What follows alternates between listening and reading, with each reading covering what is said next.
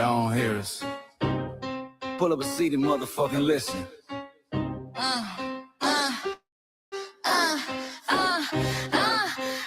Pull up a seat and motherfucking listen. Hey, pack your bag, time to go home. Talking crazy on our soil where our blood and bones grown. This our grind, we outside on it. While y'all fools on the outside looking, y'all show no respect to Black America, so leave. Hey, Y'all don't get it, it's time to go home. get the hell up out of America, take your disc, make it just fly on. Y'all don't get it, so it's time to go home. Get the hell up out of America, take your disc, make it just fly on. You landed on the tarmac, fresh off the boat. Talking about y'all building nothing, man, you choking on the note. My ancestors the reason that this country even breathes. Picked the cotton, built the White House, planted the seed. Jim Crow laws, redlined the map, we was the target. You think that struggle's a costume, man, you can't mark it. We fought the wars, we bled the blood, we died for our future's chance. And you come here and give our legacy a side eye while throwing shade on the guard. While you benefit from doors we kicked down with our last breath. Now you spit on the architects who stared down death. Disrespectful, that's disrespectful and grateful, a slap in the face, the only people who gave a fuck. Oh, let me show your ungrateful ass to Go home. talking crazy on our soil where our blood and bones grown. This our grind and we outside on it. While y'all fools on the outside looking, y'all show no respect to Black America, so leave. Y'all don't get it, so it's time to go home. Get the hell up out of America, take your disc, and just fly on. Y'all don't get it, so it's time to go home. Get the hell up out of America, take your disc, and just fly on. Passport, the visa, the privilege to be here. Cause my grandma did march for y'all, so disappear from our land. You cosplaying our pain. Think it's a trend you can borrow, but you ain't inherit the ghosts of our sorrow. We the foundation, the bedrock, the soil, and the root. You not no branch on our tree, and unproductive people always cosplaying me. Talking about we ain't do nothing, you lost your mind. We built this from nothing, time after time. From the beginning to now, we been the backbone and muscle. Why you look down on the struggle and cause a whole tussle? The energy sky was disgusting, it's whack. So let's make it clear, there's no turning back. This land is paid for in full. In blood, sweat, and tears, and dreams deferred. You don't get to come into a house we built from the dirt and telling Black America y'all ain't worth nothing. That's a violation. Facts.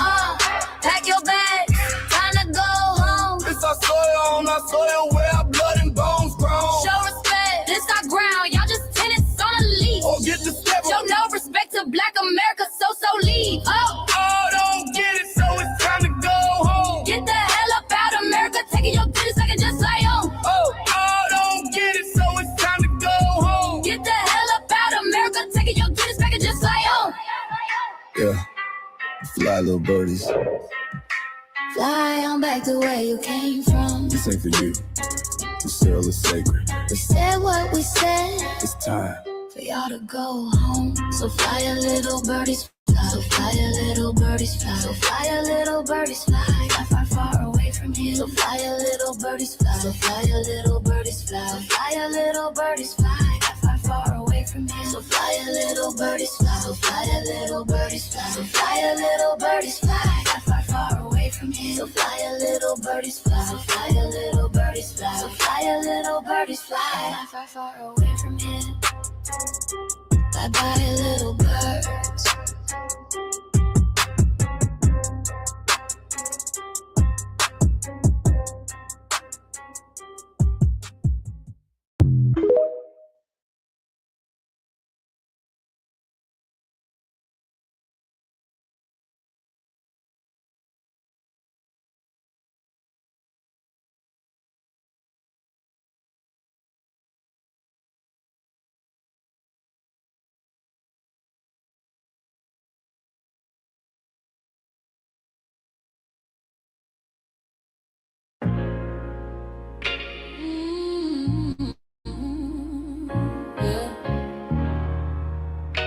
They thought we forgot, but we never forget. This one's for the root. built this land from dust and tears, 400 years, and we still here. They write new rules, but they don't see every freedom they got came off you and me. We planted seeds, they took the bloom. We lit the flame, they left the room. But we back now, no disguise. The spirit's woke, we realize all we want is what we earn. That sweat and blood, yeah, that table turn. You can't buy culture, can't fake that fight. This is our day, this is our right.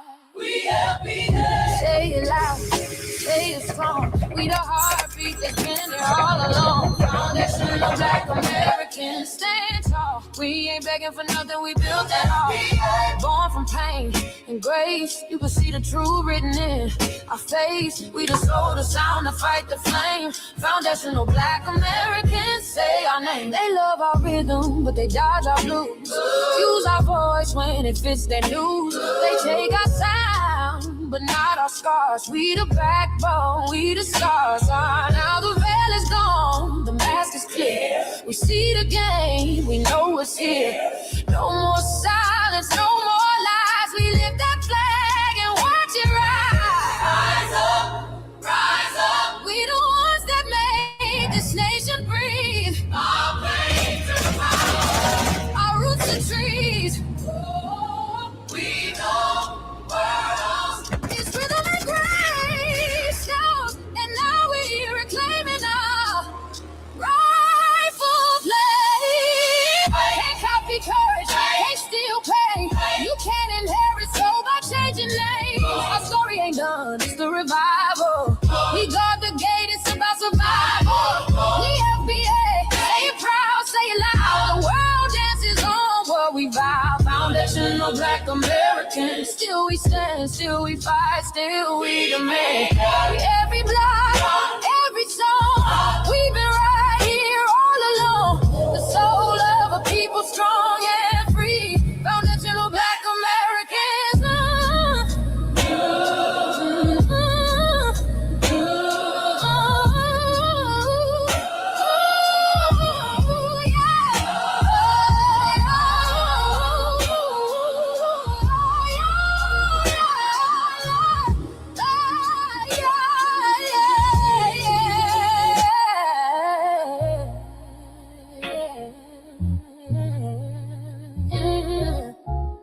We the first, we the root, we the fire.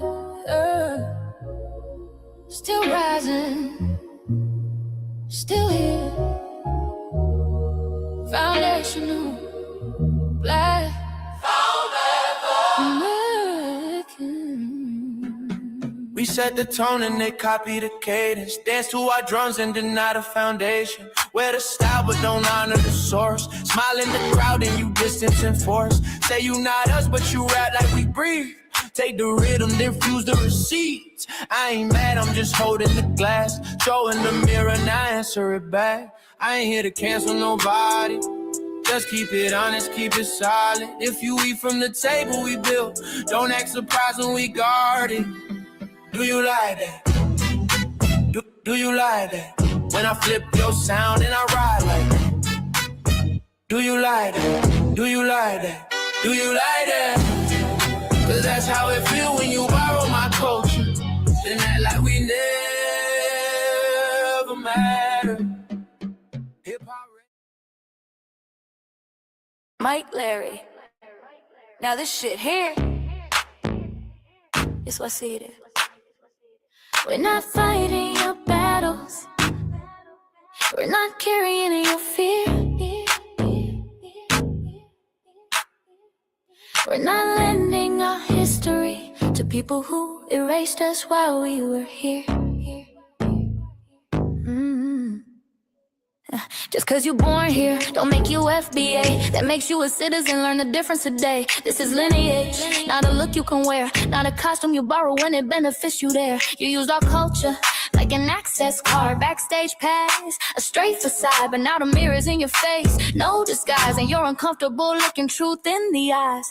We didn't leave our land to to beg for a chance. We stayed, we fought, we took every advance. That's the separation, that's the line you cross. We paid the price, you learned the cost. You waving your flag on our soil, but fighting not to go back home.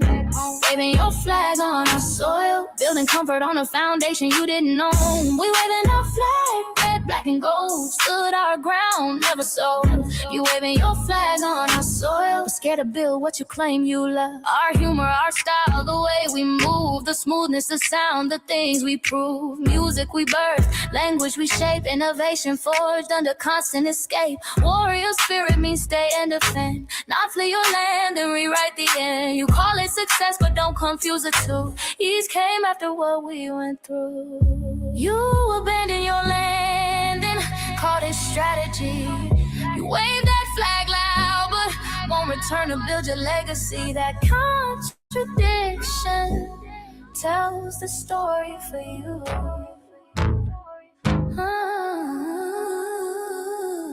You waving your flag on our soil, or fighting not to go back home.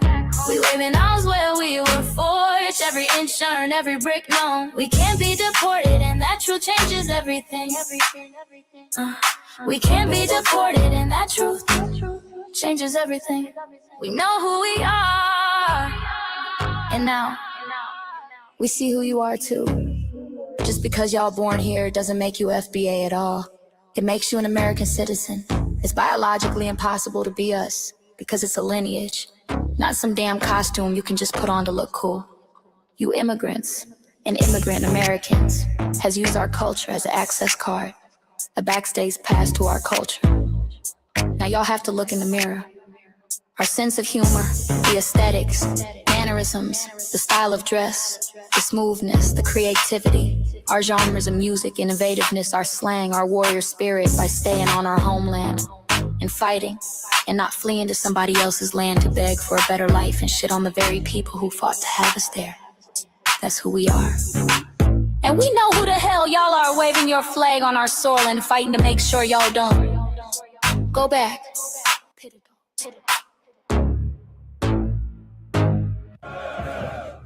You can't leech off our culture anymore. Beat it!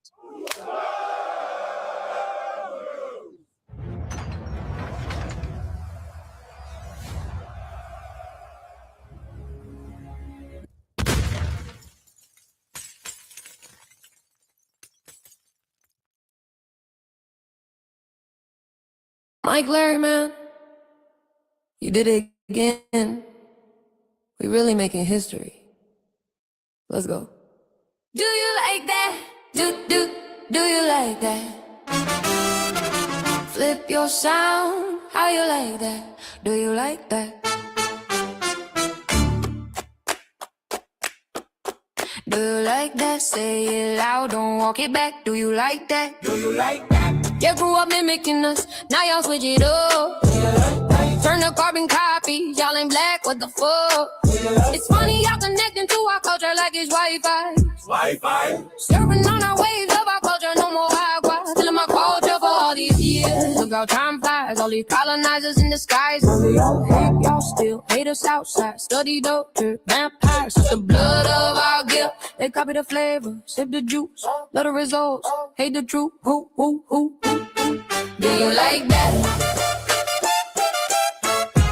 Do you like that?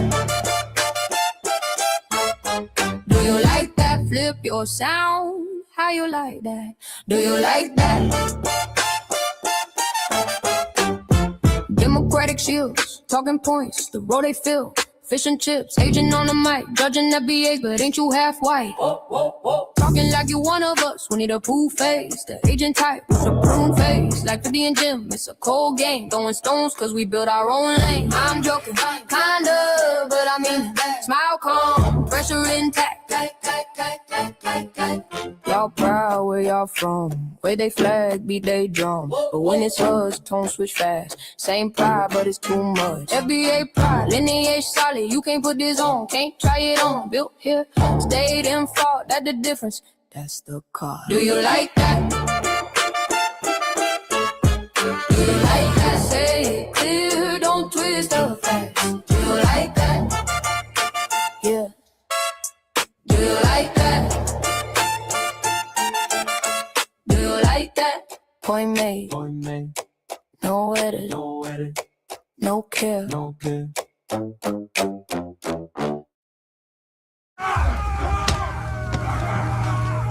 You know, erasing history is something that you have to do when it comes to conquest, domination, and destroying a people. If people knew who they were, what they were, and what they were capable of in the past, they will understand what they have a possibility or a likelihood of doing in the future.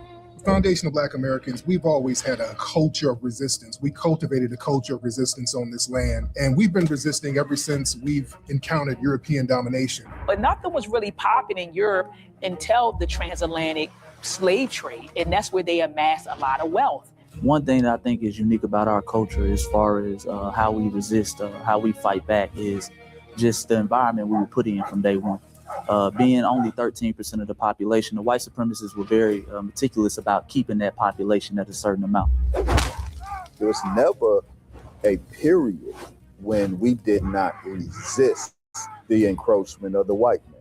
They have a natural behavior of authority no matter where they go. That's why they'll step up in front of us in the line at the store. We're not important. They don't even see us. We've never been able to excel. We've never been able to relax. We've never been able to just be, which means that existence is resistance. It must be something in our DNA, our historical background, to when something doesn't sit right with us, especially spiritually, in our souls and in our spirit, we just say no. We live resistance. You know, from the moment we're born, we're in resistance. And it's handed down generation to generation. And so I think that cultural resistance is actually in our DNA, in our epigenetics, and then it blossoms out into the culture. So there's almost nothing in America that we do, from song to dance to politics to the way we talk, the way we dress, having coded languages considered to be slang today. Everything about Black American culture is a form of resistance. Of course, they want to always downplay our contributions to the global tapestry because they continue to act like our number one export in this country is not Black innovation. Everyone understands that our resistance has been the cornerstone of what foundational Black Americans have always done. We are the life that breathes everything into this nation. The further back you go, the further Black you go. It's just simple like that, brother.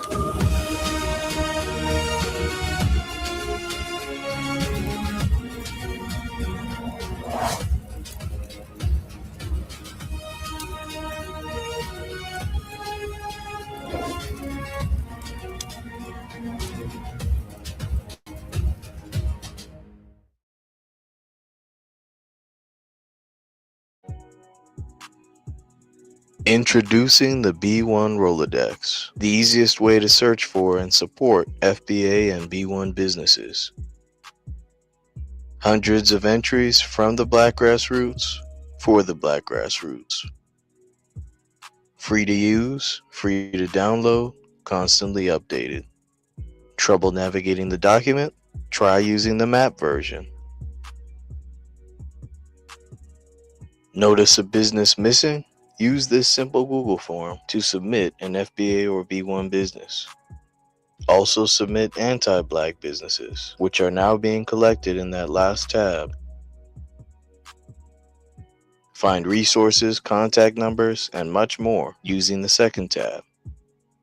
All the info you need to start practicing group economics today. Go to blacktruthunited.com. That's blacktruthunited.com.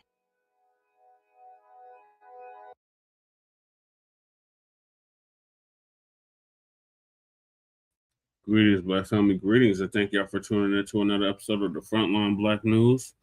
I'm your host, Chan Crewman, and we should be joined here shortly with our West Coast correspondent, Shabaka Sankori. Shabaka's Black Experience Enhanced. Happy Mother's Day to all the sisters out there, all the FBA B1 sisters that actually took care of their children.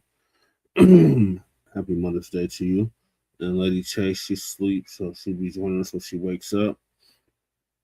And on the season 6, episode 25, part 2 or part deuce of the Frontline Black News, we'll be discussing several topics. The first one is the Pentagon just released more UAP documents, including NASA records. What did Michael Jackson understand about sound frequencies? A black woman interrogated by a white HOA member for just sitting in her car. Hey, y'all, rules, certified salute. Shalom to you, brother.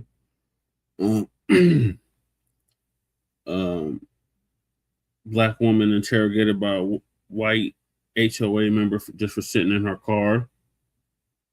Delaware woman celebrating 108th birthday says key to a healthy life is to keep moving. Then Clyburn laughed at us when we demanded reparations. Now we will laugh if they get him out of his seat. All right.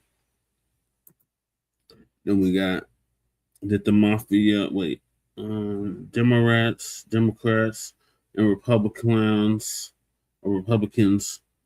both agreed to maintain a system of anti-Black racism. Well, we've been to consensus on that over a decade ago. Then did the Mafia target Michael Jackson? Yep, they sure did. Then Claude the Bussy, or Claude the Builder, just lost the support of radical white conservatives for doing this. And Church, our brother Church, who was just live, versus the Shill in the DemHoCratic Party.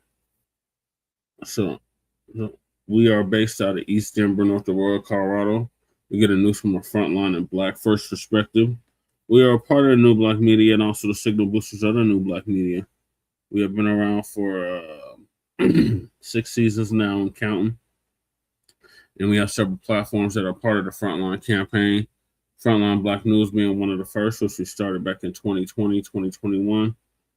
The end of 2020, early 2021. Because we wasn't always on YouTube. We used to be on Facebook Messenger. That's what we started at, on Facebook Messenger. Then we moved to YouTube months later. Then we got Shabaka's Black Experience Enhanced, which is based on the 50th anniversary of the founding of the original Black Panther Party for Self-Defense. We started on Blog Talk Radio back in 2016 and have been around for 11 seasons now. Shabaka's Black Experience Enhanced covers the Black experience from the beginning of time until 10 minutes ago. It is also a part of the Frontline campaign and has recently, within the last 2 to 3 years, moved from Blog Talk Radio to StreamYard. Please make sure y'all like and share the broadcast, family. Be sure to on StreamYard, YouTube, Frontline Black News. The links to all of our channels in the description, including Frontline Black News, Frontline Black News 2, the backup channel. Make sure y'all sub to that, just in case they try to take Frontline Black News down again. Then we got my personal page, Jesse Parrish, aka Chan Chroma. That's how we stream all the city council meetings and local Denver/Aurora Black events. And then we got Lady Chase Seduction Doll channel. Make sure y'all sub up to that. That's our backup channel. So she can start going live on that channel. And then we got her main channel, the RBA. And she should be dropping an RBA sometime this week. Make sure y'all check her out. She's heavy. And she usually be covering content that we don't, or topics we don't normally get to on Frontline Black News and Shabaka's Black Experience Enhanced. Then we got Shabaka's YouTube channel, Genet 1. Make sure y'all sub to that so Shabaka can start going live on YouTube. Then we got our cousin, our local out the Bay Area, Fairfield, and San Francisco to be exact. Jay Militant was cracking TV with Jay Militant. Make sure y'all sub to Cuz channel. Then we got our cousin, our bro, out the Mile High, Kookeezy. Kookeezy 5100 out the Bell side. Make sure y'all sub to his channel as well. Then we got Breeze Omega, our brother out of VA, who's now in Virginia, but he's originally from New York, Hempstead, Long Island to be exact. And our brother just passed 100, I wish 100,000, 1,000 subscribers. So salute to Breeze. Then we got the Church of Black Power, who was just live, our brother. Shout out to him. He drops heavy content as well. He's originally from West California, now to be exact, the Jordan Downs. And he is now in Houston, Texas. And he just surpassed 3,000 subscribers. So salute to Church. Hopefully he'll be joining us tonight. He's doing his birthday thing. It was his birthday today, so happy birthday to Church. Then we got our brother Torian Rain Reloaded. And Torian Rain Reloaded been around for a minute. He actually put Lisa Cabrera on. So salute to Torian. I usually chop it up with him. I got to chop it up with him earlier. So that was fun. Then we got our brother Black Truth United, who's been on hiatus in terms of making content. But did come up with the B1 Rolodex, which is a modern day green book for FBA and B1 businesses alike. So I just played the ad for the Rolodex. So the link to the Rolodex is in the description. And link to the submit your business to the Rolodex is also in the description. Salute, Michael. Then we got Council the Congressional Black Caucus and create a foundational Black American caucus. And the link to submit your signature to the petition is in the description. Then we got Take Action Now. Sister Brooks Call to Action. Make sure y'all support that. Submit them letters, them emails, so you can get that Freedmansboro cracking in New York. And then we got support Lady Chase GoFundMe. If you haven't already, donate if you haven't already. Then we got the 103-year-old elder who's on the verge of losing her home almost 40 years in South Central Los Angeles, now South LA. And the link to her GoFundMe is also in the description. And then we got myself. As you can see from the background, I am a candidate on the ballot here in the state of Colorado for office, State House of Representatives for House District 8. And the link to the website is also in the description. You can donate directly on the website. Then we got copyright disclaimer under Section 107 of the Copyright Act of 1976. Allowances made for fair use for purposes such as criticism, comment, news reporting, teaching, scholarship, education, and research. And I do not own the rights to the music. And if you don't understand racism, white supremacy, what it is and how it works, everything else you think you understand will only confuse you in all 9 or 10 areas of human or people activity. And that is economics, that is education, that is entertainment, that is labor, that is law, that is politics, that is sex, war, and religion, or religion, sex, and war. And some say health and nutrition, and all 9 or 10 areas of human people activity.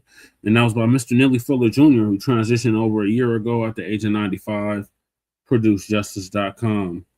In other words, Black family replaced this evil, wicked, vile system with a system of justice, which guarantees that nobody's mistreated, and those that need the most constructive help get it in a constructive manner. And this is a United Compensatory Code concept for victims of racism and white supremacy, textbook, workbook, study guide for thought, speech, and action, and or action for victims of racism and white supremacy. So we stay stay codified on a daily basis, and produce that justice, which guarantees that nobody's mistreated and those that need the most constructive help get in a constructive manner. And when you, a Black person, are captured by any race soldier, you must never fuss, fight, or flee.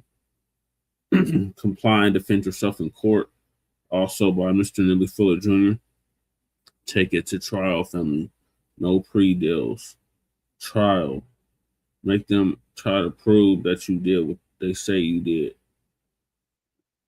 In the meantime, produce justice, guaranteeing that nobody's mistreated by the period, and those that need the most constructive help get it in a constructive manner. And last but certainly not least, we got racism, white supremacy. There's not 2 supremacies. There's only 1 supremacy, and that is racism, white supremacy. There's not multiple racisms. There's only 1 racism, and that is racism, white supremacy. And that is conscious and subconscious behavior to maintain white genetic survival, to prevent white genetic annihilation. And that was by the late great master teacher, Dr. Francis Cress Wilson, who transitioned exactly 10 years ago at the age of 80. And shout out to our FBA brother out of Los Angeles, Tariq Nasheed, preparing for her funeral, along with several others. So those are the topics. Make sure you hit that like and subscribe button. All right, well, I was hoping Shabaka would have got in here already, but while we're waiting on Shabaka, I'm going to start playing some clips for y'all. So the first one is about the Pentagon just released more UAP documents, including NASA records. So now they want to come clean. We've been on this. Yep, demonic white supremacy. Yep. That's exactly what it is, cow dog. Yep, don't separate. Just one. Right. That's it. Not multiple. Not, oh, anybody can know. No. Everybody can be prejudiced, but everybody cannot be racist. In order to be racist, you have to have prejudice plus institutional power to enforce said prejudice. We don't have that. So until we do, we can't be racist. So it's an insult to all of our intelligence when one of them has the audacity to call us racist. So I'm going to play that. So Lisa going to give us an update on that. Yep, same buzzwords. Same buzzers. Both birds. Yep. Different wings on that buzzard. Yep. That's exactly what it is. Let me get back to this queue. Shout out to Black Truth United. Now I gotta move on. I covered this yesterday, so I'm not gonna put y'all through that bullshit again. Instead, I'm gonna go down here. See here. Oh, here we go.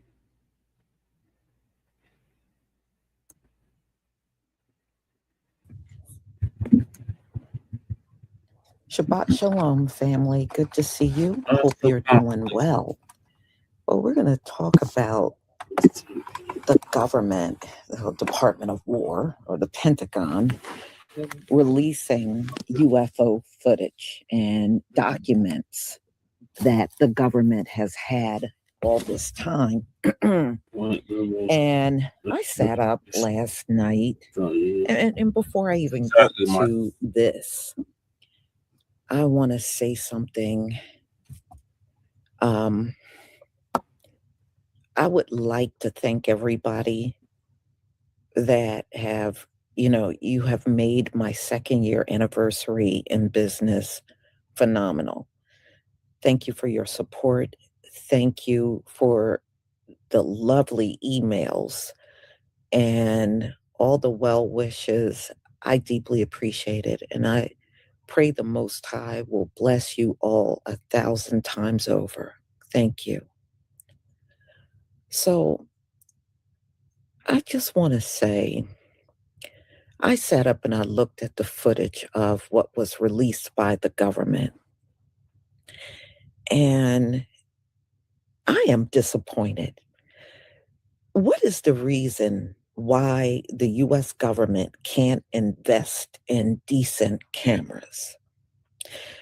Why can't you have better cameras on your jets and your satellites?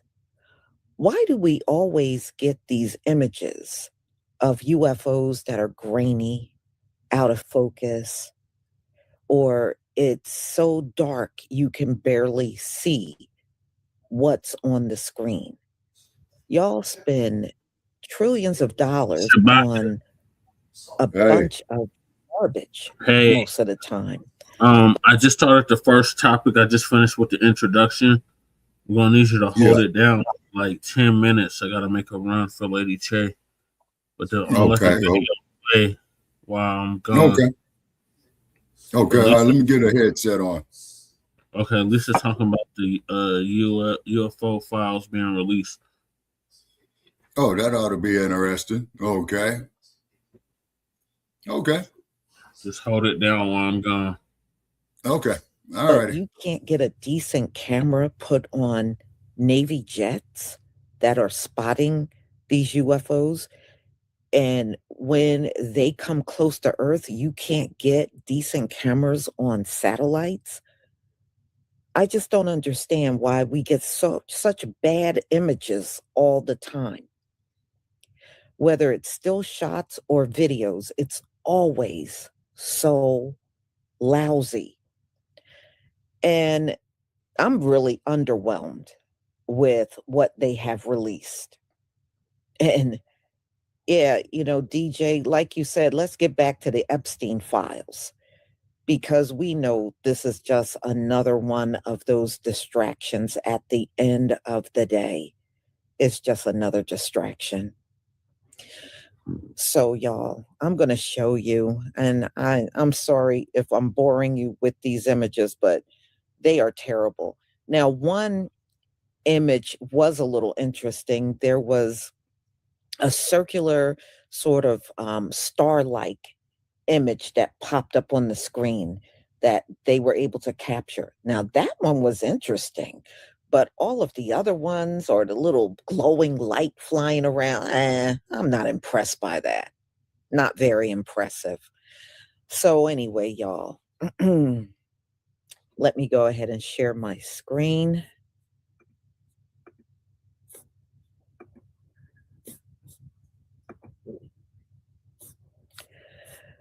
Okay, please give me a 1 if you can see my screen.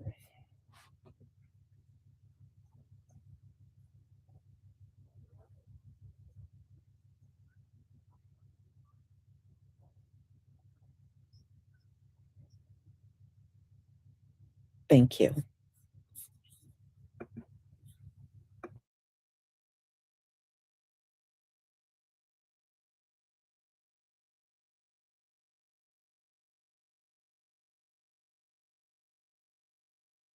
The Pentagon just released some footage of a UFO on the video. So there's been talks about, UFO sightings in the government for a while. So, Trump and the Pentagon, they just released some footage, and here's some footage. All right, here it is. I don't know why this is the crappiest footage. All right, so right here is this thing right here. And I'm confused because why didn't the Air Force pull up on this and shoot it down? Because usually anything in, United States airspace gets drummed down. But yeah, this is it. The shape of it is weird. Okay. Doing a little, it's moving fast. That's what's scary. Do y'all think it's real? Let me know. And thank you for watching, and please follow for more. The Pentagon has finally started releasing UFO files, including transcripts, videos, images, and even one depicting what's believed to be an alien being. Let's start with a flying object. This does look super convincing at first glance, but very bright objects often look like this on FLIR footage. There is some kind of trail behind the object, though. Not entirely sure what to make of it. This, though, I would say is slightly more convincing. Some kind of glowing orb flying in and around these wind turbines. Again, no concrete evidence of anything here, though. Now let's get to something a little more interesting, a flying disc that was reportedly found in Illinois with the text Russia on it. Now, this does not look at all super high-tech or of alien origin to me, but it is no doubt interesting nonetheless. And finally, what you're all here for, an image of a humanoid-looking being. At first, this is shocking, but reality is, this is from an image out of Mexico City in the 1950s that supposedly shows a UFO crew member, so it's nothing new. What if everything they told you about UFOs was only part of the truth? Today, the Pentagon released new classified footage showing objects that even military analysts still can't fully explain. Some were tracked by infrared military sensors. Some moved in ways pilots described as impossible. And some cases remain officially unresolved. For decades, people who talked about UFOs were mocked, called crazy, ignored. But now the same governments that denied everything are releasing the files themselves. The question is no longer, are these objects real? Because the Pentagon already confirmed they are. The real question is, what are we actually looking at? Advanced secret technology, unknown intelligence, or something humanity was never supposed to understand? Maybe the truth has always been hidden in plain Exactly, sight. yeah, rules. Exactly. Maybe we're only now beginning to wake up. Because once the government admits something unexplained is in our skies, everything changes. In 2023, someone says they saw this appearing from nowhere, materializing instantly, and then disappearing. At this actual site, this graphic was overlaid over it, and today the U.S. government released this and 80 years worth of files relating to UFO sightings. We're going to be looking through it all day, but one thing I found interesting so far is that a lot of them turned out to be meteors, but also it was a national security question during the Cold War. If you were on a military base and saw a UFO, the FBI wasn't thinking, oh, it's an alien. They were thinking, we might need to look into that for security reasons. Stay tuned throughout the day. Okay. And then also two people out here, Nellis Air Force Base, you know, they got a whole lot of secured areas out there. And if they catch your ass up there, man, they ain't gonna ask you no questions or what have you. They're just gonna dump on your ass and kick you off the planet. You see, could be some high-tech shit, okay? Could be some precursor of something to come up in the future, is because even this damn internet, man, they researched this shit, man, since the late 1950s before, Area 51, exactly, before it came into fruition. You see what I mean? So therefore, only thing I can say about that, and I'm going to invite people to come on up because Brother Che, you know, he's handling some business right now. Okay. So I'm following his lead, and then one of the things too that it has often in if you want to get weird on your Friday, the Pentagon just released some previously classified UFO files. The collection includes more than 160 files detailing more than 400 incidents from all around the world. Some of the most recent, I'm back now. You've been doing a good job. I'm just let the video play. Okay, yeah, but hold on. Let me say this here, Brother Che. You remember a couple of years ago, man, they were saying they had these big-ass giants out here in Las Vegas, Nevada, man. And I went up there, found the damn intersection, man, didn't see no trace of that bullshit. You see what I mean? So on the one hand, it could be true, you know, because like when you look at these old TV series, man, from the late 1960s, and I know this is a generation younger than mine, when you check out Star Trek, Lost in Space, and another TV series they had called Voyage to the Bottom of the Sea, right? And you could pull them up. The Twilight Zone. And the what? Yeah, the Outer Limits and the Twilight Zone. Yeah, particularly the Twilight Zone. So was this here stuff in theory, or was this planet? Khalifa wants to get on camera. Oh, yeah. Well, like I said, you're the cat's pet. You know what I'm saying? So Khalifa wants to get on TV, wants to be the frontline black news line like for MGM. Yeah. Say, round. You know what I'm saying? You know, yeah. Cat knows something's going on and wants to be involved with it. You know what I'm saying? And then, yeah. What you gonna do? Yeah. And then too, you know, me personally, I like cats, but I don't like people who do not like cats. Yeah. Okay? They're divine creatures. How are you not like a cat? Yeah, exactly. You see what I'm saying? I like hounds too. I like them better than people.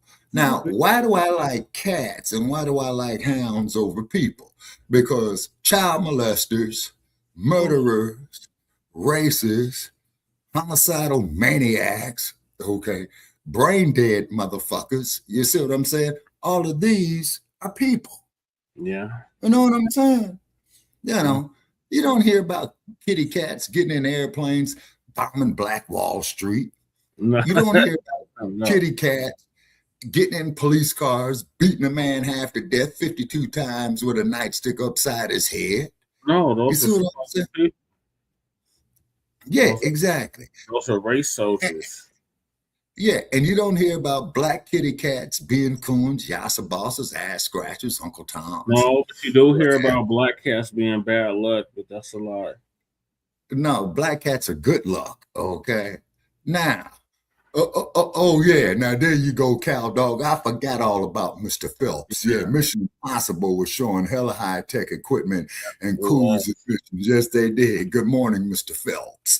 And then, by the way, out of Hollywood, that I found out is that the guy who is Mr. Phelps on Mission Impossible, his name was Peter Graves. He is the biological blood brother of another guy that came on TV by the name of James Arnaz, and you knew him as Matt Dillon on Gunsmoke. They were brothers, and if you really check it out, their voice inflections, man, you can see they're related. Oh, yeah, Cow Dog, there's a whole lot of white lies about black cats. Now, Yaroos, now Lost in Space, now that shit there was just crazy. Warning. Robot. And then let's see who else was on it. Then Dr. Smith, you know what I'm saying? He was crazy. You know what I mean? Then but to me, out of that generation of the 1960s, the series that I'd liked, it was the original series, was Star Trek, you know? It's because this dude, Roddenberry, okay, and you're right, Yarules, the most dangerous animal is a human. Why? Because you see, a human being has a mind. See, this is what I debate about these psychologists, you know what I'm saying? You don't never know what the hell is on a person's mind, people. You see what I'm saying? This is why you treat your fellow brother with courtesy, respect. You don't know what the hell they're going through. You see what I'm saying? And it could be the slightest thing that will push them over the edge in their personal life, which is because of all the hell that we had been through. And they was always talking about how we have hypertension in the black community. Cow Dog lost and had the gay dude always setting up the family to escape. Yeah, Cow Dog, that motherfucker used to scream like a bitch, man. Yeah, he did, you know? Yeah, he did. And Yaru says Buck Rogers in the 25th century. Now, the cold part about Buck Rogers, you all gonna love this. They made that series, man, in early Hollywood in the 1930s. You see what I'm saying? And then I think there was another cat, man, by the name of, Buck Rogers. And who was the other motherfucker there? Oh, Flash Gordon. You know what I'm saying? Yeah. And then and I think what had happened is the theorem behind Flash Buck Rogers is that they was from like the 20th century, but they got caught and suspended animation in a glacier. You see what I'm saying? So that could be interesting. And then and also too, Cow Dog, as you know, going all up and down I-5, man, you know, from California up there to the top of Washington, you're going to pass 4 glaciers. That there's going to be Mount Shasta, Mount St. Helens, Mount Rainier, and then there's another one there, Mount Hood. Yeah, that's in Oregon. You see what I'm saying? Those are volcanoes. Yeah, exactly. You see, and keep in mind, and I know you could relate to this, Cow Dog, is that all of it is in the ring of fire of the Pacific, like Japan, Hawaii, parts of China. You know what I'm saying? Definitely the West Coast, California, and the ring of fire. You're breaking up, Shabaki.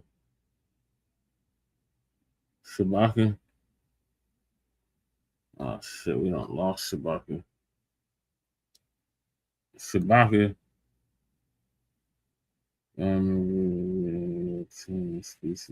the Earth. Yep.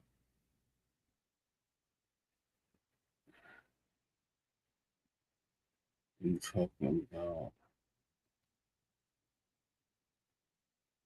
What was that series called? The series is called. Yeah, you talking about the Draconians. Yep. The Dracos. Did you ever see that ancient alien? Not ancient aliens. It was Racist A to Z, Alien Racist A to Z. It came out in 2016, like 10 years ago. Google released it. I would play it, but they're probably copyrighted. But it goes over the different alien races, the different species. We're far from alone. We've been lied to for too long. There are mountains as big as hell. Good for me. Just yeah.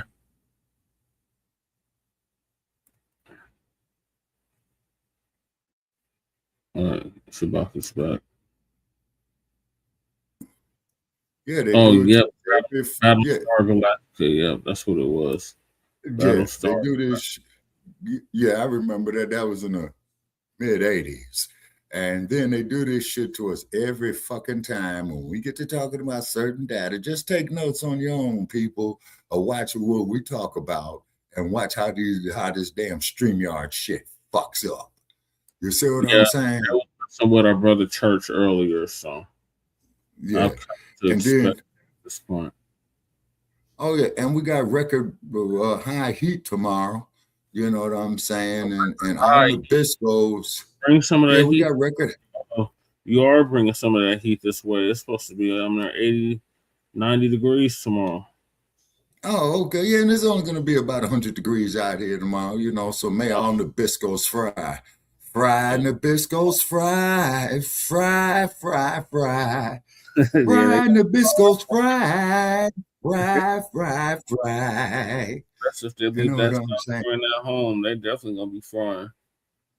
Oh yeah, and then we had that inbred idiot up there, Trey Brewer, Trey Gowdy, Trey Brewer.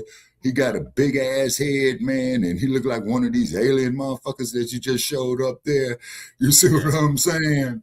And he's in the You best. need the link to share out, huh, Shabaki? Share out the link. Oh man. Okay, wait a minute. Hold on. Yeah, hit me in the. Yeah, hit me in the private chat with the brother Che. Are you talking about share out the StreamYard link or the share out the YouTube link? The YouTube. Okay, you got to hit me with it in the chat room. I'm about to know. Okay, there it is. Yeah. Yeah, because, you know, we get our haters. And by the way, haters, we do love your ignorance and your dumb shit. You know what I'm saying? I hate to put it to you like this, but we find you most comical because y'all come up with some of the most stupidest shit that is impossible to believe. You know? Now, let's see if Facebook decides to work. Oh, well, we got Facebook right here. Okay. And then, okay. All right, I'm going to try to invite a couple of new members. Okay. All right, well, I'm going to get back to the video. Okay. Statements were taken last year, while other cases date back to the 1940s. Among the files are incidents from the Apollo 11, Apollo 12, and Apollo 17 moon missions. During Apollo 12 in 1969, astronaut Alan Bean reported, quote, flashes of light that he described as sailing off into space. Officials say the release does not confirm extraterrestrial life, but supporters hope it gives the public a closer look at what the government has been investigating for years. So all of these files have been uploaded to a government website in which you can check out as well. More files are expected to be released in the coming weeks. Today is Disclosure Day. Today is the day that the Pentagon is supposed to start releasing all its files regarding UFOs. I have a feeling that things are about to get a little weird. The files are being released in tranches and not in one huge data dump like the Epstein files. Maybe they're doing it that way because it's going to be a shock to the system for a lot of people. And this article discusses how it could impact major religions. This article also states that U.S. intelligence officials met with high-profile pastors to tell them to prepare their congregations for what's coming. President Jimmy Carter had an encounter with a UFO, and when he became president, he vowed to release all the government files on UFOs, but he later recanted on that promise, citing national security concerns. After Jimmy Carter recanted on that promise, rumors started circulating that he had actually been debriefed by the CIA about aliens, and they confirmed that aliens exist. And they also told him that aliens said that all the major religions of the world were created by them because humans needed to be accountable to a higher power so they wouldn't destroy themselves. The story goes that this alleged debriefing moved President Carter to tears, and he realized he could not release this information to the public. I don't know about you guys, but I want to see these little dudes. How do you feel about alien disclosure? Leave me a comment.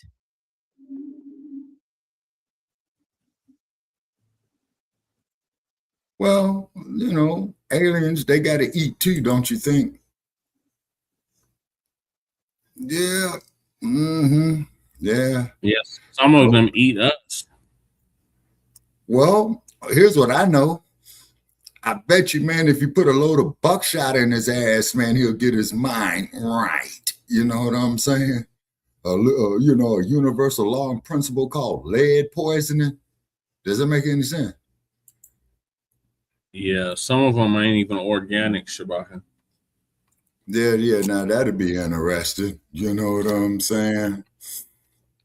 They're like okay. All right. Well, you know, it will be a fascinating study, is because, like I said, you know, when they said they allegedly had him out here in Las Vegas. Y'all rules to know if you remember Doctor Who. Doctor Who? Yeah. Okay. I got one on y'all. Have y'all now who's Doctor Who? Y'all rules. You don't remember Doctor Who, Shabaka?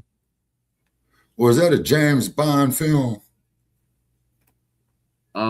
Yeah, but there was like a show. There was a show called Doctor Who.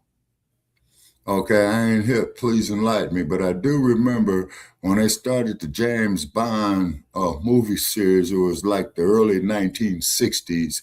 You had Dr. No from Russia with Love. And then the one that really made it real big was Goldfinger. Because Goldfinger, he was talking about knocking off Fort Knox. Yeah. Then you had Thunderball, which wasn't all that hot. Then you had the one in 1967 called it was British, Shabaka. It was I know. No, it was no, a British Doctor Who. Oh, Doctor Who? Yeah. Okay. Okay, no, y'all really gonna have to explain that. I don't remember. Okay, it was a British show. Doctor Who was like a galactical police officer. Wait a minute, that shit does sound a little bit familiar. Now let me pull up some old files, man, or what's left of my brain dead ass. Oh, yeah, I got it all. Vaguely. It got the Guinness record for the longest running science fiction television show in the world. Okay, now the science fiction shows I remember was The Outer Limits, where they talking about they taking control of your television set, which is bullshit because the only thing you control all that you see and hear. Yeah. But the motherfucker, to me, man, who was ahead of his time, man, was Rod Sterling, man, with the Twilight Zone. Yeah. Oh, yeah. And then Rod Sterling, before he died, he did another series that didn't go well on like the Twilight Zone called Night Gallery. You know what I'm saying? Herbie Hancock. Do you remember Herbie Hancock? Herbie Hancock, the musician? Yeah, everybody remembers Herbie Hancock. No, the show. No, sir. Okay, No. Octopussy. I remember Octopussy, Cow Dog. That was the one after, I think that there was the last Bond flick that Roger Moore did before they brought in Timothy Dalton.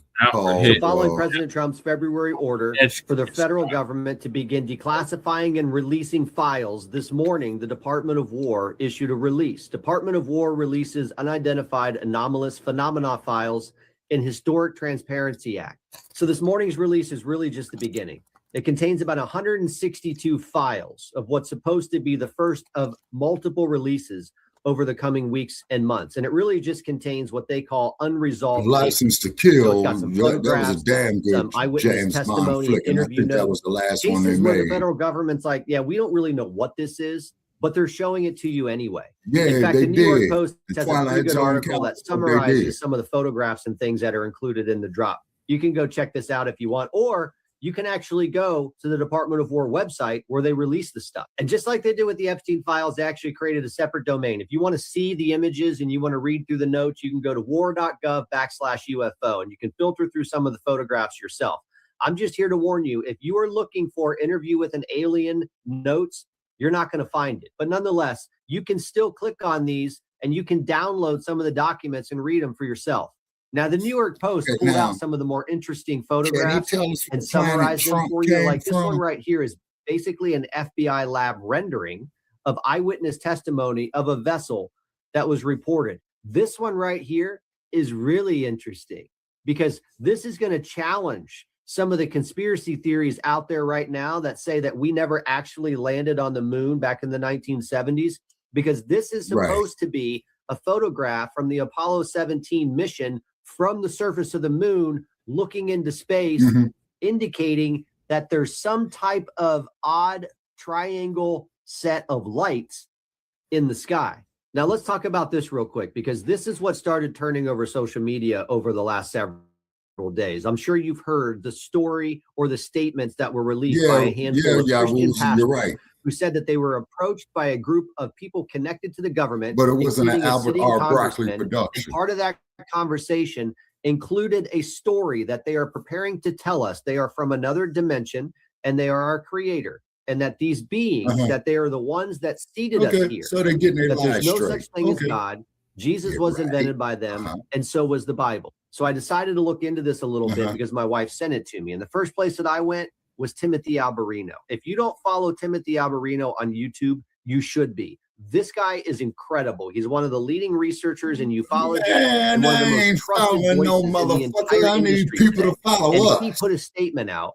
And he says, let me be clear. I am not aware of any official government sources or whistleblowers who are briefing Christian pastors. That narrative is nonsense. What does exist, though, are private UAP investigative groups that include individuals who happen to be evangelical And I'm going to address Christians. your statement And some there. of them After he are finished. communicating this view to pastors behind the scenes. But it's important to note that they are doing nothing but communicating an opinion. So yes, the hysteria that has been ginning on social media over the last week, that we were going to learn that we were seeded from some alien life form from another planet, is exactly what I expected it to be. A bunch of propaganda, conspiracy theory, slop. And to the Christian community who are concerned that the possibility of alien life forms being real will somehow challenge our belief system, it won't. Because nowhere in the Bible does it deny the possibility that life exists beyond this planet. Breaking news, May 8th, 2026. The Pentagon begins to release the new UFO files, which we've all been waiting for. After all of the mainstream outlets have been discussing how Christianity is going to be blown to pieces because of this. Notice how it's only specifically about Christianity, though. No other religion is in this mix. We're not talking about Buddhism, Islam, Judaism, for example. Only Christianity is the only religion that we need to focus on. So on the new Department of War website, war.gov/UFO, you can see all of these photos and you can download PDF files. Like, what the fuck is this? Seriously. It even says that it's an actual site photo with FBI lab rendered graphic overlay. This shit is fake as fuck. I will be the first person to say it. I've been saying it. I'm not saying aliens aren't real or anything like that. But if the government is going to come in and try to tell us that this is real and is going to blow Christianity to smithereens, are we not just tired of the same old message? And yeah, there's some documents that you can download. I'm not even going to touch these. It's not like people never lie. Well, it sounds like they're trying to bump somebody's My head. gripe that I have with this is say, I'm not going to trust and I'm whatever sure the government tells me about aliens anymore. Unless one comes down from a UFO and says, hey, let's go grab like Starbucks. I want to try McDonald's. I'm not going to eat McDonald's, but I'm going to be like, yo, dude, if you really want to, you traveled light years to try McDonald's, bro, I think you need to reevaluate your priorities. But still, Like, what the actual fuck is happening in this country Well, right you now? need to quit This is smoking that shit, beyond Zone. stupid. I mean, this is becoming nonsensical. These ancient alien crowds, the Starseeds, the Galactic Federation people, whatever, they're going to take ancient artwork like this. This is probably supposed to be the sun and the moon, and they're going to say that they were UFOs or some kind of like. When in the Bible does Jesus Christ or any of his disciples or anybody that's mentioned talk about aliens? Where is that? And before you all say Book of Enoch, Anunnaki, all that crap, like, guys, you need to go do some philosophical reading. Go do some psychological reading by Carl Jung. Understand archetypes. Understand higher level ideas of energies and emotions and how people back in the day saw those types of things. Anger could take hold of somebody, you know, and anger could have been associated with Jupiter or Thor or Zeus or whatever. And these are all archetypes. They're all ways to explain life all through the evolution of human society and history. Going this far with this alien nonsense, this is going to destroy culture in a very bad way. Look, I have an online university with 60 courses that describe in detail all of this stuff. And before you get spiritual psychosis from the aliens thing. Now, I got a question, people. A sister asked, right, how did woman come from a man's womb? Or how did woman come from a man's rib when the man came from her womb? So this is why, you know, a lot of the sisters are saying that they're God, because I was, you know, this is just my opinion, and I was arguing with some Nabisco, right, talking about Adam and Eve, and I don't step on nobody's faith, but I just find it kind of interesting, as the sister said, how did woman come from man's rib when the man came from the woman's womb? Please help, I'm stupid. Okay, y'all rules. He never read the Book of Enoch. Okay, y'all rules. Sound like you're a scholarly man, brother. Drop some knowledge.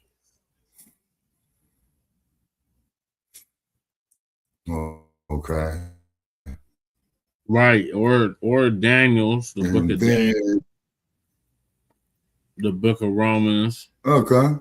Book of Ecclesiastics. Okay. The Book of Psalms. The Book of 2 Peter. I mean, there's like all kinds of references to like flying objects and otherworldly beings. All right, y'all. Yeah. Well, all of it didn't have sound, D-Will, because it was some music. So I couldn't play that music without getting hit with some type of copyright.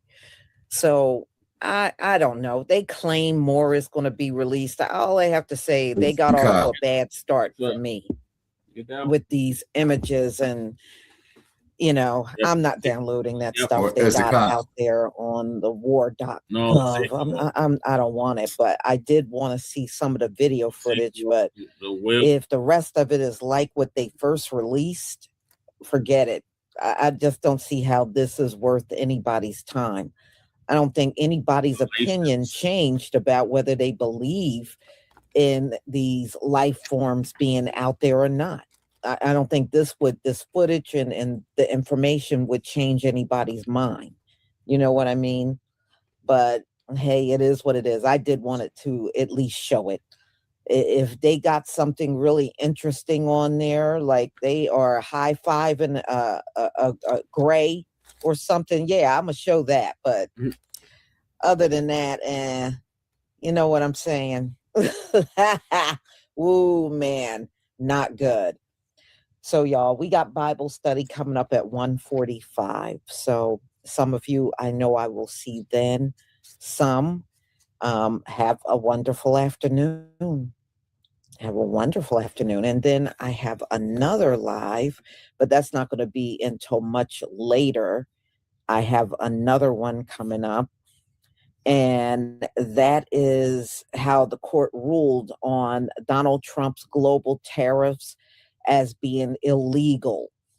But, you know, y'all, the damage is done. You know, even before the war, the prices were high because of all these tariffs Donald Trump sent out worldwide. We pay for those tariffs.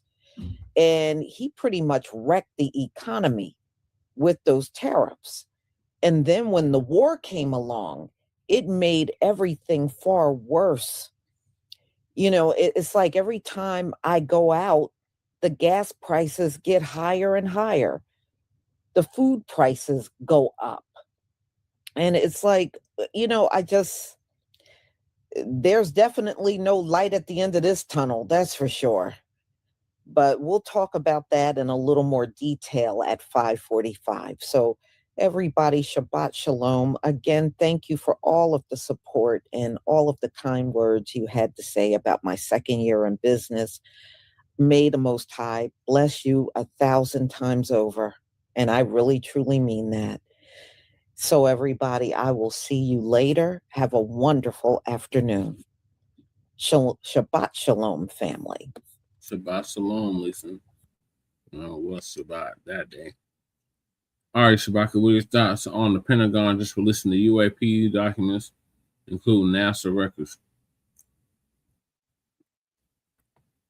Shabbat. Oh, damn, I lost Shabbat. Okay, well, my thoughts is about damn time.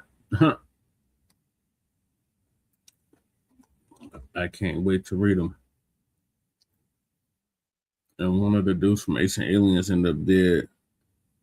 Ironically enough, here in Colorado. All right, well, I'm gonna move to the next topic, and that is, what did Michael Jackson understand about sound frequencies? So Tariq gonna give us an update on that. I'm gonna have to speed it up because it's a very long video. Oh, Shabaka said.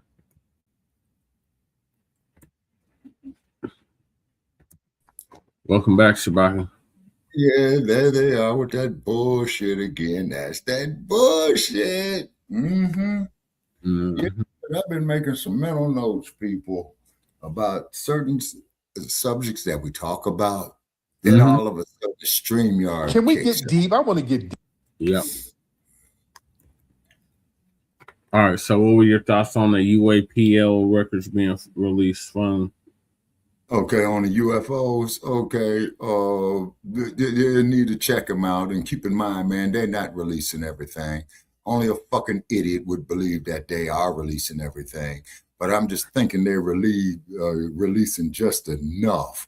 How should I say this? Semi-quench half of your thirst. Okay, Yeah. Yaru says women are upset because the covenant is with man, not with woman. Yah was upset with Adam because he broke the covenant, and with the Most High, the hierarchy goes the Most High, man, woman, child. Okay, now there was a sister who was talking about the Holy Trinity being man, woman, and child. Yeah. Say, now me personally, Brother Che, I choose to avoid these type of what they would call deities, okay, because people are going to believe what they want to believe. You see what I'm saying? I'm of the opinion that everybody has a right to feel the way that they do, because you got people who says there's no thing as God. Okay, but this damn thing.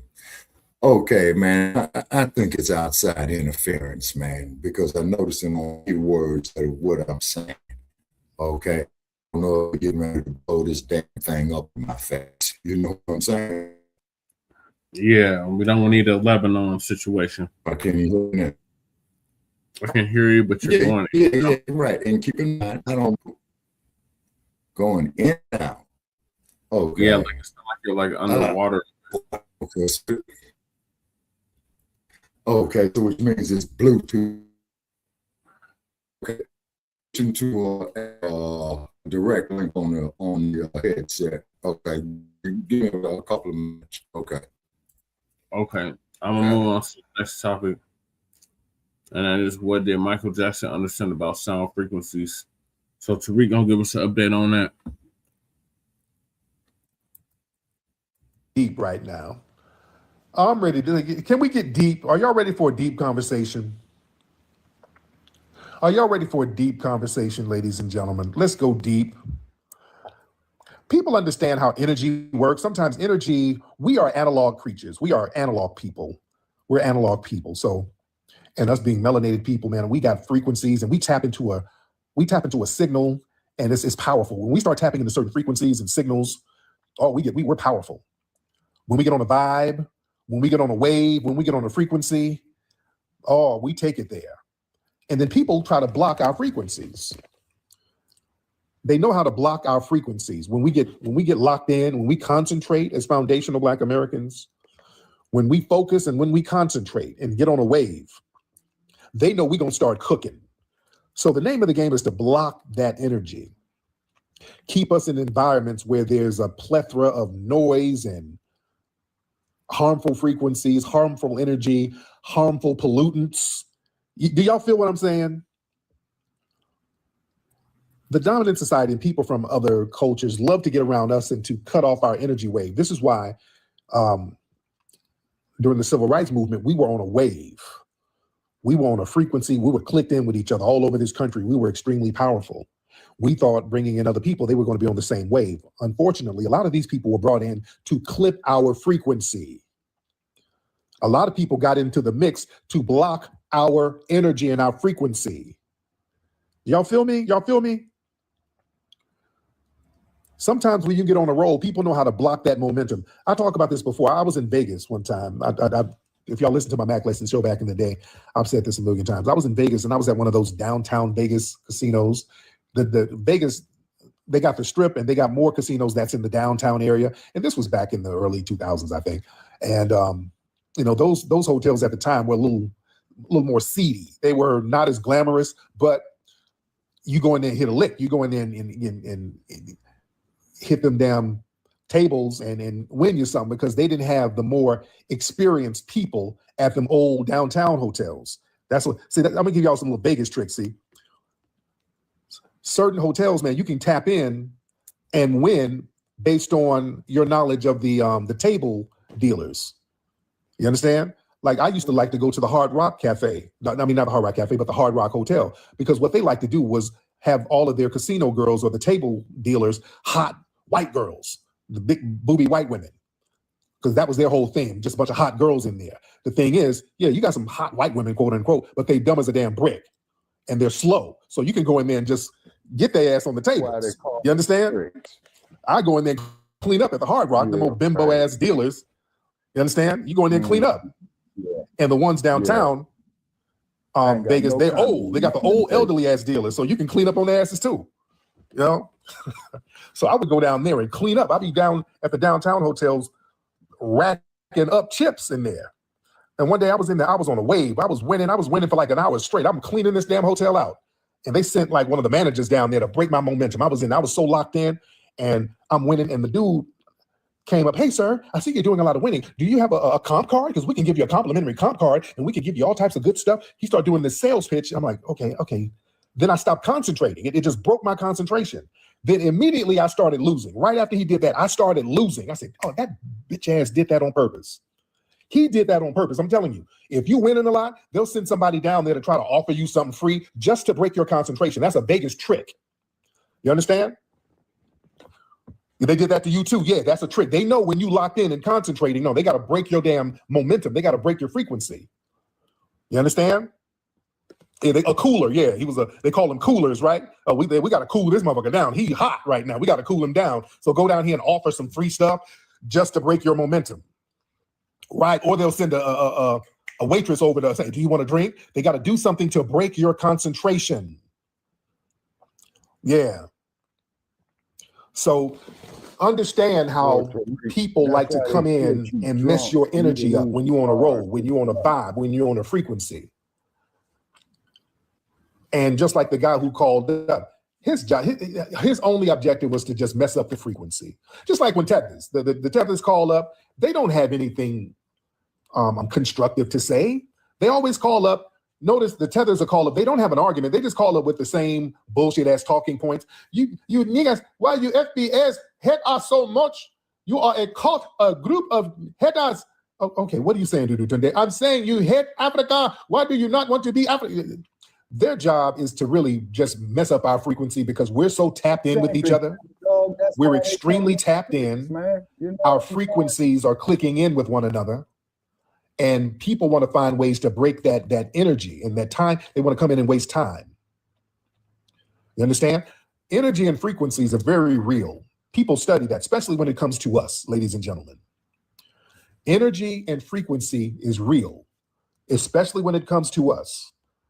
See, they don't like us tapping into each other's frequency and getting on the same page because then we'll get on code with each other.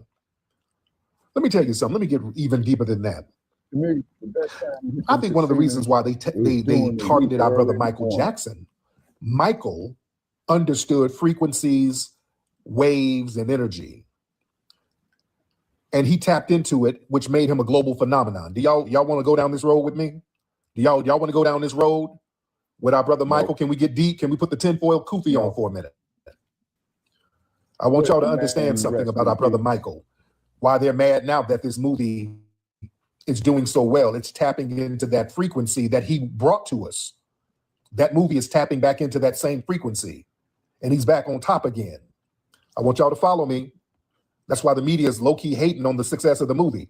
Michael, ladies and gentlemen, I want y'all to understand something.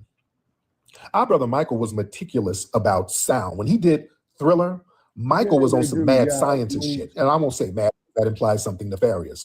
He was on a godly scientist mission. Michael, Kanye too, he understood sounds and frequencies. But Michael was meticulous about the sonics of sound and how certain sounds created emotion. Our good brother Teddy Riley, who's going on a book tour, talks about that with Michael, how he's with Michael. I think Rodney Jerkins too. Some of these guys, I think these producers who work with Michael, they were talking about how Michael always wanted new sounds. He was real big on certain sounds. I think Rodney Jerkins said he was with Michael in New York and they heard a crane in Manhattan working on a building. And Michael said, I like that sound.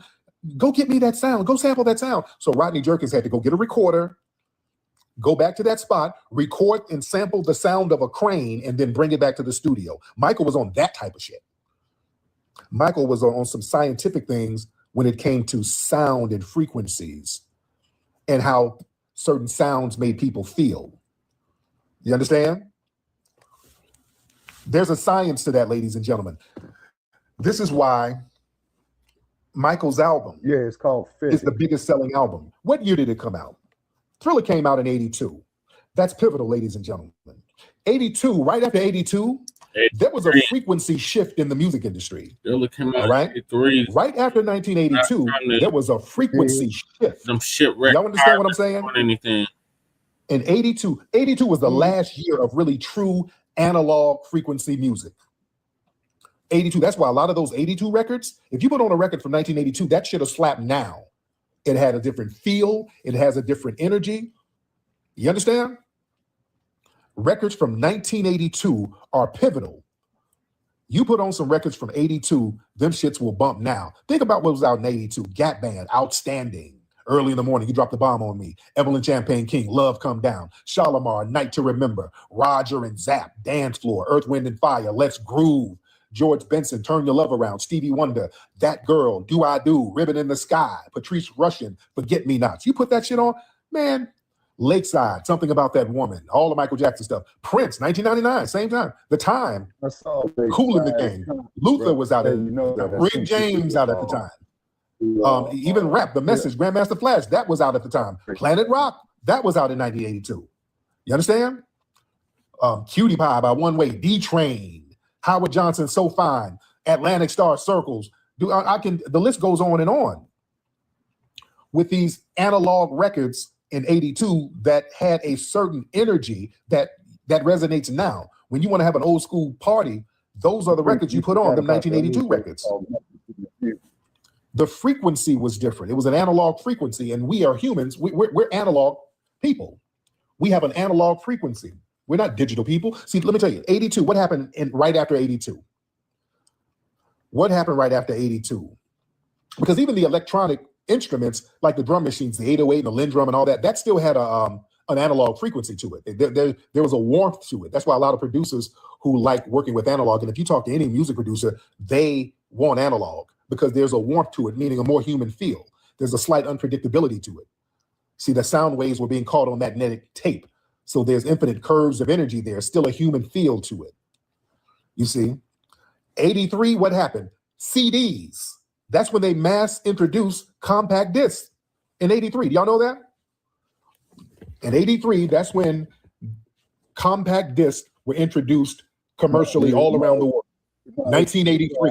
Yeah, rule. All right, I want you to follow me. That was the global rollout of compact discs. Music producers, y'all know, they introduced MIDI. All right, MIDI was introduced in 1983. You understand? Where MIDI, basically, you use like a computer or something to trigger all of the instruments. You can sync up all the instruments, push a button, and one instrument can trigger another. Okay? So now everything is going digital. They started using them digital synthesizers in the 80s too. So it didn't have the same feel as like a Moog keyboard, that analog feel that Parliament was playing and the Gap Band was playing. You understand? The frequency, it sounded good, but you didn't feel it the same way. You understand? There's a difference between it sounding good and you feeling it the same way. Like, for example, hell, a Big Mac tastes good, that video. but you don't feel it. You know what I'm saying? Eugene, yeah.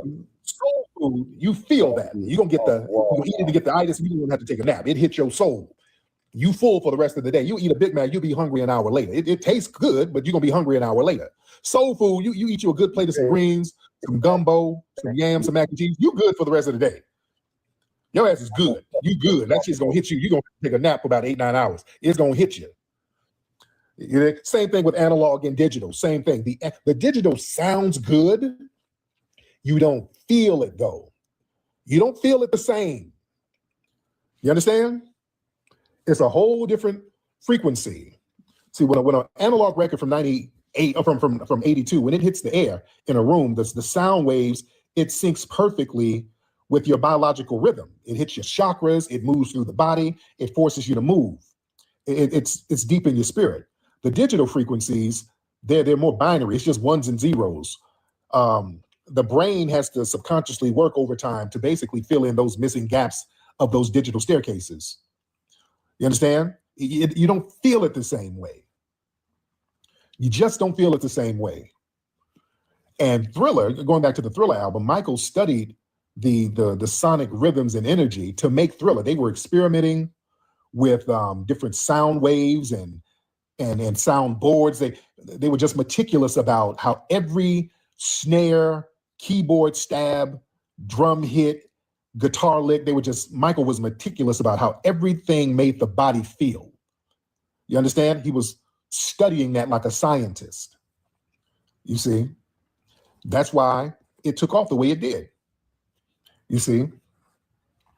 And the industry, they saw the success of Michael and how those sound waves and those energy waves work.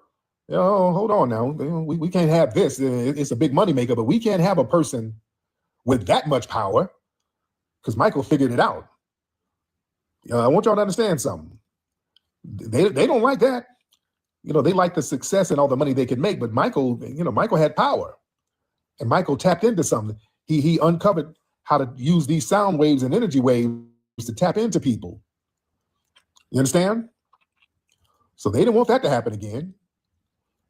So he weaponized the analog groove in a positive way. He created a vibration that bypassed language, it bypassed borders, it bypassed race. Because remember, the industry, they control all of the genres anyway. So they don't mind the black section or the rock section or the Latin music because they control all of it anyway. So they're going to make the money anyway.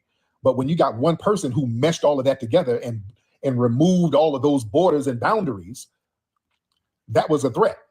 You understand what I'm saying? Michael removed all of that shit. No. We ain't gonna have the black artists just over here. Yeah, Michael, there's a reason. Hell, Michael had people passing out then. There's a reason that the energy that brother was putting out there, the frequency. Hell, The movie, the Michael movie, the movie has people passing out. Have y'all seen that? There's cases now where people are going to see the Michael movie that's out now, passing out in the damn theaters. That energy is still there. You in? It's heavy. But I want y'all to understand something, how the dominant society thinks.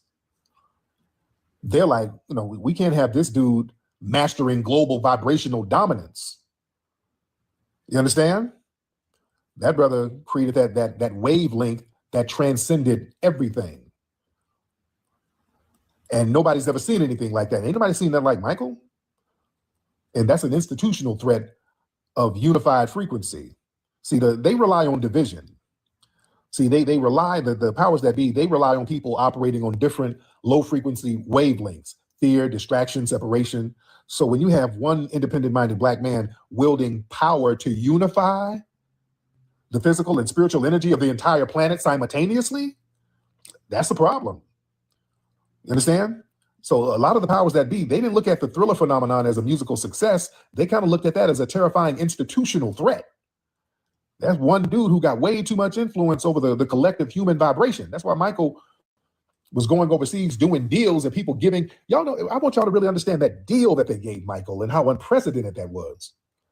People don't really understand the gravity of it. They always downplay that deal that Michael did with Sony. And remember, Michael did that Sony deal with Japan. Sony is owned by Japan. So Michael was able to skip over all of the YT executives and go directly to Sony because they got a lot of love for Michael in Japan. Sony Nobody else would have got that kind of deal. New York, sir. Where Michael owned half of everybody's publishing. Do y'all understand that? I want y'all to feel me on that. They try to make it seem like he just had the Beatles publishing or he just had Elvis. No. He had half of everybody's publishing. People, do y'all understand that? All of these record labels are basically under Sony. Yeah, he owned everybody's publishing. They don't want to say that. No, that is they don't want to make it seem like, oh, this black man just outsmarted everybody. They don't want to say that. Because when you think about it, damn, how did he do that? Yeah. So they always try to downplay it as if he had a couple of people's publishing. No. He had half of everybody's publishing. And he was giving the publishing back to the black artist. You understand? They had a problem with that. So the thing is, man, the industry, they had to do a digital containment. Well, if you can't stop the artists, they're going to have to change the rules of the environment. This is how they think. They think deep. So they saw the global reach of Thriller. They said, hey, we got to go back to the drawing board. We're going to have to push digital. We're going to have to make everything digital because this analog, people are figuring out this analog thing and they're controlling people with it. So they had to dismantle the whole analog infrastructure so that a record with the physical unifying weight of Thriller, they can't have nothing that organically built again. They had to sever that analog umbilical cord. You see? So they forced the industry into this sterile, chopped up frequency of digital audio. And you can't really tap into the spirit of the listeners. See, with analog, you can tap into the spirit. Listen to old records, man. Listen to old vinyl. You can feel the spirit. Listen to old Motown records. You feel the spirit in those records. You know what I'm saying? Listen to Parliament. You feel the spirit. Listen to James Brown. You can feel the spirit in those records. You know what I'm saying? It just hits different on a spiritual level. You feel it. A good brother Bobby Hibbert talked about that too, how the vinyl wax was creating certain frequencies that was healing people and bringing folks together and all. Yeah, they had to change that. Bobby Hibbert used to talk about this. You understand? Bobby Hibbert used to talk about this. The carbon of the records and our tapping in with our melanin, the carbon and how that shit would tap in with our melanin. Remember, records, family, that was a unifier. Come on, let's get the FBA family. Y'all know our parents back in the 70s and 80s had big ass record collections. You go to any FBA house, we had a big ass record collection. People would come over, put them records on, and it would be a vibe. Folks come over, put them records on, and it would be a vibe at your house. You know what I'm saying? it was always a positive vibe. It was always a constructive vibe. It was a unifying vibe.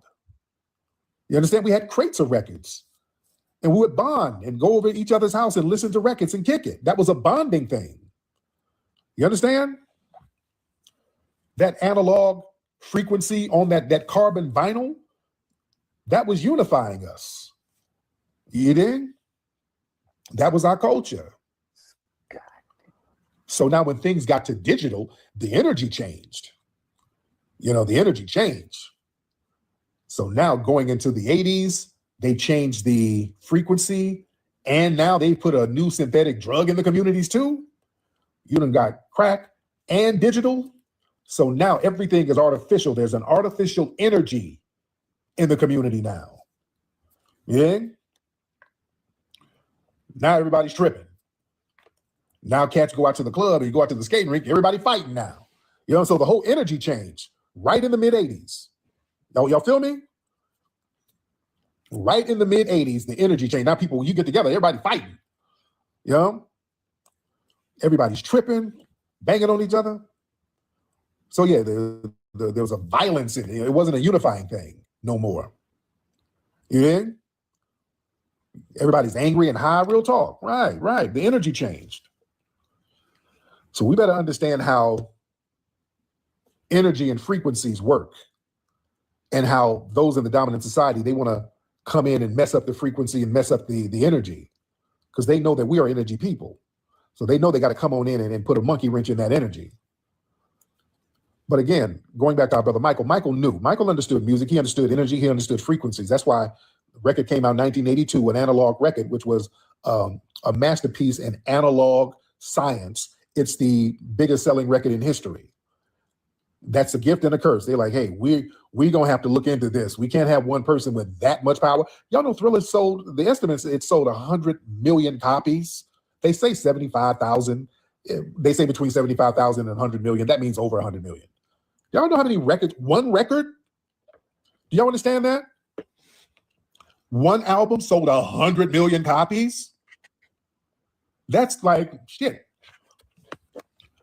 A quarter of the people on the planet bought the record. You know, a record that's on the charts now. It's back on the charts now. It's topping the charts now. Yeah, this is in the 80s, by the way. Some of y'all don't understand. In the 80s, there was no digital downloads. You sold 100,000 copies in the 80s. That means you had to get 100,000 people had to put on their clothes, go out of their homes, and physically purchase the record. You had to get up, put your clothes on, and go somewhere to physically buy it. You made 100 million people get up and go somewhere and do something. You know how powerful that is, family? Think about that. That's why they were attacking our brother like that. Yeah, with no internet. There was no internet, no streaming, none of that stuff. These were hard copies, ladies and gentlemen. That is powerful. Nobody has done that besides our brother. You understand? That's why Thriller is untouched. And nobody will ever sell that many records or command that kind of global unity again. The industry say, oh, no, we're going to digitize all this stuff. That gate was locked behind him. They looked at, what am I doing? Hold on. They're telling me to do a puzzle here. Okay. Uh-oh. Hold on 1 second.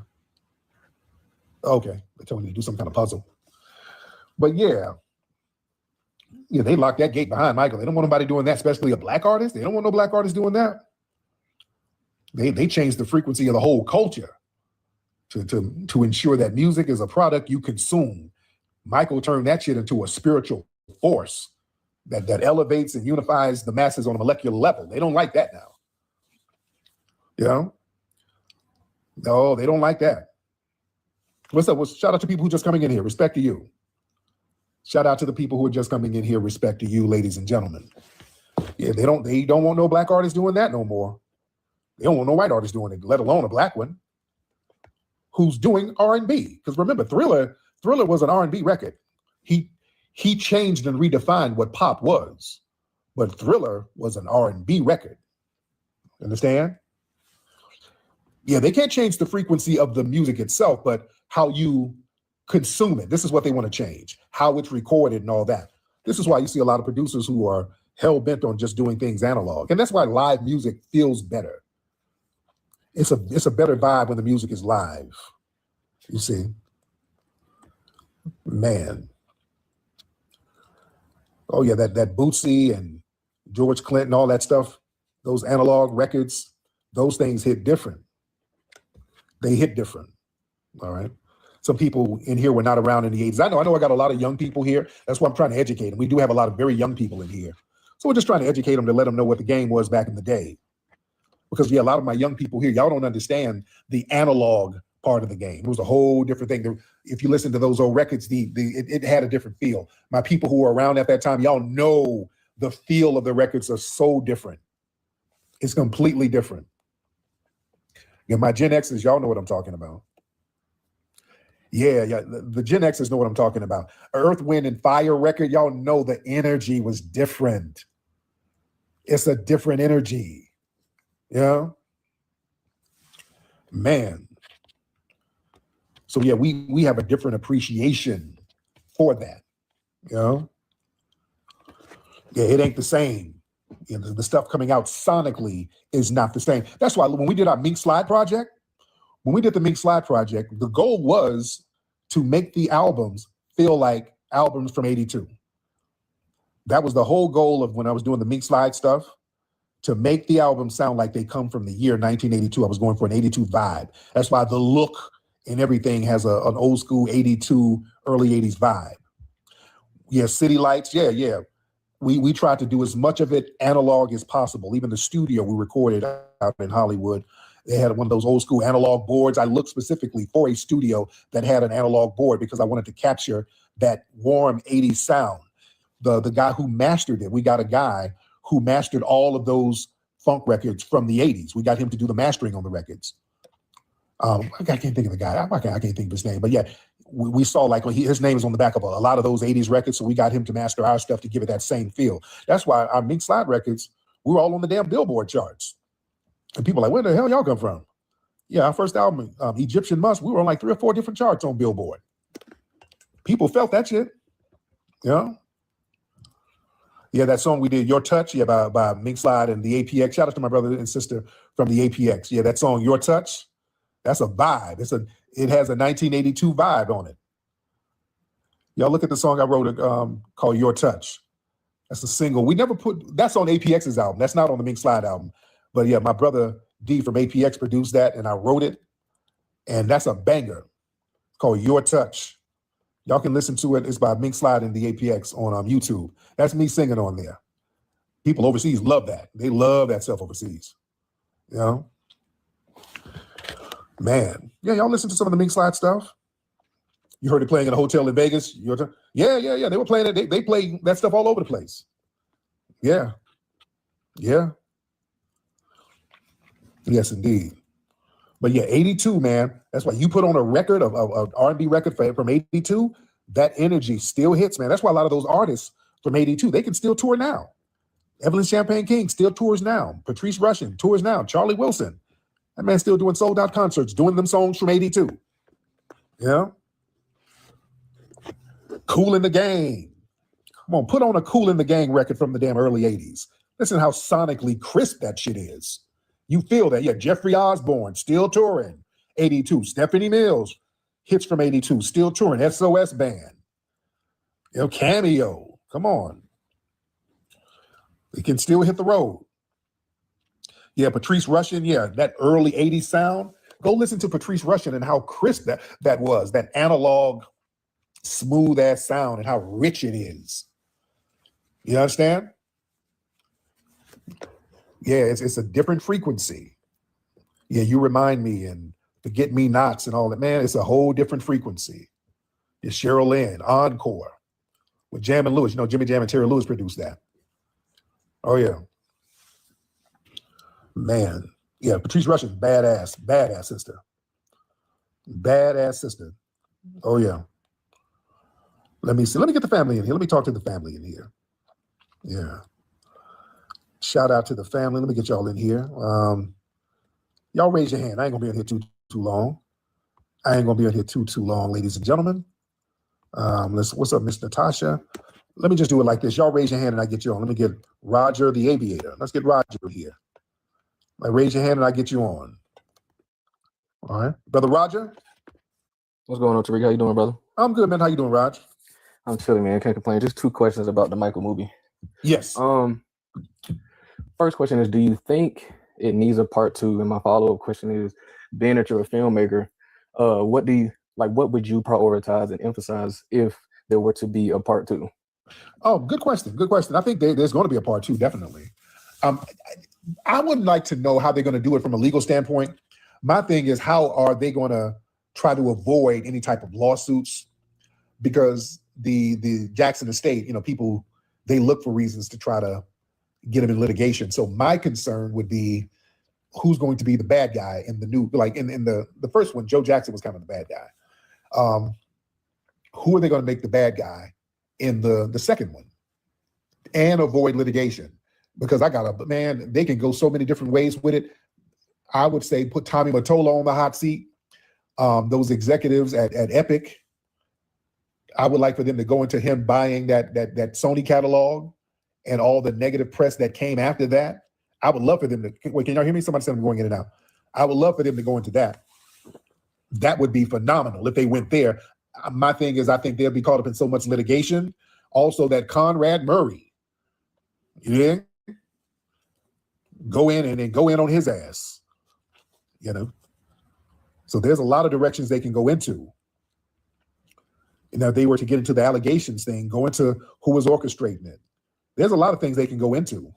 My thing would be, how would they get around the litigation? You dig?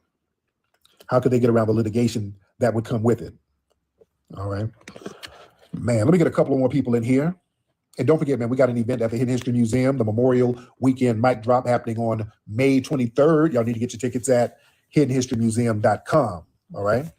hiddenhistorymuseum.com. Yeah, they got to be real careful, because I think in this first one, they did want to talk about certain allegations, but they saw certain clauses and certain agreements where you couldn't talk about certain things. That's the problem. The estate, they don't want to get caught up in litigation, so they got to really tiptoe around a lot of stuff. So I don't know what was signed. Again, I would love for them to go in on that Sony thing and the execs turning on Michael. I would love that. I think that would be phenomenal. All right. Okay, Askia, I'm not going in and out, but people can hear me perfectly.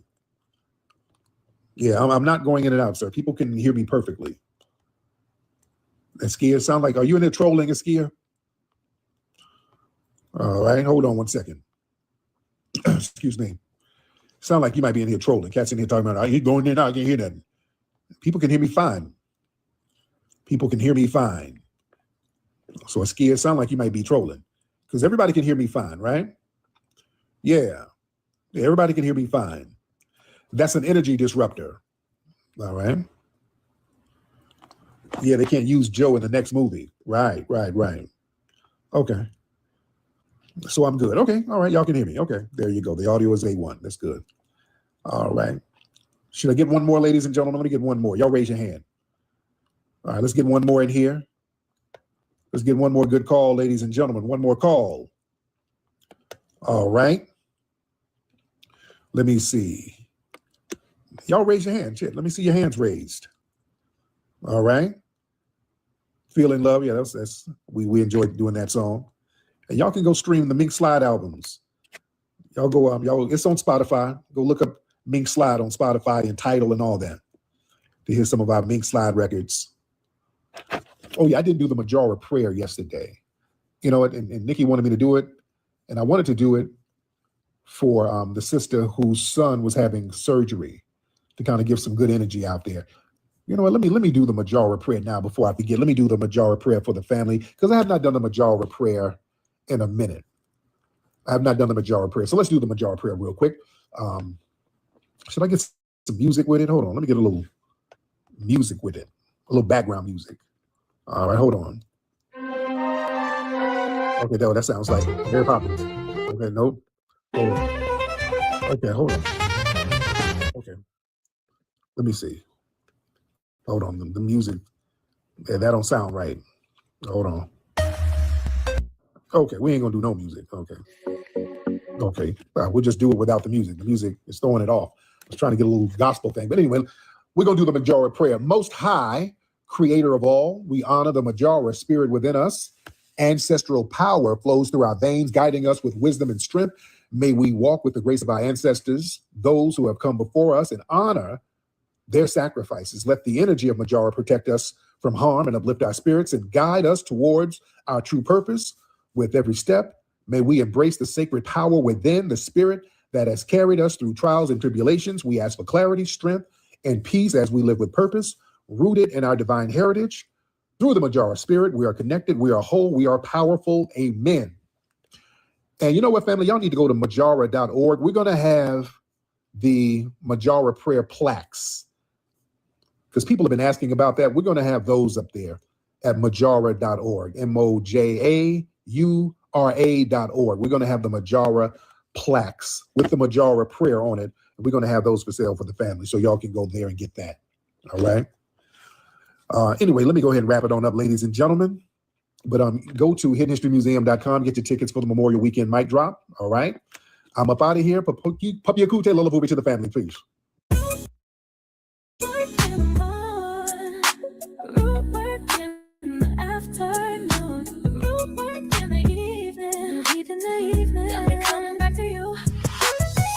Work in the morning, work in the afternoon, work in the evening. I'm coming back to you. All right, that was interesting. That was real interesting. Yeah. Shout out to Michael Jackson. He was definitely tapped in with them frequencies. And yeah, the new movie does have that feel to it too. Yeah, he said Gary, Indiana still ghetto, yeah. Don't forget Prince. Soft and wet, yeah. That's true, y'all.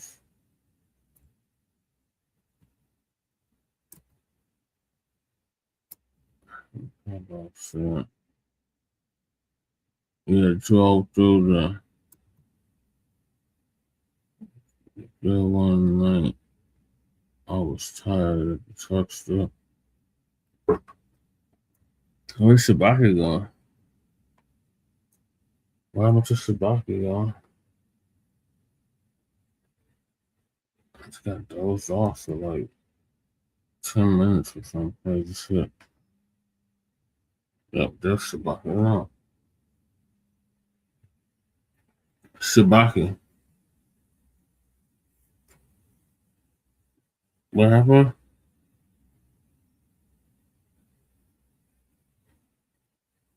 We can't sign back in.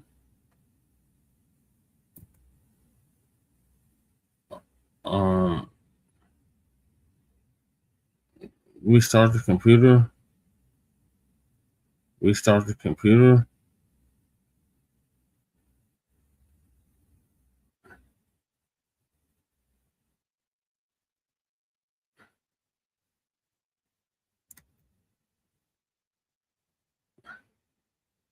Resend it.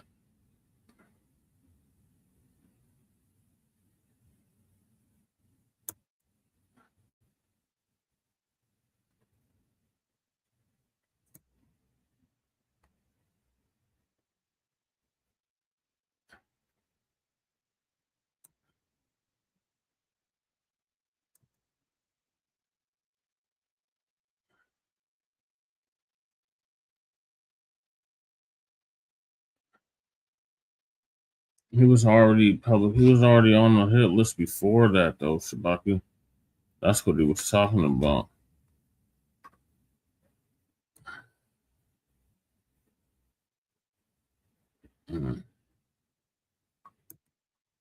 Yeah.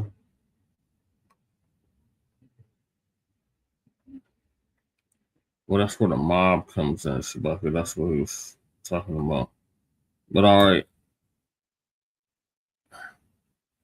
I just sent it to. You know, we've been seeing for years Black people minding their own business in their neighborhoods, in front of their homes. And you always got these folks show up, and it's great to address these particular. Yep, I just sent it.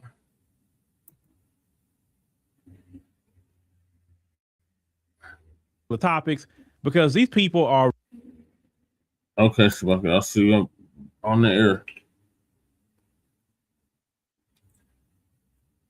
Shabaka got kicked out the studio. I was like, what the hell happened to Shabaka? All right, so moving along, we got Black woman interrogated by a white HOA member for just sitting in her car. Let me get this back to normal speed. Really the most miserable people I ever seen. Let me get back to normal speed. Okay. What rule? No. You know, we've been seeing for years Black people minding their own business in their neighborhoods, in front of their homes. And you always got these folks show up, and it's great to address these particular topics because these people are really the most miserable people I ever seen in my life. I'll be honest with you. I've been reviewing these people do this for over a decade, well over a decade. And these people have not stopped. Let's go ahead and play this video with this particular sister. Let's get into it. What do you mean, is there a problem? No public area. What do you mean, is there a problem?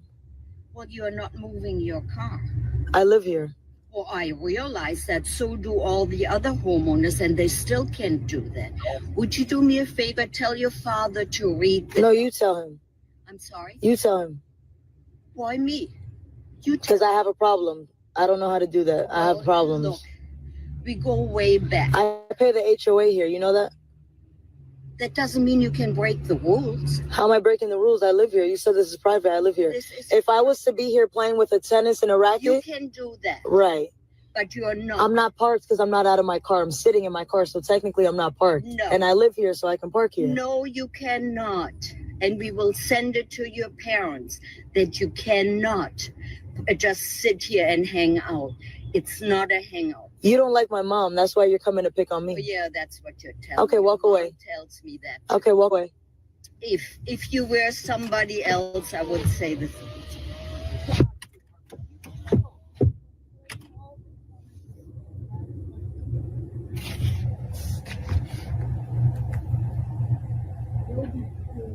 You have to be the most miserable person ever to go mess with somebody sitting in a car. That is the last thing I'm going to go do is walk up on somebody. I don't care what you doing in your car. As long as you're not harming me and my family, you can sit out there all day, all night if you want to. It's a public street. So the history of the Homeowner Association basically was to keep Black people out. That was their way of saying we don't want no Blacks in the neighborhood, so we're going to create these homeowner associations and these rules to keep Black people out. That's really the history of a homeowner association. So, and think about it. These homeowner associations have been horrible to a lot of homeowners. I've seen stories. I mean, we even covered it. And one, you know, how they'll go after your house. They'll tell you how to cut your grass.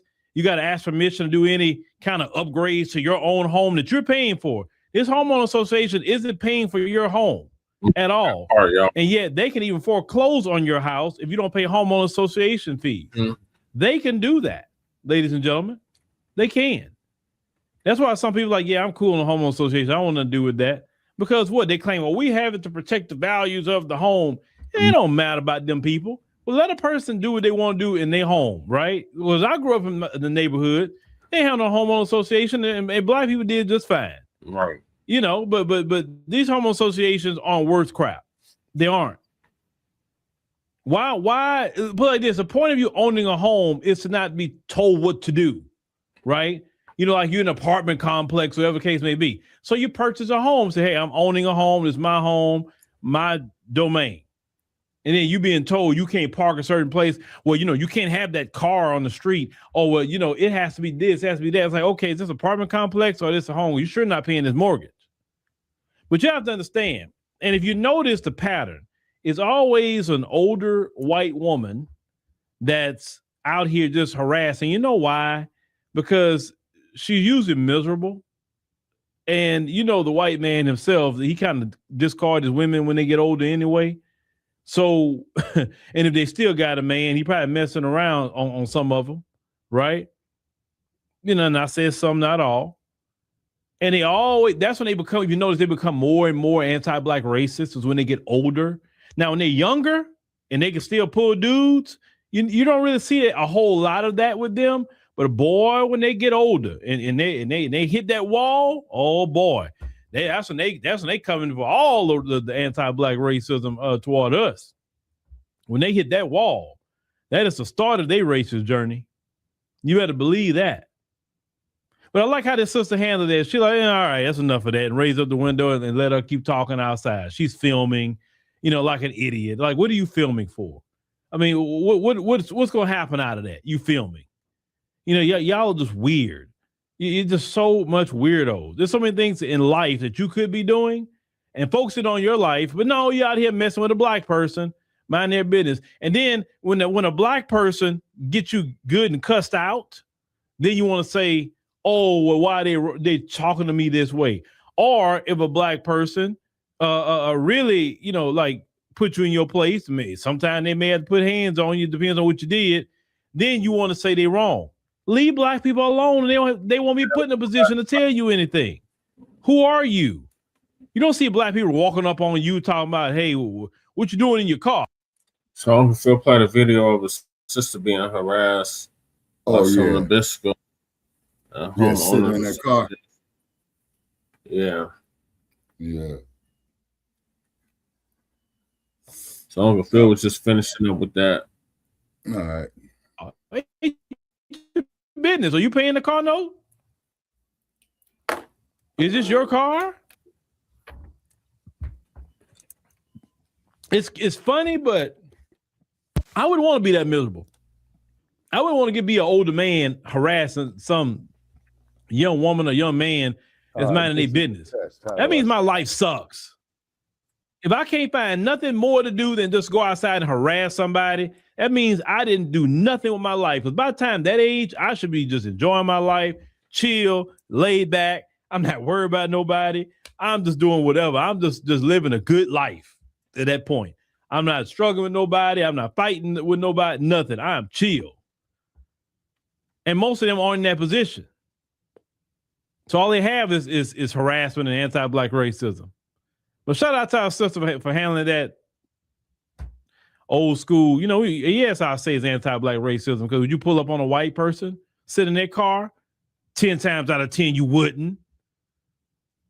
That's all they do is want to be racist to Black people. But you know what? They just mad that we can buy homes that they think we shouldn't be buying. We can drive cars they think we shouldn't be driving. We have careers they think we shouldn't have, because in their rabid mind, they thinking all of us supposed to be poor and destitute and don't have anything. No, we're going to live good in spite of everything they ever done to us. So shout out to our sister for handling that just right. Raise up that one, don't even worry about her. She's just silly and stupid. She wasted her whole life, and the highlight of her day is to come out there and harass a Black person. Well, I would never want my life to be that much of a failure. I stayed. Well, Karens are dangerous, people. You know what I'm saying? Yeah, Karens is dangerous. You know what I'm saying? And keep in mind, no disrespect to the ladies. There is no Black power in white pussy. Right. And that's the truth. You know what I'm saying? And I do know the word is the truth. You know what I mean? And Dog, if an old Karen harasses me, I'm gonna yell, I don't sell D. I don't sell Black D. That's right, Cow Dog. That's right. That's right. And then to prove Cow Dog's point, furthermore, okay, over the course of my lifetime, people are saying, well, Shabak, how come you don't deal with Nabisco women? And the answer to that is just like what Cow Dog says. There ain't no Black power in white Karen. You know what I'm saying?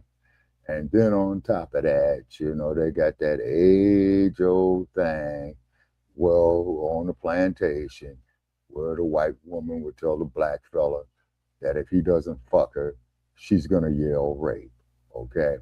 And that's why if you ever saw that motion picture Mandingo with Ken Norton and Mr. Ali, crumb bummed on Ken Norton real bad behind that.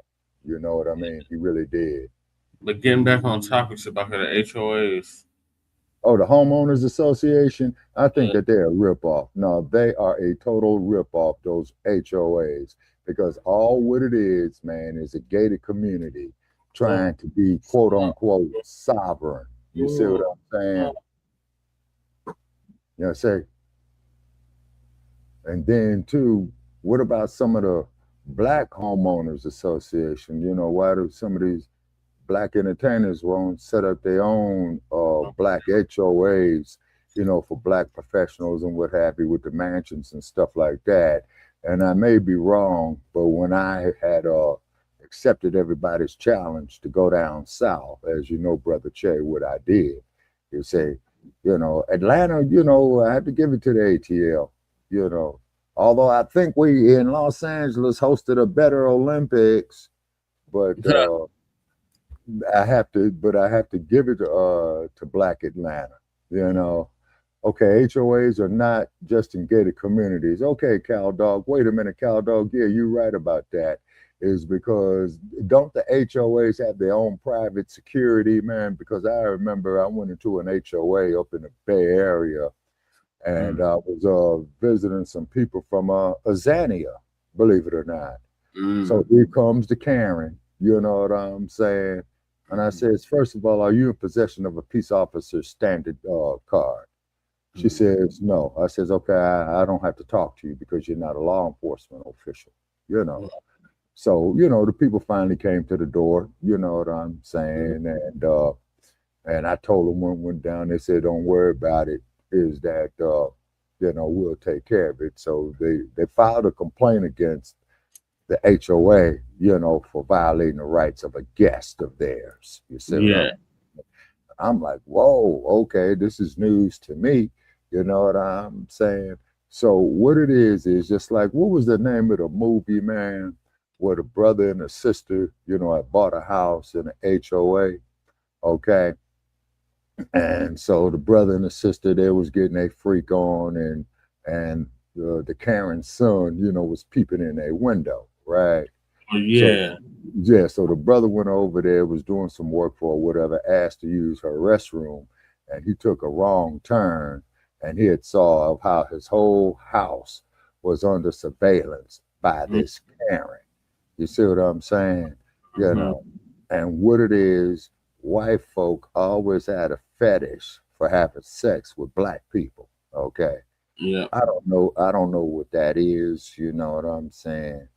Over the course of my lifetime, I've been approached by the Karens, and I just go on and tell them, have a nice day. You know what I mean? Yeah. And, whatnot. Then I had a lot of brothers tell me, oh man, you crazy and all that. I says, why is that? How am I crazy? Oh man, that white girl wanted to get with you, man. You turned her down. I said, yeah, well, that's the standard operating procedure for me. Not saying I'm all that, particularly at this age now, but this is like in my 30s, 40s, and 50s. What have you. Yeah, you see, you know. And so, and it's just weird, people. You see, now, this is why, now, Brother Champ, speaking for myself on this one. Okay, this is why, you know, when I get friends requests from Karens, block. Okay, but on the Facebook like page, unfortunately, they opened it up to everybody. You see, so do you know, y'all, I spent, man, every damn bit of about 4 hours, man, blocking the Nabiscos. You know what I mean? Okay, is because one Nabisco is going to say, well, we're all human and all that. I says, Nabisco, I'm out here in Las Vegas. Tell me, could you sit out there in 125-degree heat? No, I'll get sunburned. I says, precisely my point. And you know I'm going, Brother Che, and I'm saying this here for the sake of our listeners now. I says, okay, Nabisco, what color is a snake's belly? It's white. And then also, too, it sheds its skin, right? Yeah.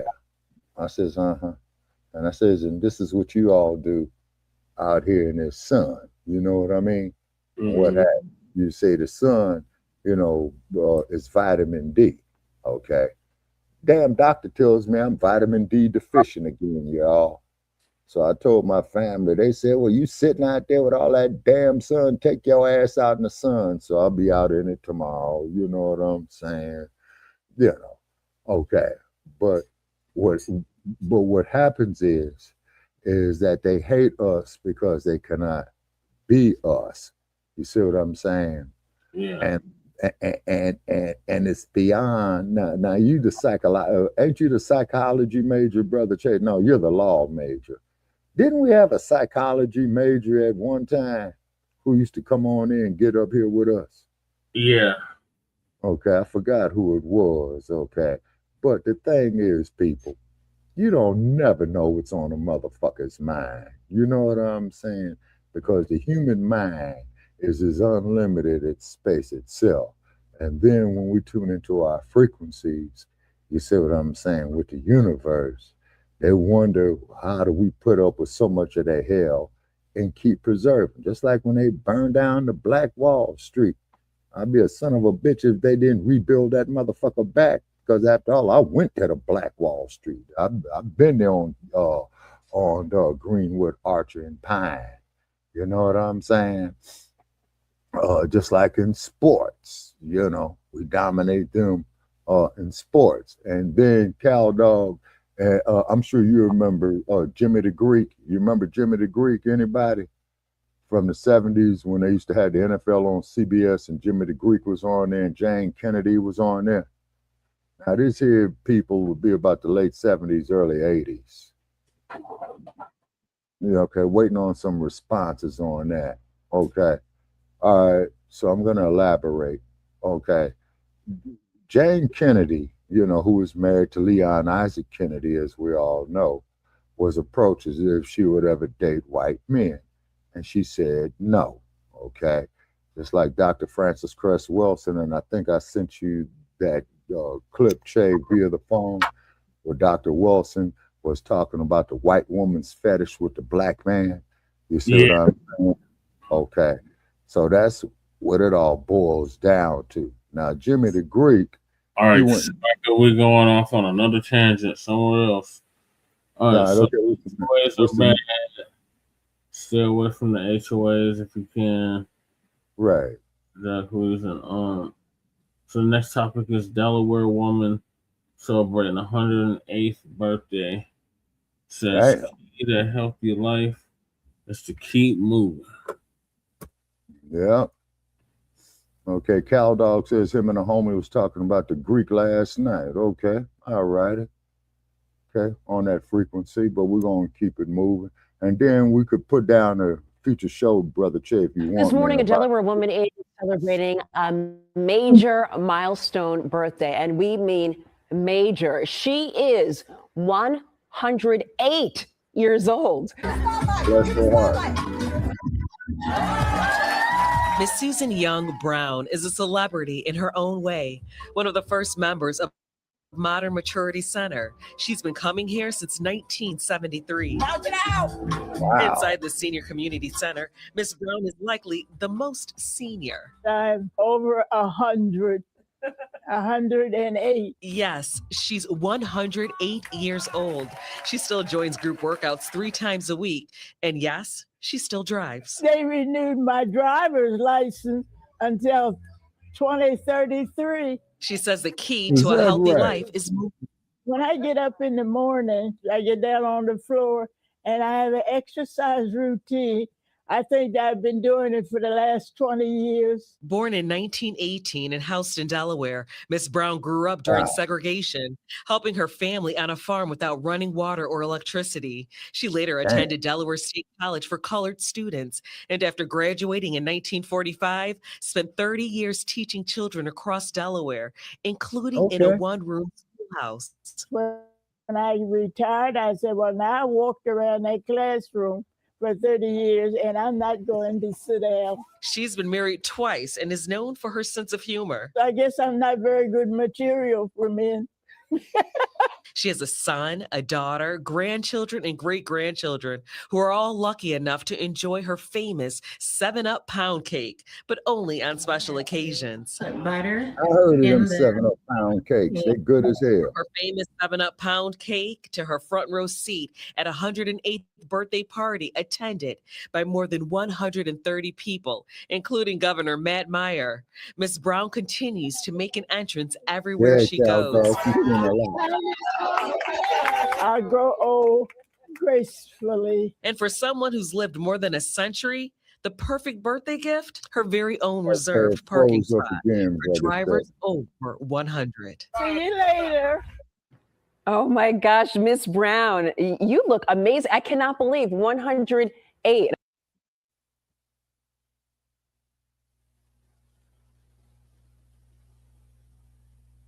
Okay, see you trying to bring it in, but it froze.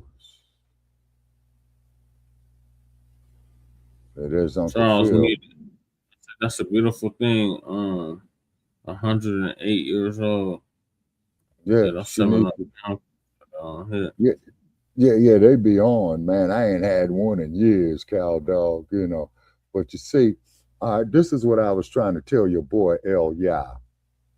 Okay, like Sister Miriam Makeba said about that, we pass down the traditions orally. So I'm sure that sister has a whole lot to pass down, because when an elder passes on, a whole library goes with them. Yeah. You know? No, really, you know, ancient African proverb, you know. And then with dumpsters out here, you know, when you tell dumpsters that, oh no, you're a black racist guy and all that, and I tell them to go wash their funky asses, man. And I hate having to do that, but when you reach a certain age, y'all, you're gonna find out, man, how much your tolerance for bullshit is gonna diminish quite rapidly. Okay, brother, check. All right, okay, you fading in and out, man. I see your avatar. Can you hear me? Yeah, I can still hear you, bro. Okay. So, and also too, Cal Dog, you all gonna go through it, man. You're gonna reach a certain age, man, where ain't nobody gonna tell you shit about what you lived through. You see what I'm saying? Because, you know, they ain't here now and what have you. So if you get the ones who are receptive to the knowledge, give it to them.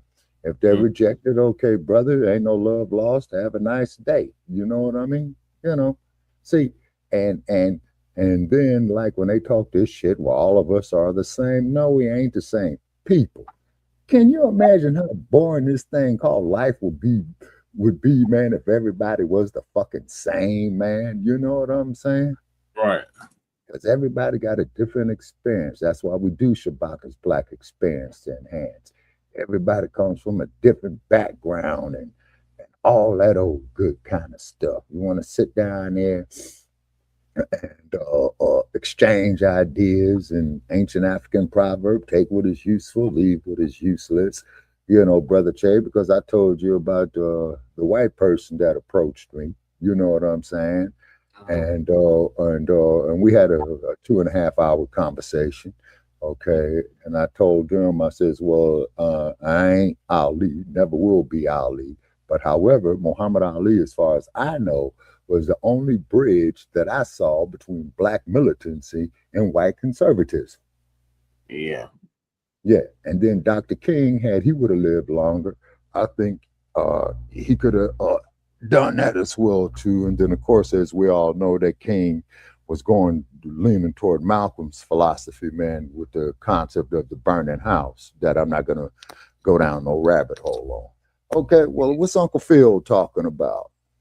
All right, so Uncle Phil is talking about Clyburn.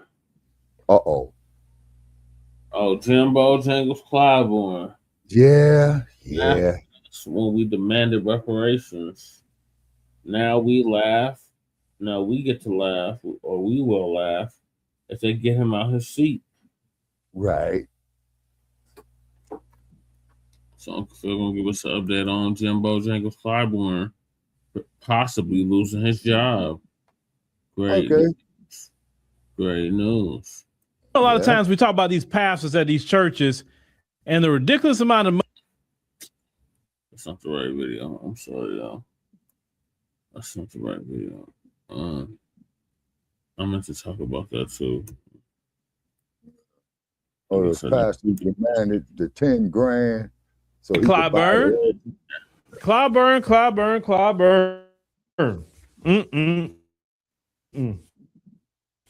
Boy, I tell you. You know, I remember when people was pulling up to you about reparations. You remember that? If you wait on cash payments to come out of reparations, you're going to wait forever. It's not going to happen. So what you got to do, let me talk. Don't put that in my face. Why are you touching me? I'm going to leave you alone. Cut the check. Tell Nancy Pelosi to cut the check. Yeah. You do that for me? She's the treasurer. Cut the check. Somebody better cut the check. Well, reparations are owed, sir. ADOS, you're not going to run away from this issue, Congressman. Oh, I'm not trying to run away from it. It seems like you are. You're walking away right now. Oh. But people pulled up on you at the fish fry, okay? And you was laughing in their face about reparations. You remember? You was wanting people removed because they was asking you about reparations. It was all, you were laughing at them. See, it was funny back then talking about the reparations, but is it funny now, Clyburn? Is it funny? Is it a joke now that they about to get you out of Congress? Not because the people didn't want you there no more. I mean, I think you should have been gone personally. You should have. I mean, come on. I mean, dude, you mean tell me no young brother or sister couldn't do that? See what's happening to y'all. A lot of you in the Congressional Black Caucus, you have forsaken Black America. You don't care about what Black Americans are talking about. A lot of you had held contempt toward Black America. Isn't that right? They're holding contempt. Y'all are out here promoting illegal immigration. Yeah. Y'all's out here promoting LGBT. And when it's time to come vote, these people, I'm talking about the immigrants who have maybe first generation or just became naturalized who can vote, they don't show up to vote for you.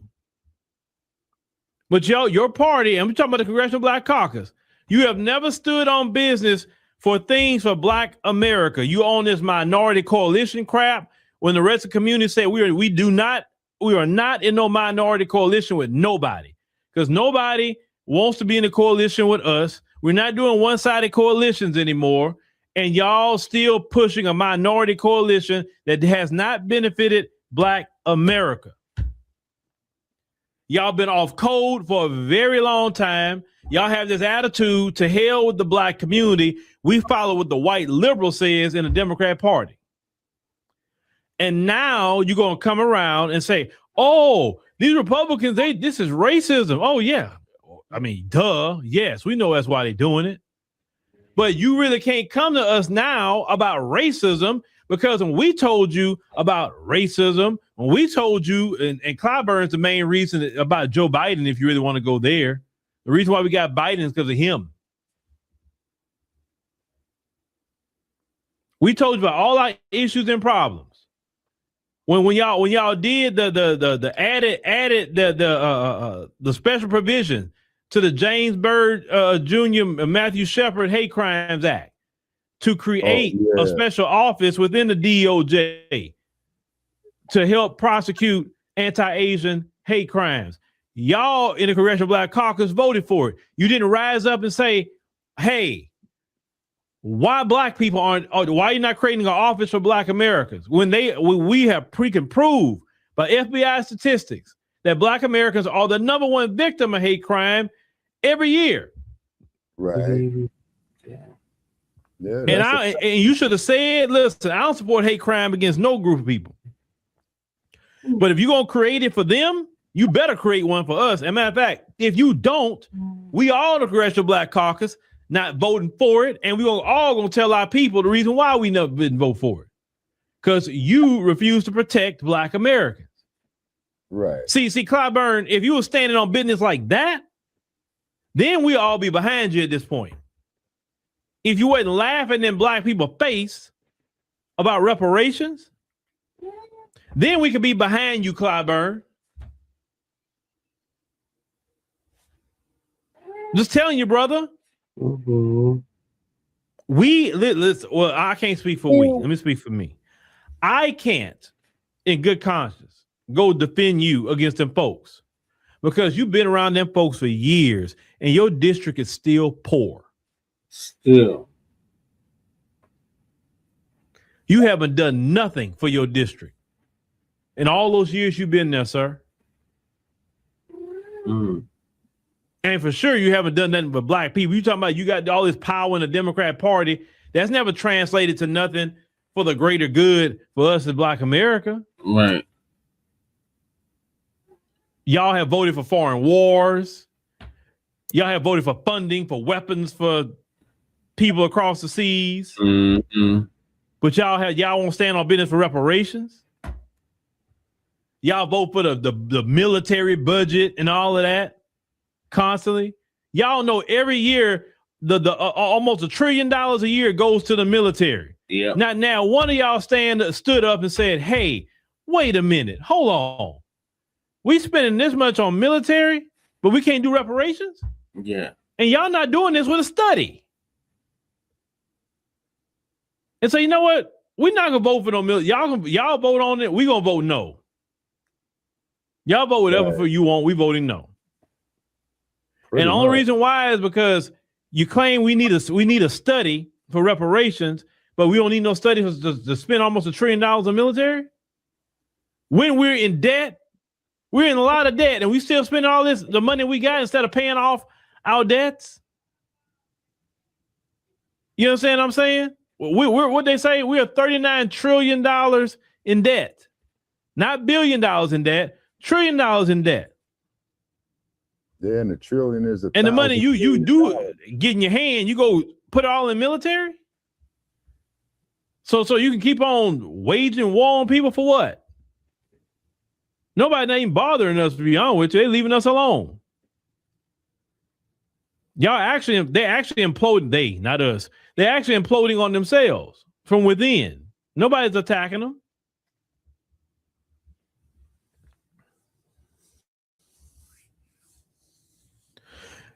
Yes, Rhonda. The military, yes, you're right. The military service members, the men and women of the military, they don't get that.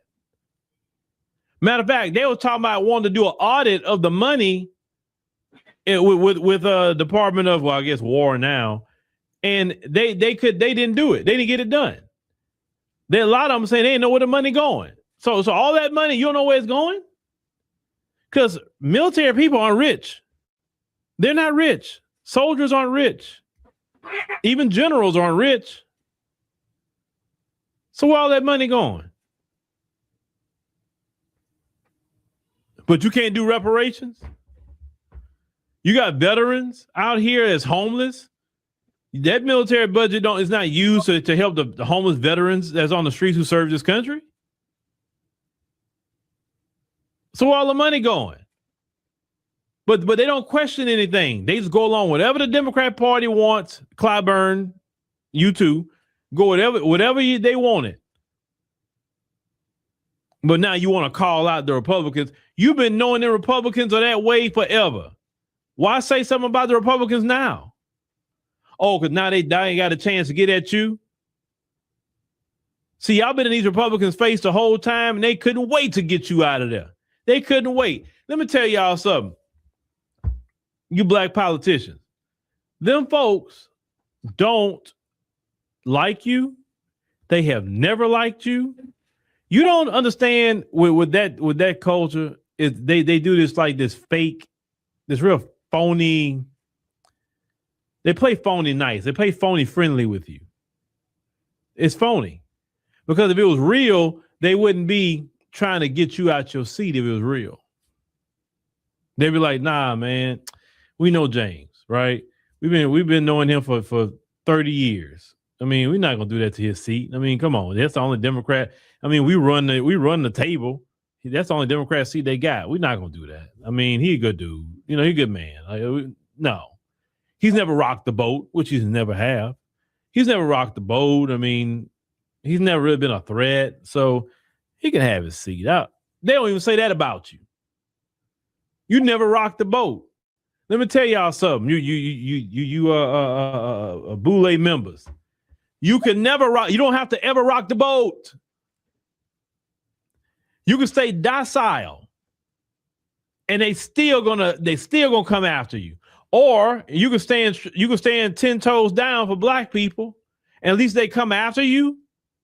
you're gonna have the squad with you at the same time. You're gonna have the team with you because now the community respects you. They will say, wait a minute, he didn't bow down to them. She didn't bow down to them. She stood 10 toes down. He stood 10 toes down. Oh, so we got to ride for him. You never rolled for black people, sir.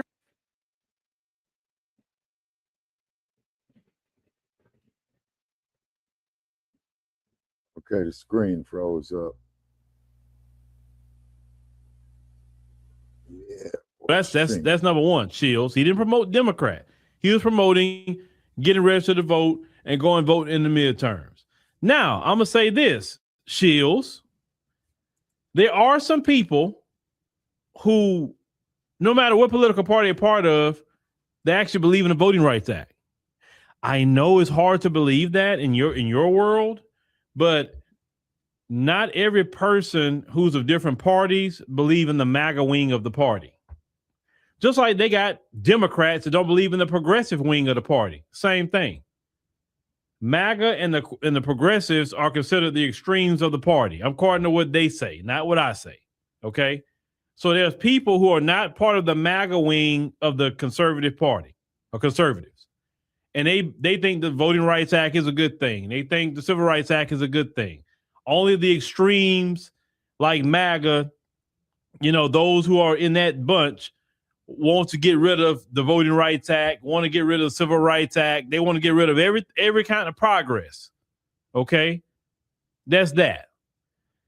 Just because he did not agree with Kamala Harris at the time doesn't mean he didn't support the Voting Rights Act. I don't understand. So if you don't support a candidate who was literally rushed in the position, she did not even get to do a primary. She didn't even get to do a primary. You understand what I'm saying? She only had 100 days to campaign. Donald Trump had been campaigning way before she started campaigning. I'm going to say this much. She had so many vultures around her trying to get that money from her, pulling her here, there. Within 100 days, when she first announced, she wouldn't even hardly talk at first. If I had 100 days to do anything, I got to be talking every day because I got to make up lost time.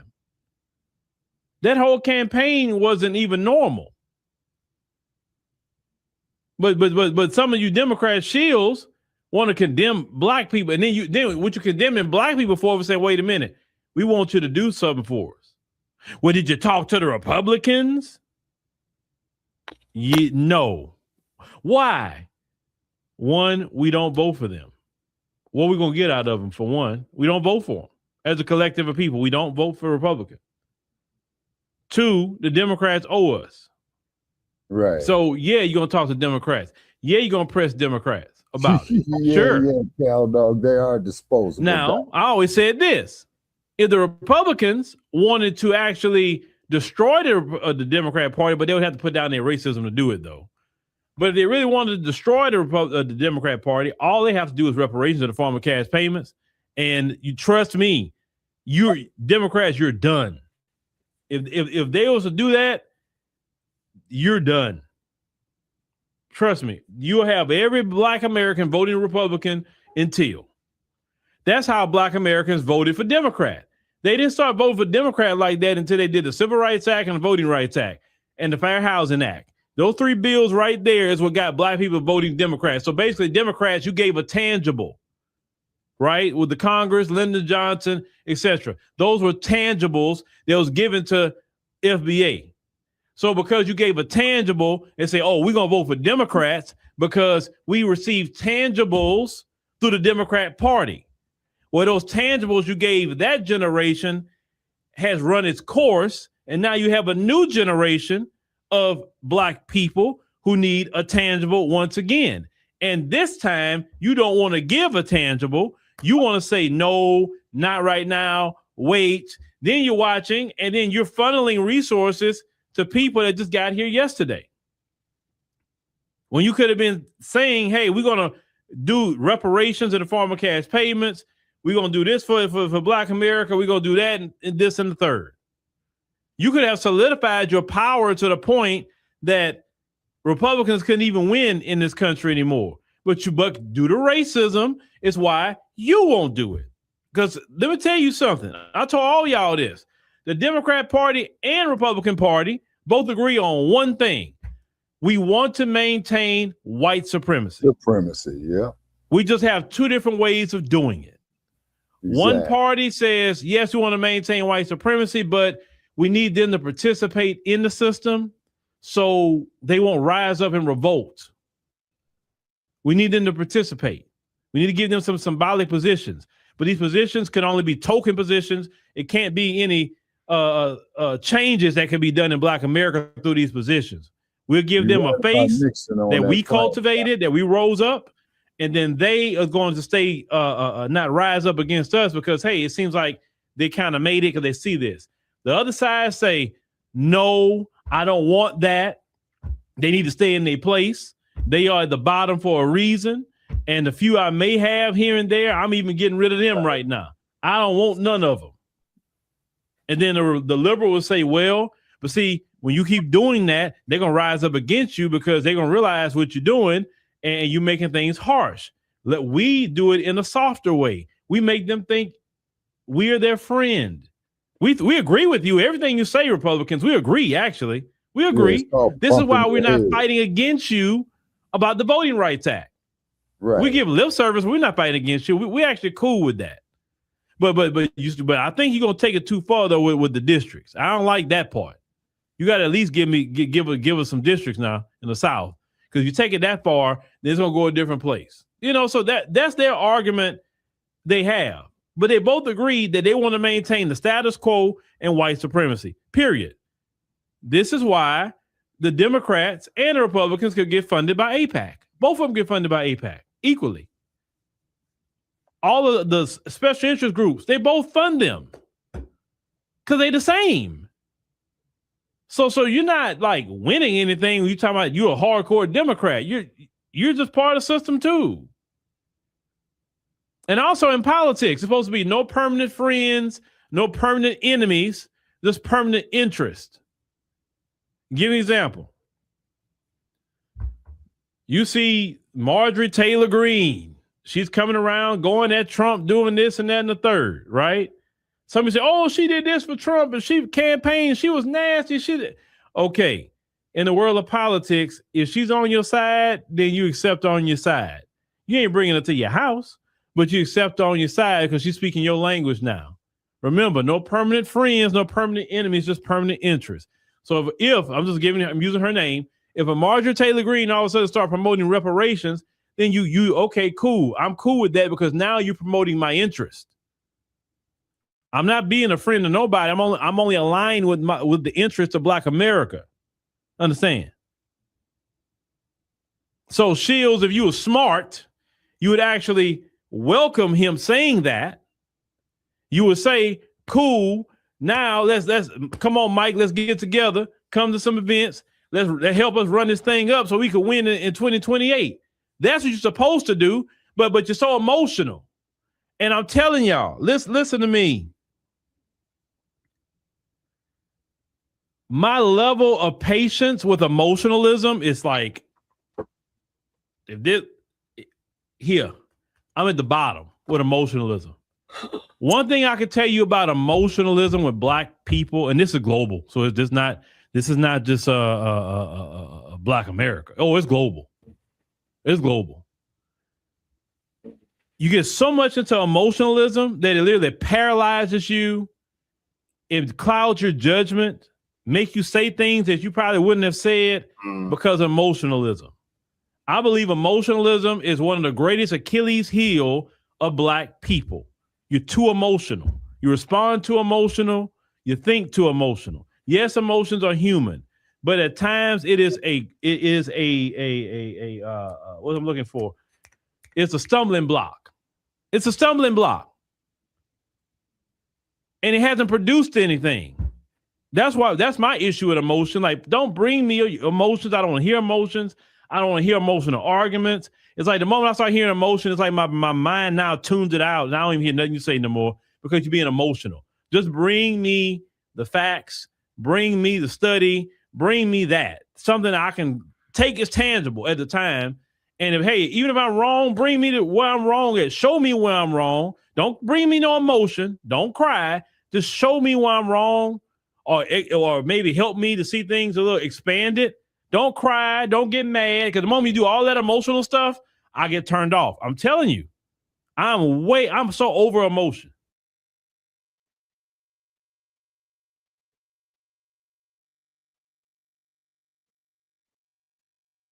Speaking of the Jacksons, the movie is still doing good. The Michael movie is still doing phenomenal. What's the numbers right now on the Michael movie? This is like is it the third week going in? I think it's still like number 2 still. Who's up here with us this morning? What's the box office gross so far? It's Keezy in the building. Salute, Keezy. Cool, Keezy. How you be? How you be? How you be? Peace. All right, look like you out there on the grind, man. You know what I'm saying? Yeah, he at work. Yeah. Okay, on this here, listen to an old bastard on this one. Michael Jackson. MJ. The greatest damn entertainer of all time. Jumping the gun. I haven't seen the movie, and it's my favorite musician, period. So I've been kind of tuning out about every time I see some Michael Jackson. I just like, nah, I ain't listening to this because I ain't seen the movie yet. Yeah, when I remember the Smooth Criminal, man, I remember I Want You Back, his first song when it was on the Ed Sullivan Show, and I'm just going back down memory lane, y'all. Okay, now the big hit that they made that I remember as a kid, they played it at, like when you graduate from elementary school. Okay. Yeah. Let me continue. Yeah, it was called The Love You Saved. Stop the love you saved may be your own, baby. Better stop it, girl, before you're all alone. Then he went off on his own when he made a song called Ben. Now, y'all gonna love this. It was a soundtrack to a movie called Ben the Rat, which was a sequel to a movie called Willard, who was a crazy bastard who I remember that. Yeah, he worshipped rats. And dude, man, he had that little pet rat. Yeah. And then he was working the rats like the Pied Piper when he was marching them in the ocean, man, in Europe. So he had the homie rats, and the rats was taking care of all his enemies. And then there was Ben, who was left over. Okay. I mean, man, Hollywood, man, making money off of bullshit. You know what I'm saying? But then Michael Jackson, when he went out on his own, called, I want to be where you are. No, So was a prelude to him, launching his own career. And then, of course, the one that put him on over the top as a solo artist was the album Thriller, and then Off the Wall. Okay. Yeah, live life off the wall. I remember that. Okay, then when he did Thriller, that, ladies and gentlemen, was his masterpiece. And then, of course, we cannot forget about the Smooth Criminal. You know what I'm saying? So I'm just speaking on his individual songs, off his various albums. You know what I mean? But then Mr. Jackson, I would like to say the best video. Sorry. Yeah, go ahead. Best video, man. Remember the time. Nothing that would do that. You know what, Keezy? Forgive me, man. Forgive me, man. Top that. Give me one. Give me one video topping that. Man, you can't. And then the cold part about the opening scene of that movie is where he was that Panther. You see what I'm saying? Remember that when he was the Panther? And see, this is why, that they did so much to our youth to get our minds off that imagery of that Panther. To quote Dr. Newton, a Panther's defense. I gotta say, man, yeah, Kanye West is up there selling like Mike, ain't he? Yeah, he kind of selling like Mike a little bit. Yeah. I gotta give him that, man. He sell records like Michael Jackson. Yeah, and see, in Keezy, and this is why we should be controlling the fucking industry. But you got motherfuckers like Clive Davis, Creed Taylor, and who was that other ass white brother, Che, because you had did some research on it, that was controlling the black music industry. And then what had happened is when you start getting the troglodytes, man, you know, imitating our shit, okay? Elvis Presley was one of them, because I've been arguing with Nabisco's on that. He's the king of rock and roll. Man, that motherfucker wasn't the king of shit. He stole his shit from Big Mama Thornton and the sister who used to play the guitar, Rosetta Tharpe. I just hate how a lot of brothers and sisters like to co-sign some of these Justin Timber fakes and stuff like that. Yeah, exactly. And what it is though, man, is this miseducational system. You see what I'm saying? Okay, because the miseducational system is what is that there? They tell you, man, to love the European, worship the Greek, but despise the African. And Brother Che would know that because he's very, very scholarly on that. I don't think it was Dr. Anderson. Who was that, Brother Che? Earth calling Che. Brother Che, you know who he was talking about? I had a question for him too. I got a question for the audience too. The audience, y'all comment. Let me know how many rappers in your town, you can name them too. Mm-hmm. How many do you guys know that can out-rap G-Eazy? Go ahead, just give me some names of rappers that can out-rap G-Eazy.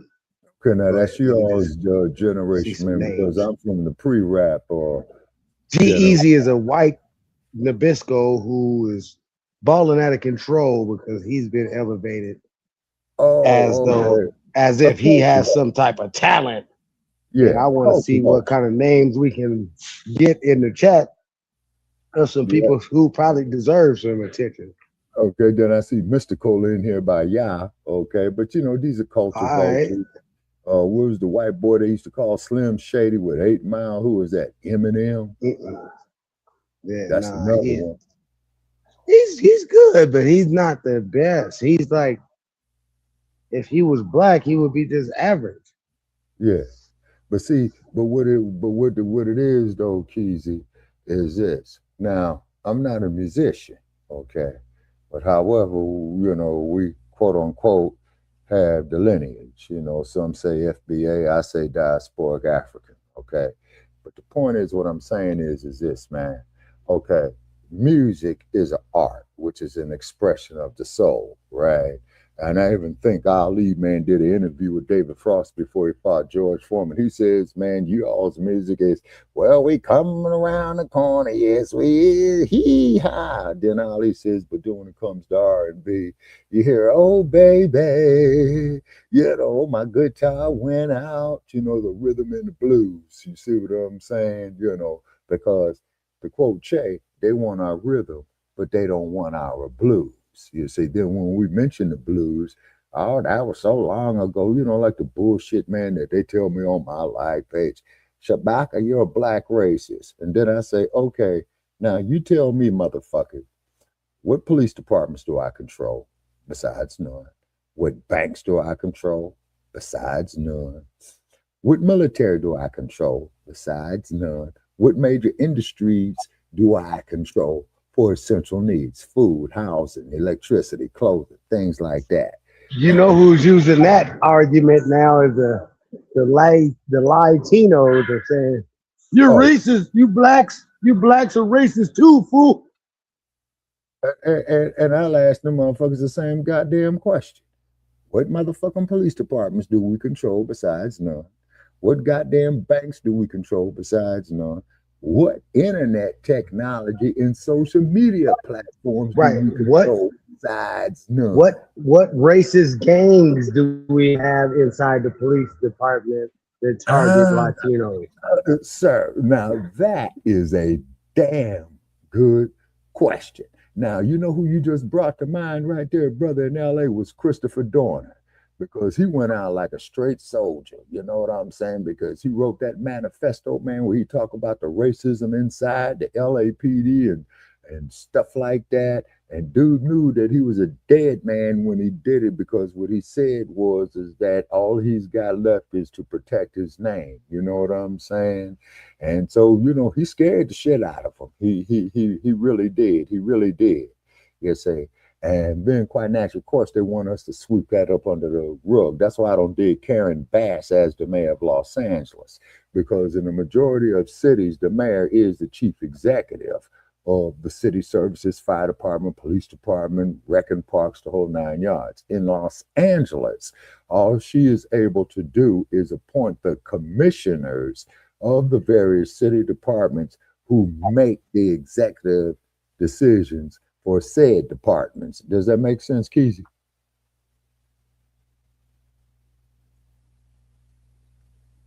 Okay, cool. Keezy fell off. Okay, hopefully he'll come back on. Brother Chet. Earth calling Che. Earth calling Che. Put the ponies back in the barn. Okay, something happened. Brother Che. Mm. Okay, Jesse. Yeah, Jesse fell asleep. Okay, he fell asleep. Oh, I hear Shabaka. Yeah. I even said put the ponies back in the barn, man. Oh, And you better run along, Shabaka. well, that shows you still here with us. You know what I'm saying? But Yeah. Keezy was just with us, man, and he fell off. You know, he might be trying to get back on. Okay, but the thing is that we were saying about Mr. Jackson, or MJ, as he's firmly okay, Velione from West Oakland, way better than G-Eazy. Okay, specify on that there, Cow Dog. Okay, y'all rules put up there mystical. But the thing is that Mr. Jackson, you know what I'm saying? You know, he was cold with his music. And when he bought that song book, man, when he bought the Beatles song book, he'll say the only thing that he was doing, man, is recapturing stolen legacy. Because what did the Beatles say, man, when they first came to the U.S. in 1964? Oh, the first place we want to go to is Motown. So I think that Smokey Robinson, and then I want to put a tidbit in there about Smokey Robinson as well, too, is that Smokey Robinson had organized the Motown Review going to London. The Miracles, Temptations, I think Sister Mary Wells went with him, Marvin Gaye, of course. Now, I'm seeing over the net that they're trying to do a biopic of Mr. Smokey Robinson. You know what I'm saying? I saw him live one time in Palm Springs, and this was the 1980s, late 1980s, that I saw Mr. Robinson. You know what I'm saying? And I'm quite sure. Yes. Keezy want to talk, I guess. Go ahead, Keezy. No, I didn't want to talk. I didn't know if y'all saw me in here now. Easy, we had to wake Jesse up, man. I was listening. I was listening, and I heard you. I just got cut off. Yeah, but they systemically are doing us here, cutting us off on various information that we're talking about. Okay, but more power to Mr. Jackson. And by the way, in my opinion, these so-called children of his don't look shit like him. So I don't know if he adopted them or what. You know what I'm saying? Yeah. But they don't look shit like him. But that there is, I'm taking personal responsibility for that. Okay, Cal Dog, Vilione from West Oakland, way better than G-Eazy. Okay, please specify Cal Dog in the comments. I've been through West Oakland. Yeah. Defirmary Park, West Oakland. Okay. The all black offset gym from the murder 20s in East Oakland. Better than G-Eazy. Okay, I've been down East 14th Street that they call International Boulevard, and Yaru agrees with me. That's not his kids at all, man, because you don't see no resemblance in them. Right. You know what I'm saying? You don't see no resemblance in these individuals. You know what I'm saying? Yeah. Because I got a cousin, him and I look like twins, and everybody thinks we're brothers. You know what I'm saying? You know, so you're going to see some resemblance, you know, in the offspring of the children. You know what I'm saying? and what have you. And then, two, Mr. Jackson bought the Sony songbook, okay, so that made him a threat to the industry, okay. And then who was we was talking about, Brother Jay? Again, I'm not even talking about Michael Jackson right now. We're supposed to be talking about Clyburn and him losing. Jim Clyburn. Okay, but I think you left it go on automatic, Brother Che, you know. Okay, but we could get back to Clyburn, who ain't shit. You know what I'm saying? What happened? Is another fish fry or something today? No, he about to lose his job. Right. Oh yeah, from the redistricting. Yeah. Yeah. And he's going against his own daughter, according to Brother Che. Oh yeah, that is right. Yeah. What a loser.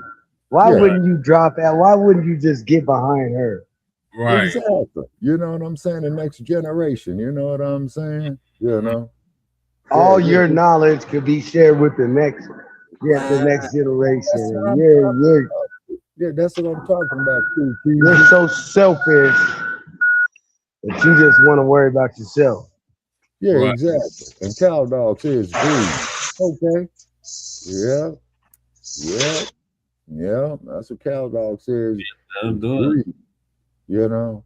And then the cold part about it is, if I was Clyburn and I had adult children, you know, and I'm old and that motherfucker's older than me, man, I would have been saying, hey, let my baby take over. You know what I'm saying? Now, question people. What's the inside puppet manipulation about that shit? Is somebody pulling puppet strings? So did I play both of them, Shabaka? Did I play the Clyburn and the Democrats? No, sir. The only thing, because your screen froze up, man, you know, when we was doing MJ. You know what I'm saying? Yeah, Rue, that's exactly what it is, you know? So, and may Michael Jackson, rest in peace. Actually, Brother Che, when Mr. Jackson passed on, I was in your neck of the woods. Number one, Shills. He didn't promote them. Yeah. Democrat. He was promoting getting registered to vote and go and vote in the midterms. Now, I'm going to say this, Shields. There are some people who, no matter what political party they're part of, it's hard to believe that in your world, but not every person who's of different parties believe in the MAGA wing of the party. Just like they got Democrats that don't believe in the progressive wing of the party. Same thing. MAGA and the progressives are considered the extremes of the party. I'm according to what they say, not what I say. Okay? So there's people who are not part of the MAGA wing of the conservative party or conservatives. And they think the Voting Rights Act is a good thing. They think the Civil Rights Act is a good thing. Only the extremes like MAGA, you know, those who are in that bunch want to get rid of the Voting Rights Act, want to get rid of the Civil Rights Act. They want to get rid of every kind of progress. Okay? That's that. Just because he did not agree with Kamala Harris at the time doesn't mean he didn't support the Voting Rights Act. I don't understand. So if you don't support a candidate who was literally rushed in the position, she did not even get to do a primary. She didn't even get to do a primary. You understand what I'm saying? She only had 100 days to campaign. Donald Trump had been campaigning way before she started campaigning. I'm going to say this much. She had so many vultures around her trying to get that money from her. Pulling her here, there. Within 100 days, when she first announced, she wouldn't even hardly talk at first. If I had 100 days to do anything, I got to be talking every day because I got to make up lost time. That whole campaign wasn't even normal. But some of you Democrat shills want to condemn black people, and then what you condemning black people for was saying, wait a minute, we want you to do something for us. Well, did you talk to the Republicans? Right. No. Why? One, we don't vote for them. What are we going to get out of them? For one, we don't vote for them. As a collective of people, we don't vote for Republicans. Two, the Democrats owe us. Right. So, yeah, you're going to talk to Democrats. Yeah, you're going to press Democrats about it. Sure. Now, I always said this. If the Republicans wanted to actually destroy the Democrat Party, but they would have to put down their racism to do it, though. But if they really wanted to destroy the Democrat Party, all they have to do is reparations in the form of cash payments. And you trust me, you're Democrats, you're done. If they was to do that, you're done. Trust me, you'll have every Black American voting Republican until. That's how Black Americans voted for Democrat. They didn't start voting for Democrat like that until they did the Civil Rights Act and the Voting Rights Act and the Fair Housing Act. Those three bills right there is what got Black people voting Democrat. So basically, Democrats, you gave a tangible, right? With the Congress, Lyndon Johnson, etc. Those were tangibles that was given to FBA. So because you gave a tangible and say, oh, we're going to vote for Democrats because we received tangibles through the Democrat Party. Well, those tangibles you gave that generation has run its course. And now you have a new generation of Black people who need a tangible once again. And this time you don't want to give a tangible. You want to say, no, not right now. Wait. Then you're watching and then you're funneling resources to people that just got here yesterday. When you could have been saying, hey, we're going to do reparations in the form of cash payments. We're going to do this for Black America. We're going to do that and this and the third. You could have solidified your power to the point that Republicans couldn't even win in this country anymore. But due to racism is why you won't do it. Because let me tell you something. I told all y'all this. The Democrat Party and Republican Party both agree on one thing. We want to maintain white supremacy. We just have two different ways of doing it. One party says, yes, we want to maintain white supremacy, but we need them to participate in the system so they won't rise up and revolt. We need them to participate. We need to give them some symbolic positions, but these positions can only be token positions. It can't be any changes that can be done in Black America through these positions. We'll give them a face that we cultivated, that we rose up, and then they are going to stay not rise up against us because, hey, it seems like they kind of made it because they see this. The other side say, no, I don't want that. They need to stay in their place. They are at the bottom for a reason. And the few I may have here and there, I'm even getting rid of them right now. I don't want none of them.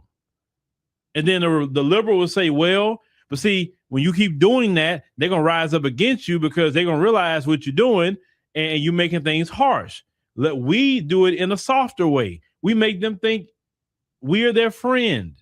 We agree with you. Everything you say, Republicans, we agree, actually. We agree. This is why we're not fighting against you about the Voting Rights Act.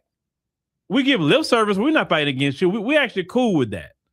But I think you're gonna take it too far though with the districts. I don't like that part. You got to at least give us some districts now in the South, because you take it that far, it's gonna go a different place. You know, so that's their argument they have. But they both agree that they want to maintain the status quo and white supremacy. Period. This is why the Democrats and the Republicans could get funded by AIPAC. Both of them get funded by AIPAC equally. All of the special interest groups, they both fund them because they the same. So you're not like winning anything when you're talking about you're a hardcore Democrat. You're just part of the system too.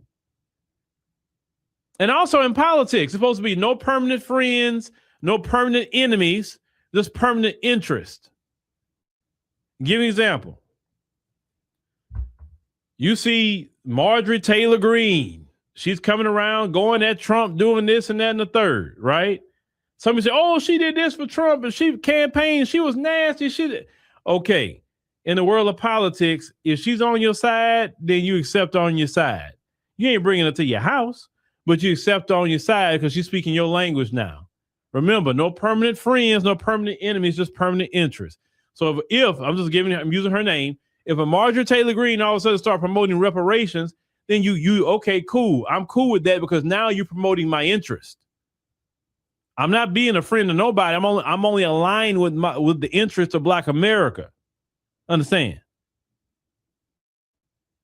So Shills, if you were smart, you would actually welcome him saying that, you would say, cool, now let's come on, Mike, let's get together, come to some events, let's help us run this thing up so we can win in 2028.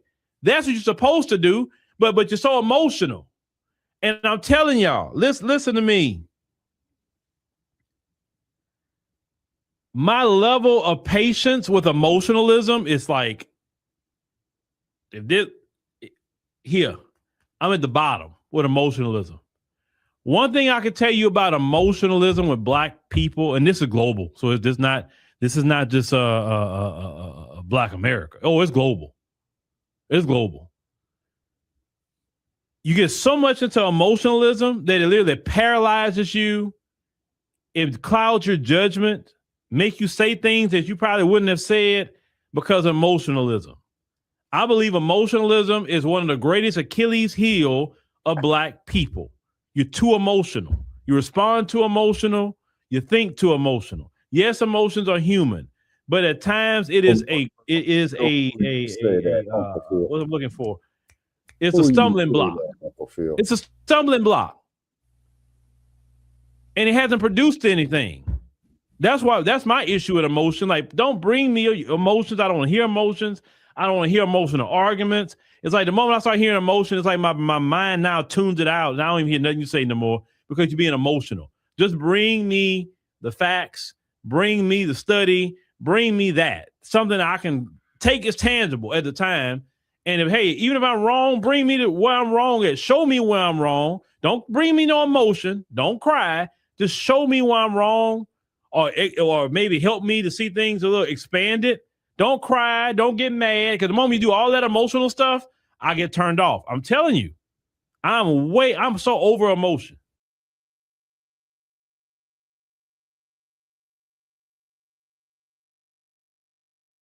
Yeah, I agree.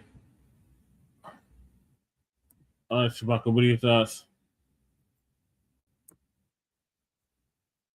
We lost you, Shabaka. Maybe he checked out. No, he been having Hey, I think the Democrats love us to be emotional, and that's their whole strategy is to gaslight us to be emotional. They want to say stuff, you know what I mean? And these people, like you said, they are too gullible for that. Okay, thank you. They get emotional quick with that bullshit. Yeah, welcome back, Shabaka. See him with this dude Justin Pearson or whatever his name. Doing all that buck dancing and tap dancing. He gets people emotional with those goofy little lived experience speeches. That's the Democrats' new talking word. They're gonna say lived experience about 1,000 times every speech. Yeah. When lived experience, we need representation with lived experience, and the lived experience, and you're like, man, shut the fuck up. No, you're right about that. No. Well, hold on. You're glad you brought that up, Cool Keys, because I lived a whole lot of experiences, right? But what I do, Cool Keys, is I put the experiences out there for the generations after me, right? And like Bruce Lee said, universal law and principle: take what is useful, leave what is useless. You see what I'm saying? Does that make sense? Yeah. Yeah. You say, now, and Brother Chad, I used to get up here and rant and rave with all these stupid ass motherfuckers, man. You know what I'm saying? I'm glad I did it at the time, but now I try to be on a much cooler thing. You see what I mean? Then, of course, we get the YTs that come up there, man, put hate mail up on my shit, delete, block. You know what I'm saying? That's why the page ain't growing, because I don't deleted and blocked, man, about 80% of the people following it. But all of them is dumpsters, and I don't get that. Why dumpsters up here on SBEE?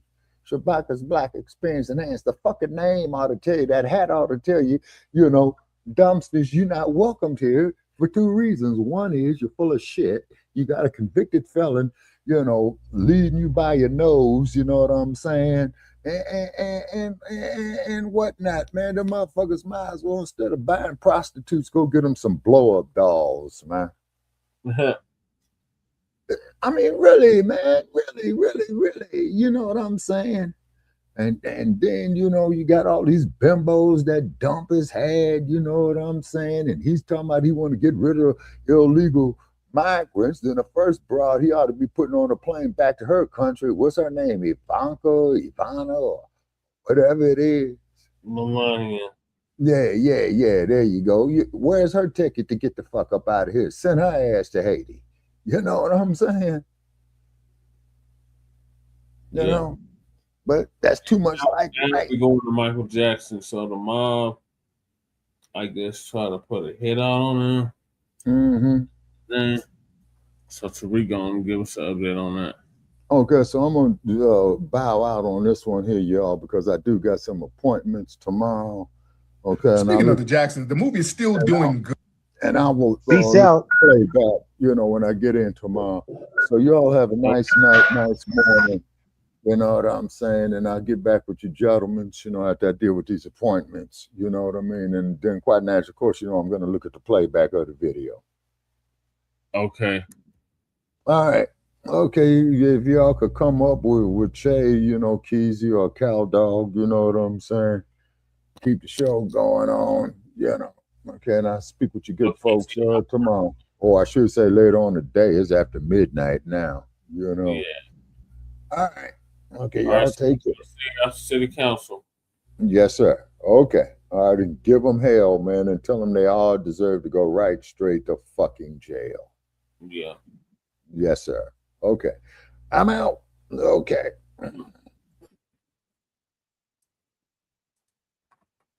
All right. So we're going to give us an update on this.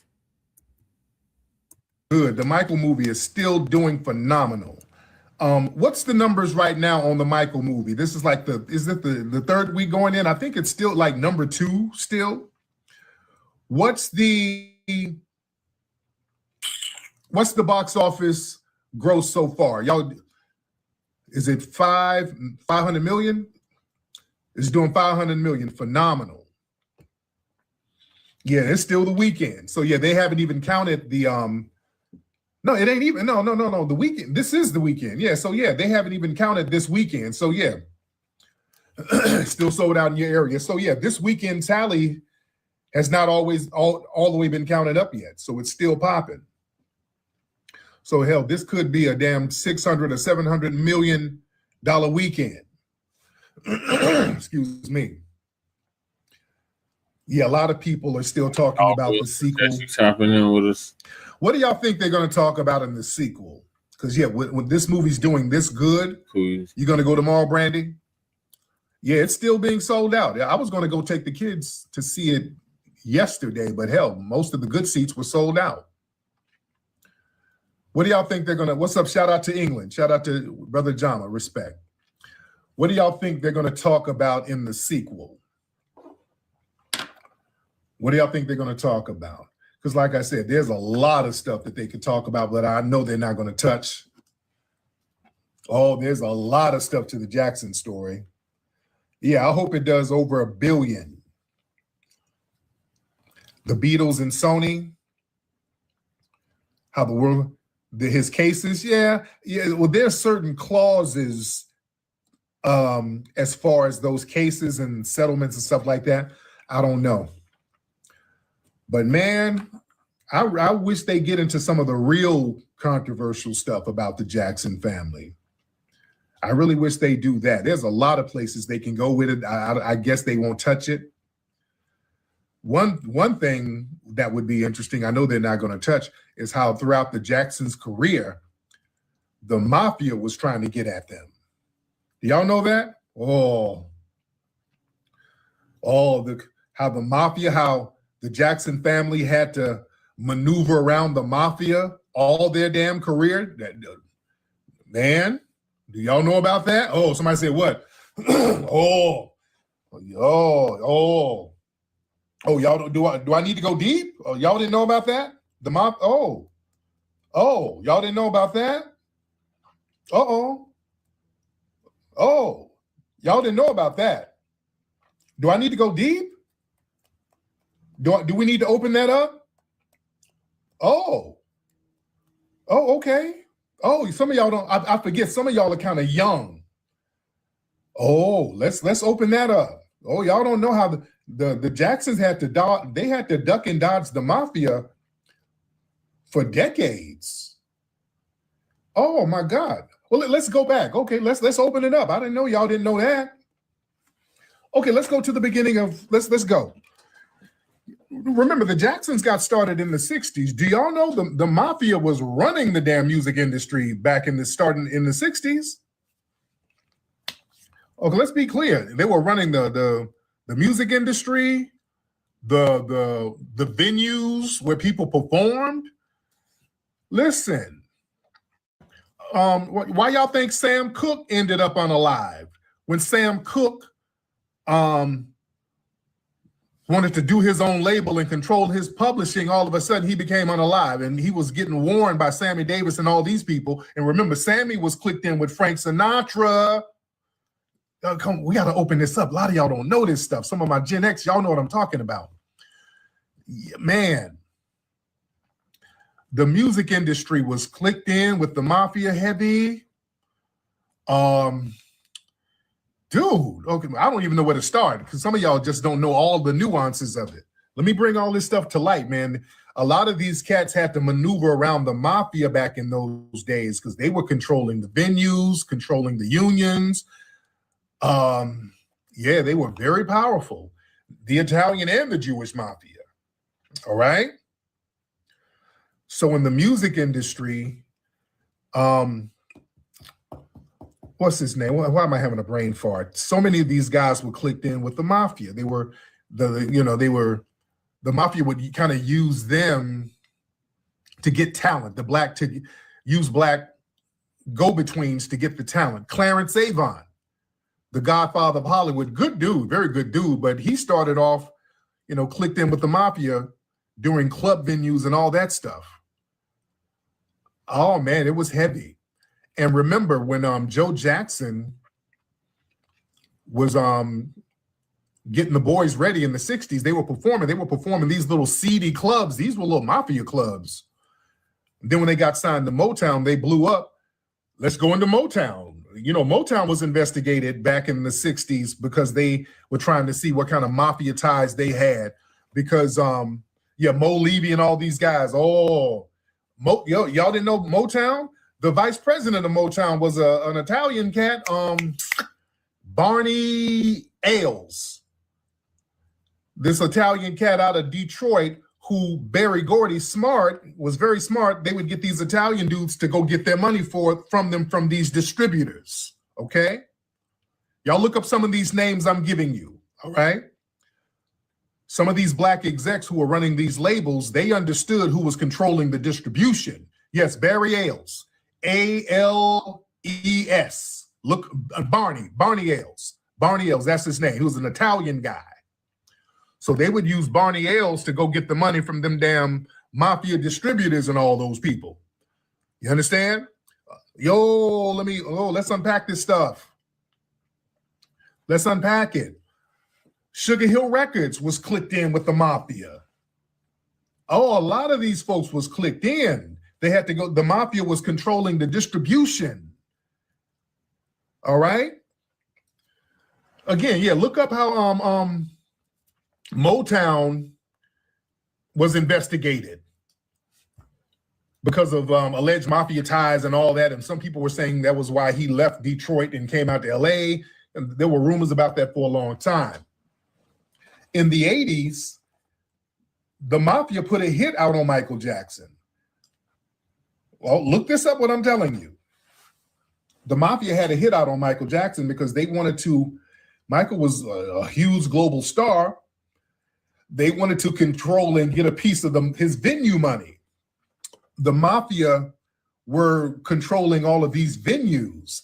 And when you do concerts, you have to use unions. You know what I'm saying? They control the unions. Oh, it's deep. It's deep. It's deep. It's deep, man. It's deep. So yeah, they wanted to get their little skim on. So a lot of these cats would hire these Italian cats who was clicked in with the mafia. Who was Mike? Let me see some of my Michael fans. Who was Michael's manager in the 80s? Who did Michael hire as a manager? Let me see if y'all know. Who was Michael's manager? Michael had an Italian manager, Frank DeLeo. Frank DeLeo was an Italian cat, clicked in with the Mafia. Yep. Why do you think he hired Frank DeLeo? Frank DeLeo was in Goodfellas. Scorsese hired him to play a character in Goodfellas. Frank DeLeo was clicked in with that shit. From what I understand, Frank DeLeo helped call that hit off on Mike. All right? Frank DeLeo called that Mafia hit off. Yeah, no, we'll get into Tommy in a minute. Tommy, they said he was clicked in too. We'll get on him in a minute. We're breaking it all down. But remember, yeah, shit. That's why Michael, they would have to have Michael, Barry Gordy, they would have to have their own little Italian guys around them as their little fixers to a certain degree. It was, yeah, it's heavy. Remember when you saw the Michael movie and they wanted to do the Victory Tour, why do you think they got Don King to be the promoter? Let's put your thinking caps on. Why do you think they got Don King? They had to get Don King because Don King knew how to deal with the damn Mafia. Come on, let's put 2 and 2 together. Don King, he knew how to deal with the Mafia. Don King been dealing with the Mafia since the damn 50s. That's how Don King got into boxing. The Mafia, oh, let me get deep, man. Come on, some of y'all don't know about Don King like that. Some of us Gen Xers, some of my new folks don't know. Don King, y'all see the hairstyle and all that shit and all that. Hey, America's the greatest. Let me tell you something. Don King was with the shit. You better, yeah, it's making sense, ain't it? Don King was a gangster. Don't you get Don King fucked up? Do you understand me? Don't get it twisted at all. Don King was a damn gangster. Don King murked 2 people. Do you understand that? No, he didn't murk a guy. He murked a couple of people. He didn't murk one person. He hit a couple of people. One person with his damn bare hands. Do you understand me? Don King stomped the motherfucker to death one time. Oh, yeah, he went to prison. The first guy he pew-pewed, it was self-defense because Don King used to run these illegal gambling spots up there in Ohio. Somebody tried to rob one of his gambling spots and Don King gave him a dirt nap. And they said it was justified because the dude, tried to get at him. But yeah, Don King stomped another dude. Somebody owed Don some money. Don put them things on him and croaked him. Yeah, Don King wasn't bullshitting. Don King wasn't playing at all. So yeah, he got clicked. And hell, some of the Jewish Mafia tried to unalive Don King. They blew up his crib and he survived that. I think some of them, they shot him, pew-pewed him. Let me watch my language. So yeah, Don King was with it. All right. So he knew how to go in here and deal with the Mafia cats. That's how he got into boxing. Remember, after the 1960s, a lot of the boxers started to get conscious. The Mafia couldn't just go in and strong arm some of the black boxers like they used to. For example, Muhammad Ali. See, in the 60s, the Mafia controlled all the boxers. They didn't control Ali. Why? Because Ali was clicked in with the Nation of Islam. Elijah Muhammad wasn't playing that game at all. All right? Yeah, they controlled Sonny Liston. They controlled Sonny. Yeah. They controlled Sonny. But yeah, when Ali got with the Nation of Islam, the Mafia, it was like hands off.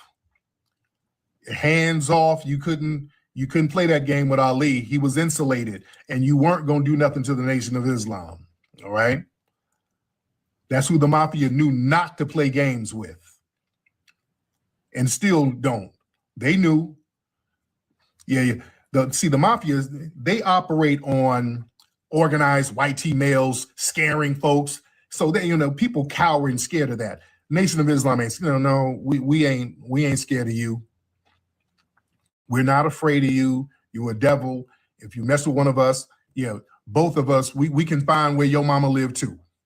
Yeah, we can catch you coming out of a restaurant too, no matter where you are in the country, because we got chapters all over. You got chapters, we got chapters. So what we trying to do? So they knew not to really play no games with the FOIs and the Nation of Islam. They knew not to play that game. Yeah, why you think Michael got them later? That's why Michael got them later. He started having them FOIs around him. And Michael started sounding like Malcolm at one point when he was going off on Tommy Mottola. Remember when Michael did that press conference going off on Tommy Mottola, and they've been saying stuff about Tommy Mottola, who's Italian. They've been talking about his alleged connections for years. That's the only person Michael just went full off on. Remember? Michael was like, Tommy Mottola's a racist bitch. He's a devil. He's a cracker-ass devil. Michael was going off on this man. He called him all types of devils. Man, you ain't never heard Michael go off on nobody publicly like that. Michael was done with them. You understand? So again, like I said, they needed Don King because Don King was basically, he understood how to go and get the black boxes because the Mafia folks, they still controlled the venues, they controlled the unions, they controlled the pay-per-view venues and all that. They controlled Vegas. So if you wanted to have a fight in Vegas, you had to go through them. But they still needed the black talent. You understand? That's where Don King came in. And he found his niche with that. So he knew how to deal with those Mafia types. So he kept Michael good on that damn victory tour. But again, the Mafia, they kept trying to get at the Jackson family. So what they did, they got at LaToya.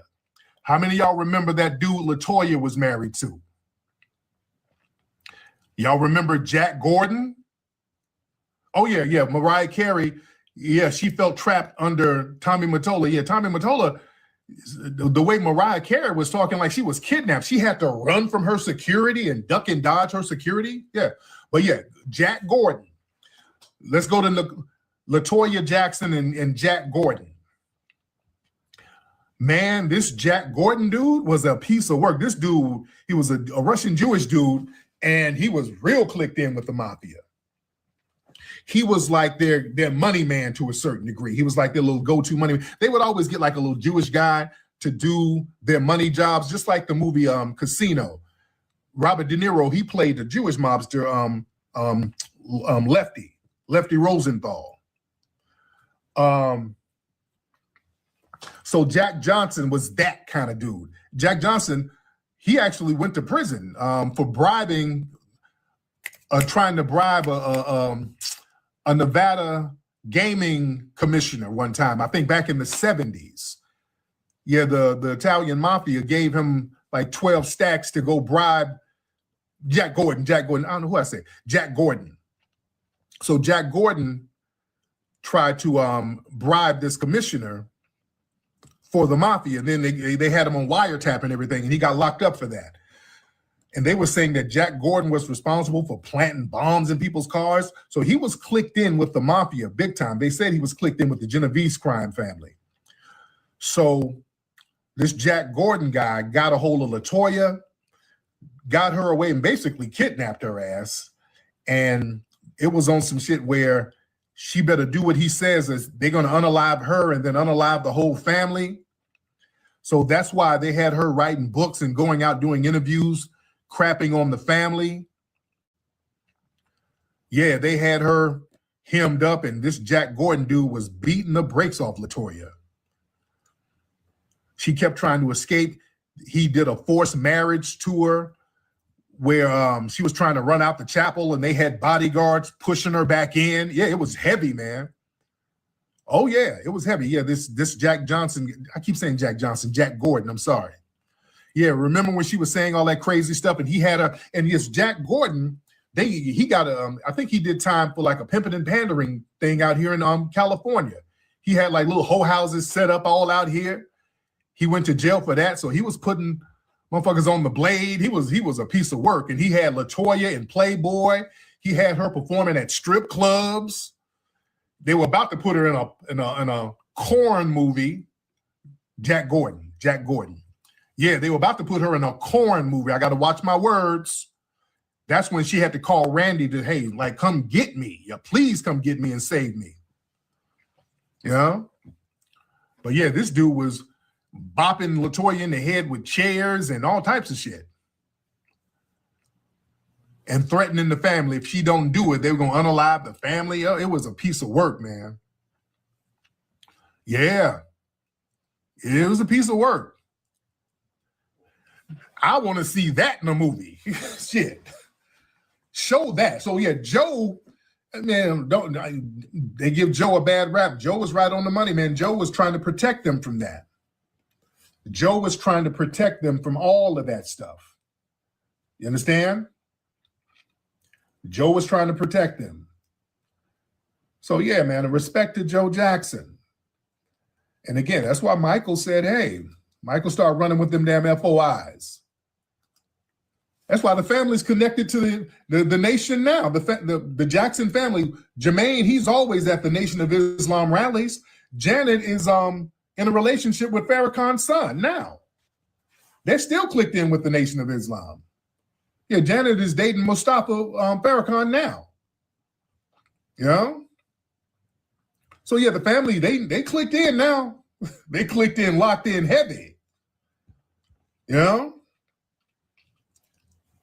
Yeah, man, Michael and knew. Michael, that's why they had to get the nation to get them mafia types off their backs. Yeah? Yeah, Jafar, he's Muslim. Yeah. All these are them. Jermaine is Muslim, Jafar is Muslim. Jafar is an Islamic name. You know? Oh, yeah, it's heavy. What's that? Who is that? You are Somali or tethered? Okay. Man. Yeah, it's heavy, man. Say Jafar has a white girl. Okay, all right. Man. It's deep. What's up, Quantrell? Quantrell, hop on in, brother. Quantrell, hop on in. Oh, yeah, you didn't know Janet? Yeah. Janet is rocking with him. Yeah. Jack Gordon, Russian Jewish guy. Mm-hmm. Yes, indeed. It's deep, man. Quantrell, what's up, brother? Hey, what up, man? What's happening with you, man? I'm just sitting there watching that jackass, that CHUD builder guy. Yeah, what happened? Nah, he out there running his mouth. I'm tired of that shit. Oh, yeah. He's doing a lot of that. Yeah, he's doing a lot of that. Yeah, you were making it seem like something happened to him. Nothing happened to him. Nothing happened to him yet. No, it was false information, but it's going to happen. It's just a matter of time. He's going to get it. Oh yeah. Okay. Yeah, we know that. Okay, I thought you. So y'all just people just saying shit. Yeah, but yeah.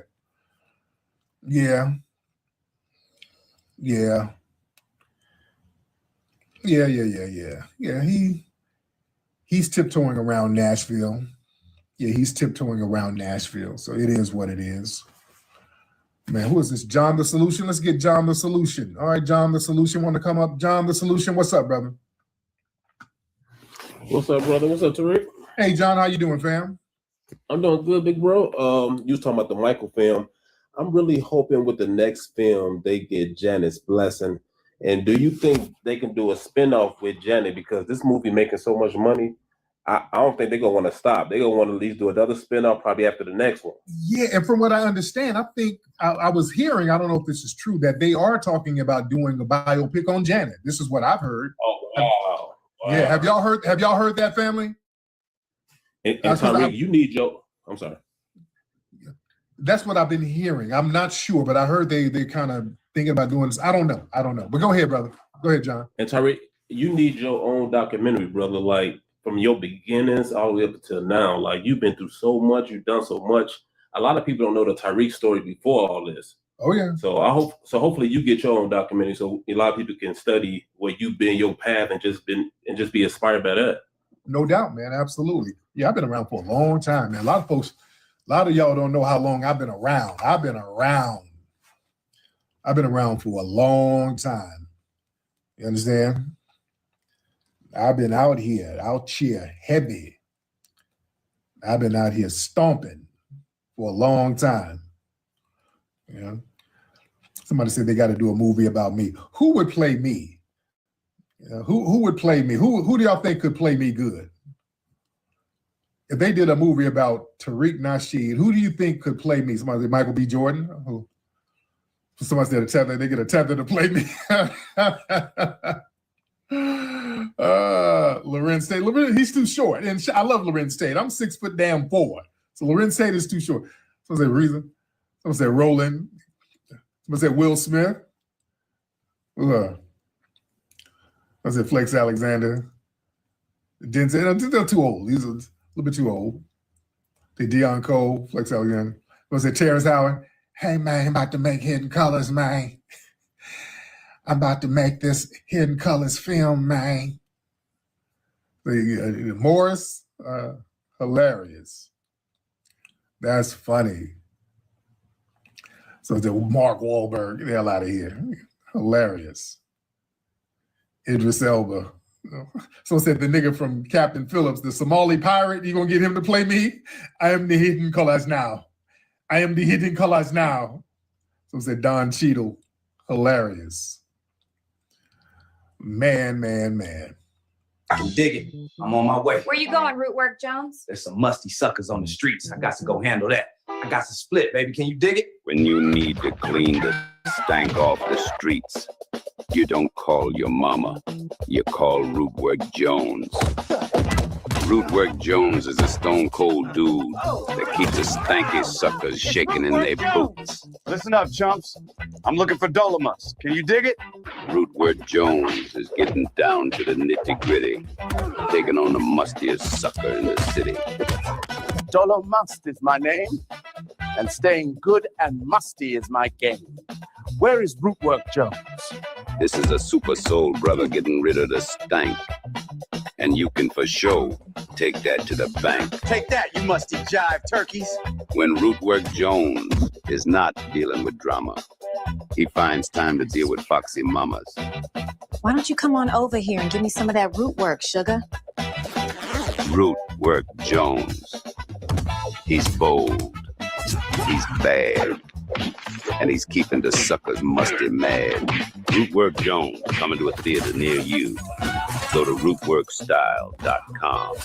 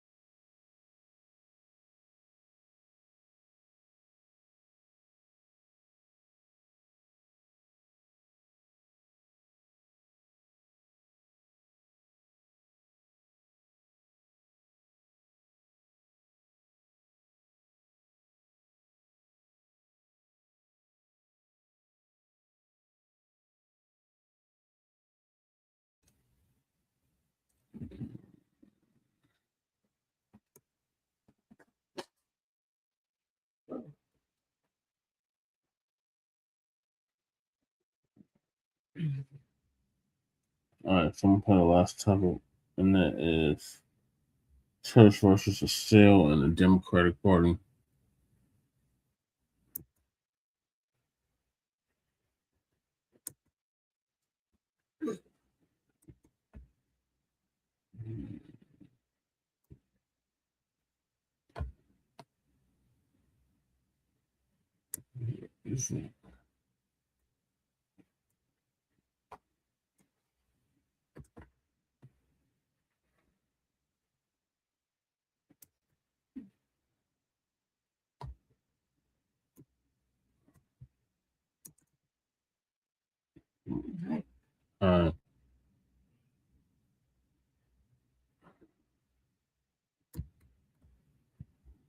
I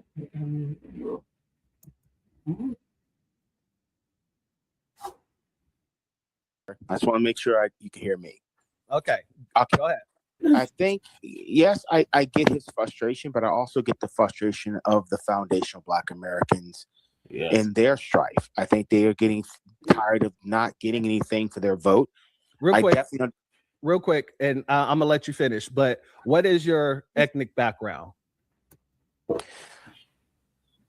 Well, I don't think this matters, but I'll answer the question. I'm an American, quote unquote. Where's your family from? My family's from Virginia. And where are their family from? That I don't have a clue. You don't know where your family's family is from? Most of us have been in Virginia, so that's all. Mainly Central Virginia. Are there any immigrants in your family? Not that I know of. No. Do your family stem from the slave fields here in America? I would say yes, absolutely. You would say? How old are you, sir? I am 43. You're 43 years old and you don't know whether or not your bloodline stems back to the people who built this country? I would say yes, it is. It is. Hold on. You would say. I would say it just is. Because you say does not mean that it is. Is your mother, your father, descendants of American slaves here in the United States? I'm not talking about in Jamaica. I'm not talking about in Haiti. I'm not talking about not at anywhere. all. Not at all. My family is from the United States of white supremacy. Yes. Okay, continue. Now I don't know what that has to do with anything, but I'll go forward. It has everything to do with it. Only people that don't know would say, I don't know what it has to do with it. It has everything to do with it because many of you folks come up here shilling and you're not even from America and you speak as a foundational Black American or you third party foundational Black Americans. That's what made me ask you whether or not what's your bloodline and if you're from this country, because you said, I understand foundational Black Americans and why they're mad. So you othered us. Basically, you're a movement. So I understand your frustration. No, we're not a movement. We're just a plain, simple lineage. Our movement. Because I say that because hold on, and I'm gonna let you speak. I'm gonna get this very clear with you right here today. We are not a movement. Foundational Black Americans is quite literally just a lineage. It is a commemorative term.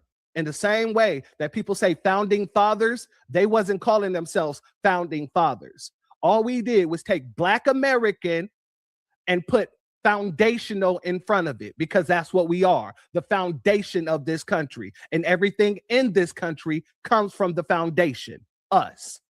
So when you say it's a group, we are not a group. You got foundational Black Americans that don't rock with each other. I don't rock with a lot of these coon tap dancing foundational Black Americans, but it does not take away from them being foundational Black American, like your Al Sharpton. So when you say you're a group, we're not a group. We're quite literally just a lineage. And our movement is delineation. Come off your mic. I understand that completely. But when I talk to my older persons in the Kent Assembly, are you a foundational Black American? They look at me and say, what the fuck is that? Let me tell you something. Nobody has to say that they're a foundational Black American because nobody had to go around saying they're an African American. When we was calling ourselves Negroes, people was against being called African American. Hell, I got people to this day in the older generation. As a matter of fact, I got a drop. I'll look it up and I'll play that drop a little bit later. I got a drop with an elder saying, do not call me African American. I will knock you out if you do so. So while you're sitting here saying, I ask these elders, are you foundational Black American? They don't have to know what a foundational Black American is if their bloodline and lineage goes back to the damn slave fields here in America. It's not about whether you self-identify as it. If you're Black, you're Black. I understand that, sir, but I want to make before I get to my point here, I want to make this thing very clear. Go ahead. Most of it, there's been a lot of rumors about the foundational Black American movement being line up with the Republicans. Now just hear me out for a moment. I'm listening. Go ahead. And engaging in a lot of what the late Neely Fuller Jr. called tacky, trashy, and terroristic language. I hope we don't get into that this evening. I'm just hoping we don't. Hold on. Let me address that first before we go to your next point. We'll go point by point. This is a conversation. All right. Now, you brought up Neely Fuller Jr. Neely Fuller Jr. was the one who taught us that we have to make sure that every words that we use, words have meaning. And every time we use those words, we know what they're meaning and how we're using them. So when you say tacky wordsmiths and all this other stuff, it makes absolutely no sense that you would bring Neely Fuller up when speaking about us, when we hold Neely Fuller Jr. in high regards here. As a matter of fact, he's not a doctor, but I call him Dr. Neely Fuller Jr. on this platform. And everybody in the chat will tell you. We hold him in high regards. We hold Dr. Francis Cress Welsing in high regards. So when you say that, that right there is really an oxymoron. Second of all, you say that we get compared to Republican talking points. That ain't our problem. When other people compare us to other things, that has nothing to do with us. People do that in order to try to spew people away from us because we tell the truth. So when you say that people look at us as Republicans, I say it all the damn time. I am not a Republican. I am not a Democrat. I am not a Republican. I am not a Demo-rat. I am a foundational Black American with foundational Black American interests. And I do not tell people to go vote for Republicans. And I don't tell people to go vote for Democrats. I say, if anybody comes to you trying to get your vote, you make sure that they're bringing you something. Now tell me, where's the flawed logic in that when everybody else around the United States of America, they concentrate on their specific interests in their communities? So where's the flaw? Where's the logic? And where's the Republican talking point there? Just speculation, sir. Yeah, speculation is assuming. And when you assume, you make an ass out of you and me. Now, I want to get onto the point here. I don't want to get into the name calling. I'm not that, sir. Hold on, sir. I'm not name calling. I'm having a logical conversation with you. I asked you a question. You gave me your response, and you said it's an assumption. You said that you're speculating, which is an assumption. And an assumption makes an ass out of both of us. This isn't name calling. This is just facts. So now your next point. Go ahead. Now, what Mr. Isaac Hayes Jr. or the 30s is, I think he has not really sat down and tried to talk to you, FBAs, about, okay, I mean, I've heard a lot of your commentaries from, because different FBA people claim that same thing. And it's anti-Democrat. It's just throwing shit at the Democrats all the time. And the Republicans, they are just, we don't throw shit at them. So are you saying that most people that you listen to is just blank, just flat out anti-Democrat? Is what you're saying? It's pretty much. Let's keep it real, sir. We're on social media, so it's the sexiest thing to do is to shit on the Democratic Party because it's good money, it gets ratings, it gets everything. But when I listen to you guys, now hold on before you continue, I gotta ask a question there. So you feel like when you're listening to the new Blacc Media, the majority of us just dump on Democrats, and that's just it? I would say 85 to 90% of the time when I listen to not you specifically, but other persons that claim to be foundational Black American or use that banner, it's always going after the Democratic Party. When, let's be clear about this, and I want to just educate the voters this evening.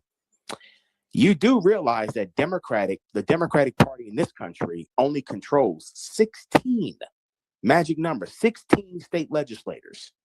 Republicans control 25. You may have some in between, maybe divided government, where one party may control one house. Okay, hold on. Okay, give me a second, sure. Because we got a baby step. We got to slow walk this. The family's here. We're here, right, family? We can slow cook. I got a crock pot right over there, all right? We got to slow cook this. I want to touch on your first point before we go to your next one.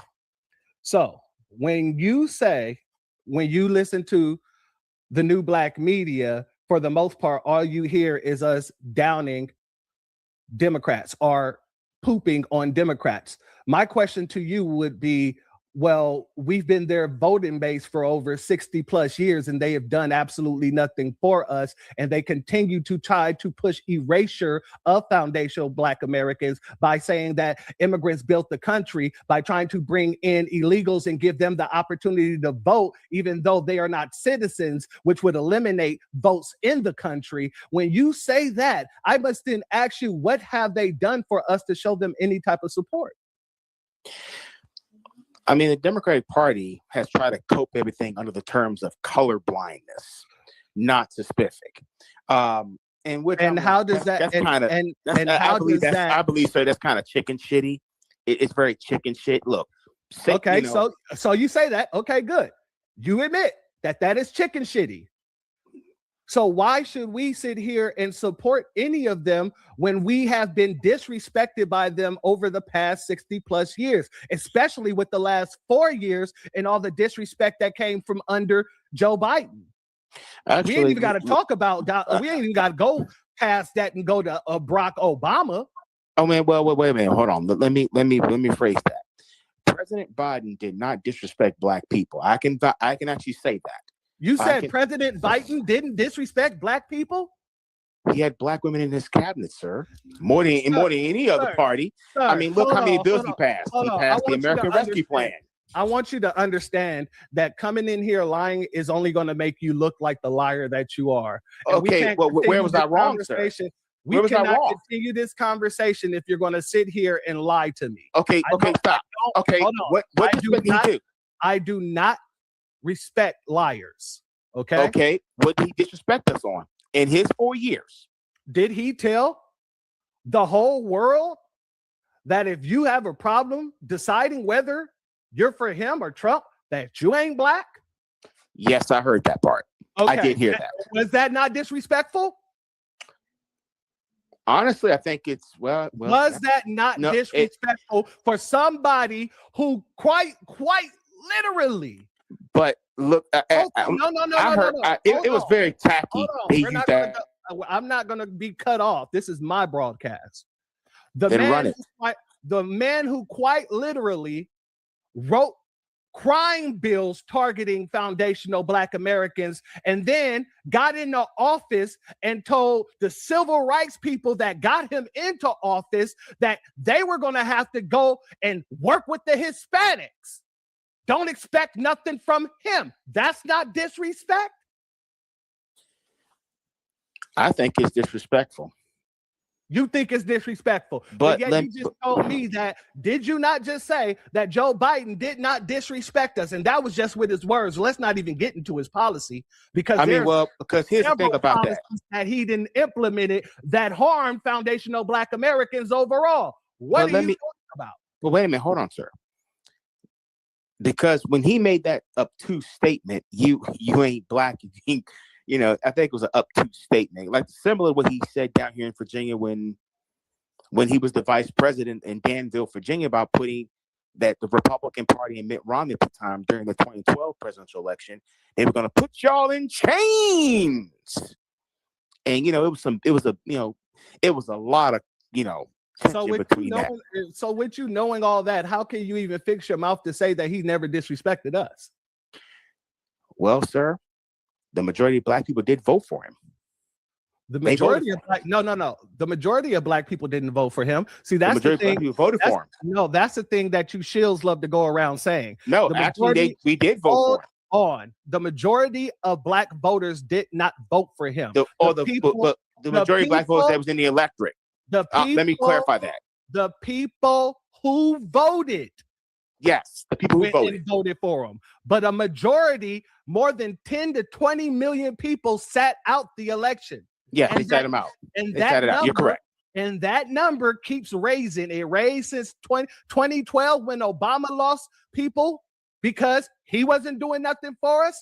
It went even further down in 2016 when they tried to run Hillary and she was already super predator and she was talking that nonsense on us. Yeah. And then it went down again in 2020 when Biden was running. So explain to me how black people put him in office when the voting majority of us sat voting out. participation. Oh, sorry. You mean you're The talking about voting? people- Exactly. The You're people talking about voting who participation. voted. You Okay, have people. to be able to explain these things correctly. See, I'm Okay. a political scientist, so you're not talking to a dummy. You're Well, actually and that's why I like what that's why I'm not disputing what you're saying. What I'm saying though is we had to put this in context. The people who voted in that electorate, black people made up at that time, they said 12% of the electorate in that year. So we're talking that's about 17 million voters. 11%. Yeah, 11%, so about 17 million voters, and that 2020 election, 2024 was 15 million. But yes, I see the frustration, and I see that black Actually, folks like 2024 was 17 million. 2020 was the 15 million. No, 15 million was 2024. No, 17 million was that. 2024. Because let's be honest, if for a Democrat to get elected, 2024, it was not high, sir. The black voting participation dropped. It dropped. There was only 14 million foundational black Americans who voted in 2024, and the 3 million that was there was from basically immigrant blacks. So wait a minute, stop right there. So immigrants cannot vote in elections. Immigrants, they're not legal. Immigrants can vote in elections. I'm not talking about illegals. I'm talking about just plain black immigrants. So if they're citizens of the United States, yes, I'm telling you the numbers from our breakdown. I'm not talking about illegals. Well, sir, I'm not anti, I'm not anti my government here, but I do want to put these things in context here because I know it's a lot of rhetoric on social media, and it's a lot of rhetoric. So let's put this in context. Yes, President Biden did say that, and I didn't like the fact that President Biden got in front of the Al Sharpton and them and said, "Hey, let's get this straight. I'm the only white boy that did this and blah blah blah blah." I wasn't for Biden because I knew he wasn't going to last long. I just knew, but I knew the white liberals in the Democratic Party. I can talk from experience because I'm a Democrat. Well, you don't say. Wait, hold on. You don't say. Wait, hold on. You don't say. You're a Democrat. I couldn't put two and two together, but go ahead.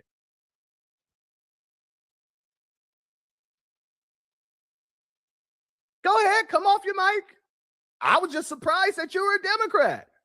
Oh, I didn't know you. I'm sorry. You muted me. They were so desperate to get rid of Donald Trump, and I'm thinking, guys, it's not a good idea. If you back Biden, he's going to be back in office in 4 years.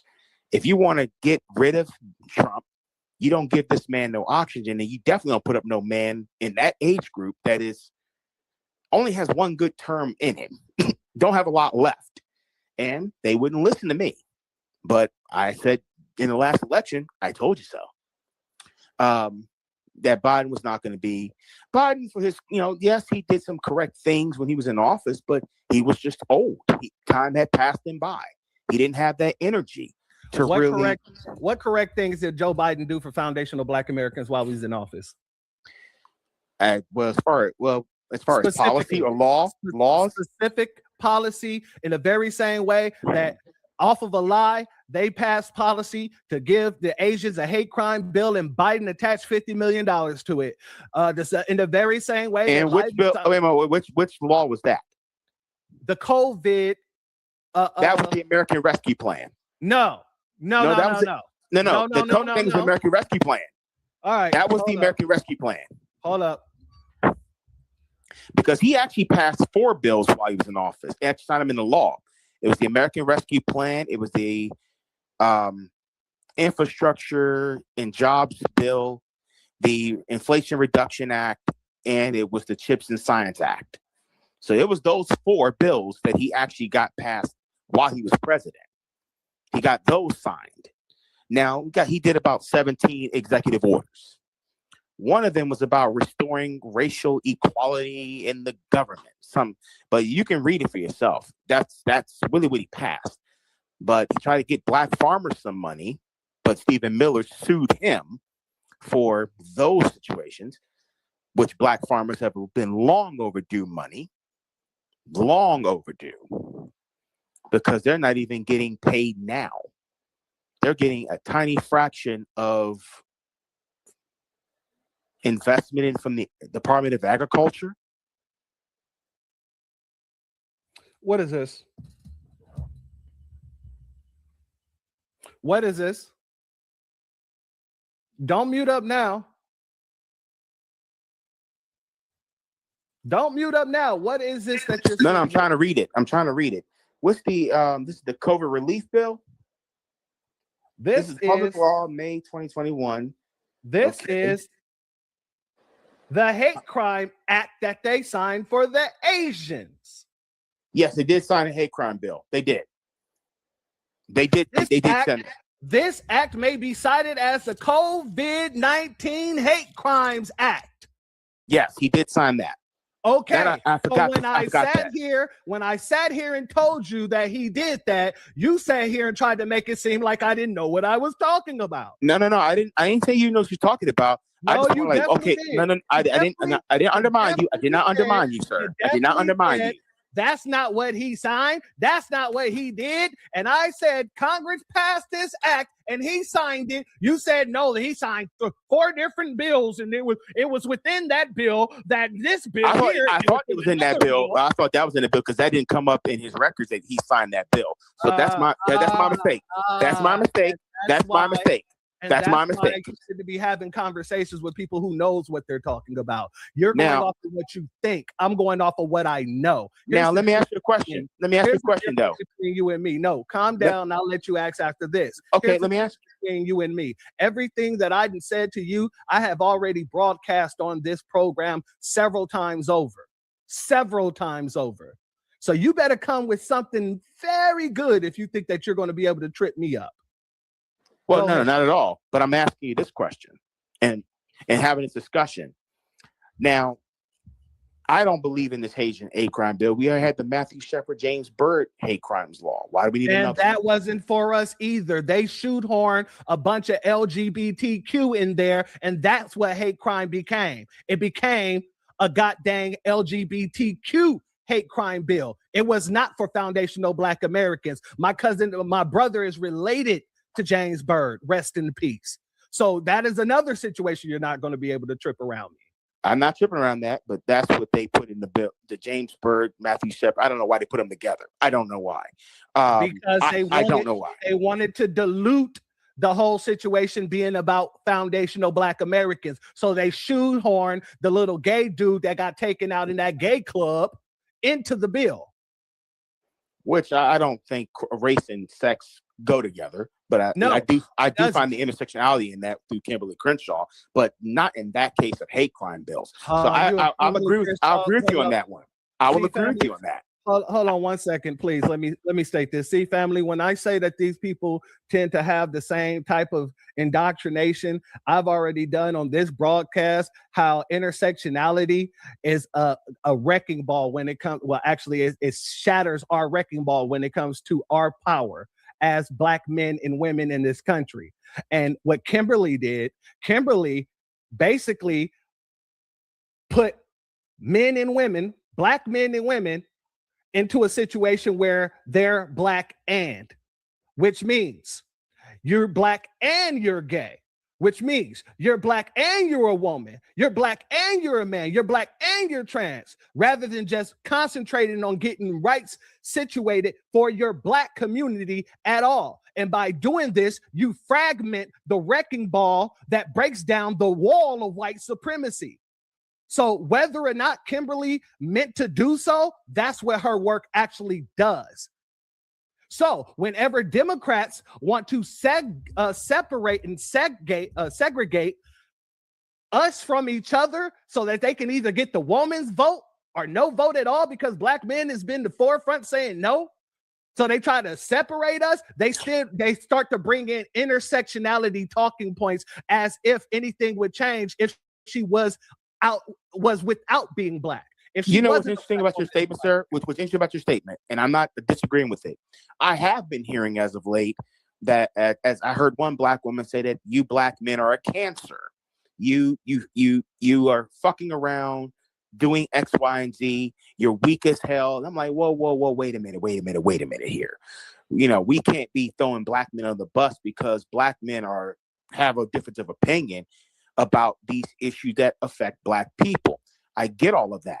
But I'll talk about Kimberly Crenshaw if we have if you want to talk about that at another time and space. No, But- again, let's talk about Kimberly at another time. I want you to land with your point because we're gonna have to get up out of here in a few minutes. So go ahead. But I would like you to put things in context on why the Democratic Party can't do everything quote unquote specifically about race. Why? Because the Republicans have a legal system, and we clearly have seen it. They're using the legal things of equal protection under the law. So like the Black farmers, when Biden gave the Black farmers some money, that got held up in court because Stephen Miller's group sued. Let me stop you there. Okay. They finally got their money, but I'm gonna put things, you want me to put things in context? No problem. I'm gonna put things in context for you because I'm a contextual type of guy, don't you know? Now let me put it in context for you. The Democrats know what they're doing when they're making these race-based policies. It is not that they don't know, that they're unaware. Foundational Black Americans have been calling for lineage-based policies for a while because we understand that that is one hurdle that the Constitution will shut down if you make anything about race. The 14th Amendment does not allow it. So when you're sitting here telling me that the Republicans keep shutting stuff down, that's because the Democrats aren't using the proper wording. If they would make lineage-based policies, the farmers wouldn't have had that problem. But because it was a racial policy, in order to get those farmers that money, even though they were deprived of that very same money under freaking Obama, Trump, and Joe Biden. Don't get it confused. Oh, I'm not. And that's why I was kind of like, why the hell is Tom Vilsack back in the Department of Agriculture again? Let me finish. So when Joe Biden went to sign that bill, he already knew the only way he was going to get that bill in is if they include white farmers too. Biden has always been an anti-Black racist, a staunch anti-Black racist. So for anybody to believe that the Democratic Party don't know what they're doing, our sister Brooke is in the building right now. She's up in New York dealing with all of these Democrats in New York, trying to make sure that we get a sound reparations bill in New York based off of lineage because they keep on trying to base it off of race. And they now let me ask you a question. Hold on. Okay, They already explained to them, Brooke, our brother, President Devine, they've already explained several times over how this is a non-constitutional bill that New York is trying to push. So yeah, they know that these bills aren't constitutional. They refuse to disaggregate it. So here's my question to the FBAs. I hear what you're saying, and I agree with you saying about lineage-based reparations.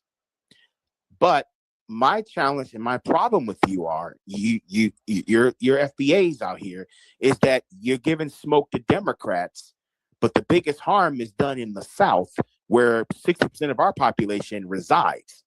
And we need reparations from them governors down there in Mississippi, Alabama, Louisiana. Hold on. Who's been receiving the vote for over 60 plus years?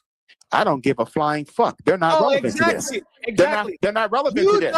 You don't give a flying fuck. You're saying it's not relevant. It is completely relevant. Why why should we ask the Democrats for anything if we now go to? Because we have been their most loyal voter base. They owe us. They cannot get. They don't owe us a goddamn thing. The Republicans owe us anything. Republicans. All right, you're done here. Since you can't listen, let me say this, family. I let that go on for as long as I did because I wanted the youth to hear what these old niggas is on. This man says that he's 43, sounding like he's 65, 69, maybe 72. This man wants to sit here and talk in circles saying, oh, well, they don't owe us a damn thing. They don't owe us a damn thing. And we kept them in office for over 60 years. Without foundational Black Americans, the Democratic Party cannot get into office. This is why they go around trying to put together all these coalitions, trying to put us with other people, because they know that the Black vote is the only vote that can get any Democrat into office. Let's be very clear about this. To my young family, to all the new generation coming up behind that man right there, do not let these people lie to you. If the Republicans come to us trying to get our vote, then guess what? We're going to make them do something for our vote. But it ain't the Republicans coming to us trying to get our vote. It is the Democratic Party trying to shame us into voting for a group of people that has done nothing for us while using our goddamn lineage history in this country to benefit every other group but us. This is why you cannot trust the old niggas, in the word of Jason Blacc. I let that man talk. I kept him up here for a while because I wanted him to get those talking points out. These folks are quite literally, they're not black, they're blue. And I believe that man is a damn tether. How the hell you 43, but you don't know where your family from? I'll be 40 on Sunday. I could tell you about Louisiana, Shreveport. I could tell you about Mississippi, Indianola, Jacksonville. Some of my family out in goddamn Ohio. Some of my family out in Oakland. Don't play with me about this. Like I said, you came up talking to the wrong one. The wrong one.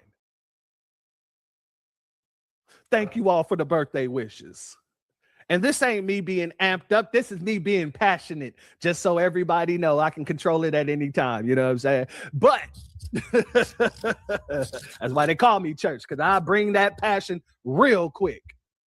Do not let these people fool you. They know exactly what they're doing. He sat here and tried to say that freaking Joe Biden never disrespected us, and I had to break him down in order to make sure he understood that he wasn't talking to a dummy, and he had to backtrack several times over. Well, yeah, you're right. And then he started bringing up things that was disrespectful that he did. When you hold these people to the fire, when you hold their talking points under the microscope and give it the proper scrutiny, you best believe it shatters, it breaks down. And I wouldn't have dropped him if he didn't come in lying again, talk about the Democrats don't owe us nothing. That's a lie. They know it, and the world knows it. The government owes us. But it's the Democrats that keep coming back to us, begging us to keep them in office or put them in office. And if you want our vote, you must know you work for me. I don't work for you. I don't work for you. You work for me.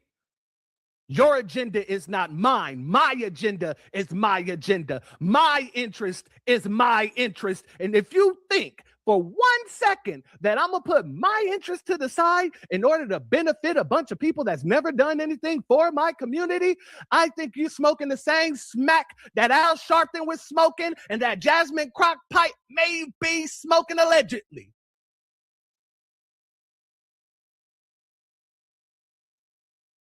Let me be very clear about my stance here. But I'm glad you came on up.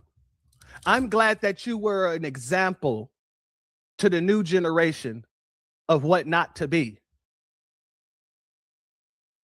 How dare you come up here and try to tell me Joe Biden is never disrespect? What kind of crap? This is what a Shill does. And this is why they have a problem with us. Not because of the fact that we sound like Republicans, because I just proved that I don't sound like no damn Republican. And when I asked him, where was I wrong? What makes me sound like a Republican when I'm quite literally shutting both sides down? He couldn't answer that, could he? Nope. I couldn't. Let me go ahead and give a B1 salute to our good brother 13 Mike Travels. Thank you for your super chat, your donation. All right, what are your thoughts on this interview or debate that Church had with this Shill? I think that was some major Democrat loyalty that do that. And he was wrong in all kinds of ways. The thing is that it doesn't matter what Church sounds like. The fact is that we ain't going back to Democrats. We're not going back. And after this performative fucking theater, which he, like, I just have to say, shout out to Church of Black Rock. Last couple of episodes I've been listening to with Jesse, been in the cut. I've been listening to all his episodes, last couple episodes, like 3, 4, right? Yeah. He's been giving them that work. He's really been opening eyes to a lot of situations that we would have just wrote off as, well, maybe old boy saying something, like Justin Pearson. And then, shout out to him, but also shout out to Black Alpha Network, who exposed the motherfucking shenanigans in the first place, which we wouldn't have done any of that research. We would have just been like, what, But I'm thankful that they did do it, because now it just leads to us really sitting back and be like, well, we ain't clowns. That motherfucker's a clown. He's performative. It's all performative. You know what I mean? He should be censored. They should all be censored. Whatever the protocol is over there. And that's the wrong representation. The truth of the matter is that as much as they keep telling us about civil rights, and it's tearing us apart, I'm pretty sure our ancestors that did die for civil rights to happen, I'm sure they're shaking it, they're rolling around in their urns or graves like, this is not what they wanted. This is not what they meant. And we should have been done with this a long time ago. But we had that blind allegiance. Now we don't. Now we're clear-minded and we're seeing shit like how it is. It's performative. Those people are only upset about all this gerrymandering, but just cheating, in my opinion, right? If you gotta rearrange snaps so you can win, that's cheating, in my opinion. But I think that they would be like, look, it's just another day, another black coat, another red line, right? That's how they would look at it. And us getting overwhelmed by their nonsense. Look, we can still vote. Us picking our own representatives. It's kind of never really been like that. So they chosen who they want to win. It's a selection, not an election. It's just a waste of time and money. It's like that. Although I know that's what it sounds, and even though Jesse's running for office, it's different.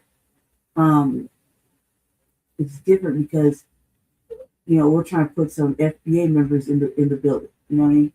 We're doing our best with that. And that's the whole thing.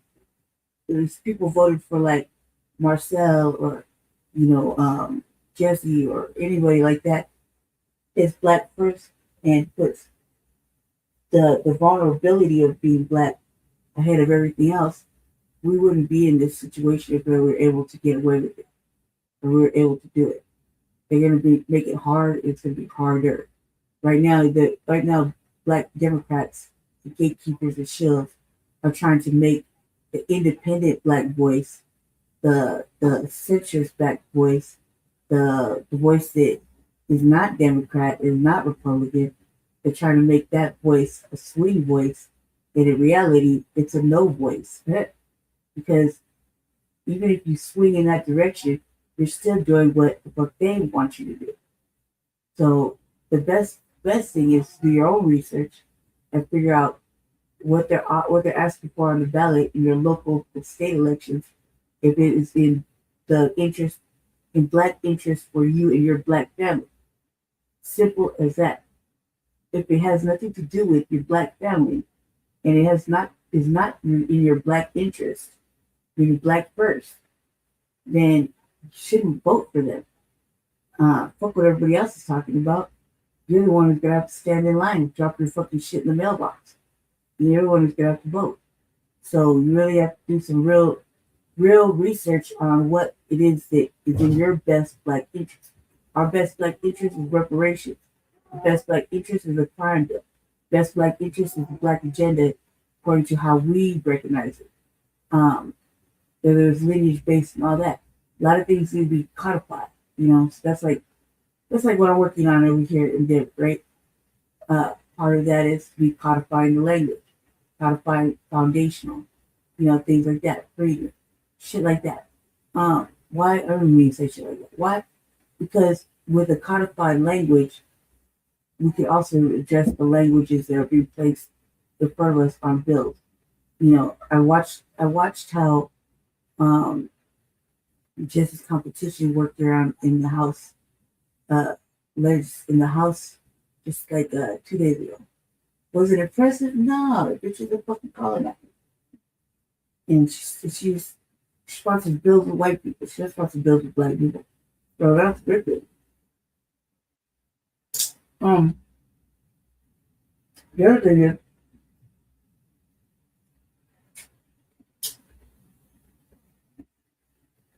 like destroyed. The other thing is that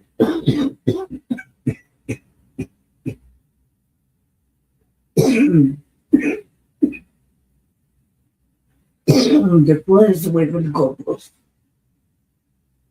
They're pulling us away. They're making it so it's a distraction from what's happening with the war and economics. And that's another thing too. Democrats are known for being distractions. And so we need to stay away from all of that and keep focused on what really matters to us, and what's really important to us. Because we got like about 2-3 cycles before it actually starts to even itself out. So we put in the work now, 2-3 cycles, that'll still be us, and it'll still be the chance for our youngins to grow up and start seeing political moves, you know, as we make them. And as long as the hidden hand is in control, we can only get so far. So we really have to be demanding and serious and not give up, because the thing is, they don't want to work us to death and with all their propaganda and make us go this way. It's a plan. It's diabolical, and you should see it by now. It's very fucking diabolical. Shout out to Black Alpha and Church of Black Power for bringing all these things up to the forefront, especially with the piercing thing. That dude is majorly, he missed his calling. He should just went join the church. Maybe I'll get fired. I'll go be a church reverend. You know what I mean? Because he's very performative. And when he starts giving speeches, it starts leading off into church. You know what I mean? Like, he forgets where the fuck he is. So that right there, he's gotta be like, he's gotta be humbled a little bit. A lot of these people gotta be humbled. And just think about it. No Black caucus, all right. But even if you create a new one, you're still gonna have to worry about the same antics happening within the new caucus if you decide to choose to make one. Everybody's gonna have some sort of trip. People trip up and switch up when they get into office sometimes. You know what I mean? So, I mean, you have to really watch that. That's a fact. So I can't really speak for any other state, but I just know that they're upset about really nothing. You can still vote. You can still vote if you want to. And yeah, that's just the way it's going to be. They get all these legacy people out of there. You know, all these people that have been holding down the seat for 5+ years, they got to go. That's off top. So as we clear out our system from coons and mammies and fucking tethers, we also got to know that the legacy votes, those are like the seats that people have been holding for grip, they got to go. So they have to go now in this election. So while they're all scared and talking about civil rights, so that's just their fear talking, because they're about to get their chairs switched out and for somebody else to come in there. So and think about who's running against those people to hold their seat. Watch those debates. I've been watching a lot of debates, and they're not saying shit. They're not saying nothing. Just a lot of words. So I watch a lot of debates. And everybody on the debate seems like in certain places are all black, and all black they're saying the same bull crap. So just saying. There you go, Jesse. Jesse. I said it. Over. Over. Over. Yeah, if you it's over now. Oh, okay. All right, I got one more topic. I forgot. Set the bell. Over.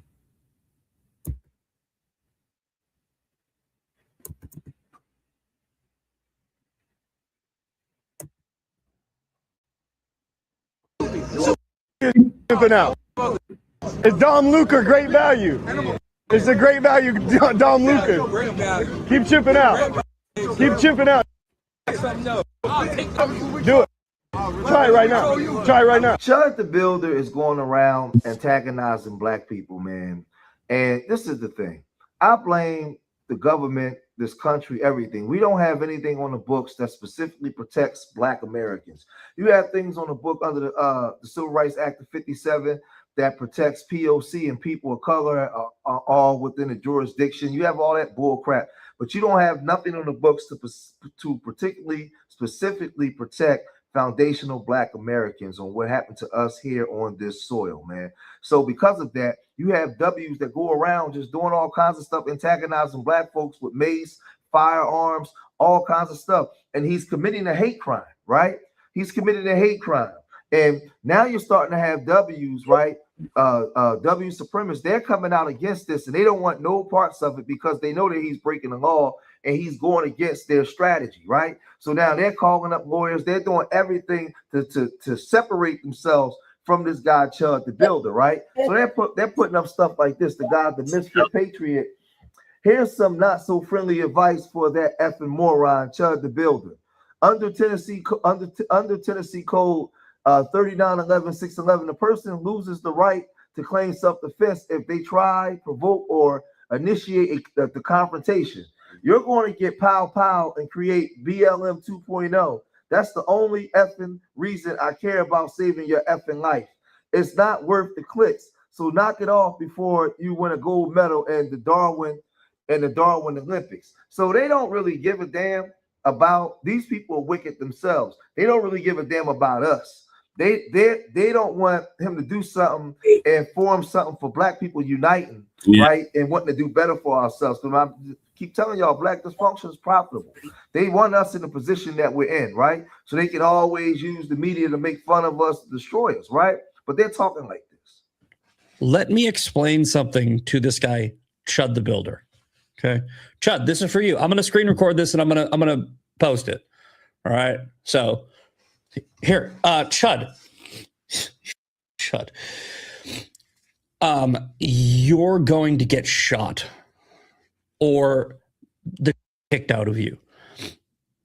When that happens, you're not going to win a lawsuit. Right. This is an insane take, right? So one of these kick streamers was like, hey, whoever hits this guy, punches him in the face or beats him up, if you catch a charge, you can create a GoFundMe and you're going to get like $100,000 easy, right? For your defense. The streamer's 100% right. He's 1,000% right, right? When they beat the shit out of you or worse, right? They're going to get insane amounts of sympathy. You are going to do so much damage to the movement, which is why I'm calling you out. I'm trying to stop you from doing this dumb. And I know you're only doing it because you're a grifter who's just click chasing sensationalist content, right? But think about the risk you're taking. Is it worth it? I don't know how much you're getting. Probably not enough for your life. One of them's a lot of them want to beat the out of you, rightfully so. I think you deserve it, right? If you're going into black neighborhoods and calling people the hard R, you deserve to get the kicked out of you. You don't deserve to die, right? I don't want you to get hurt.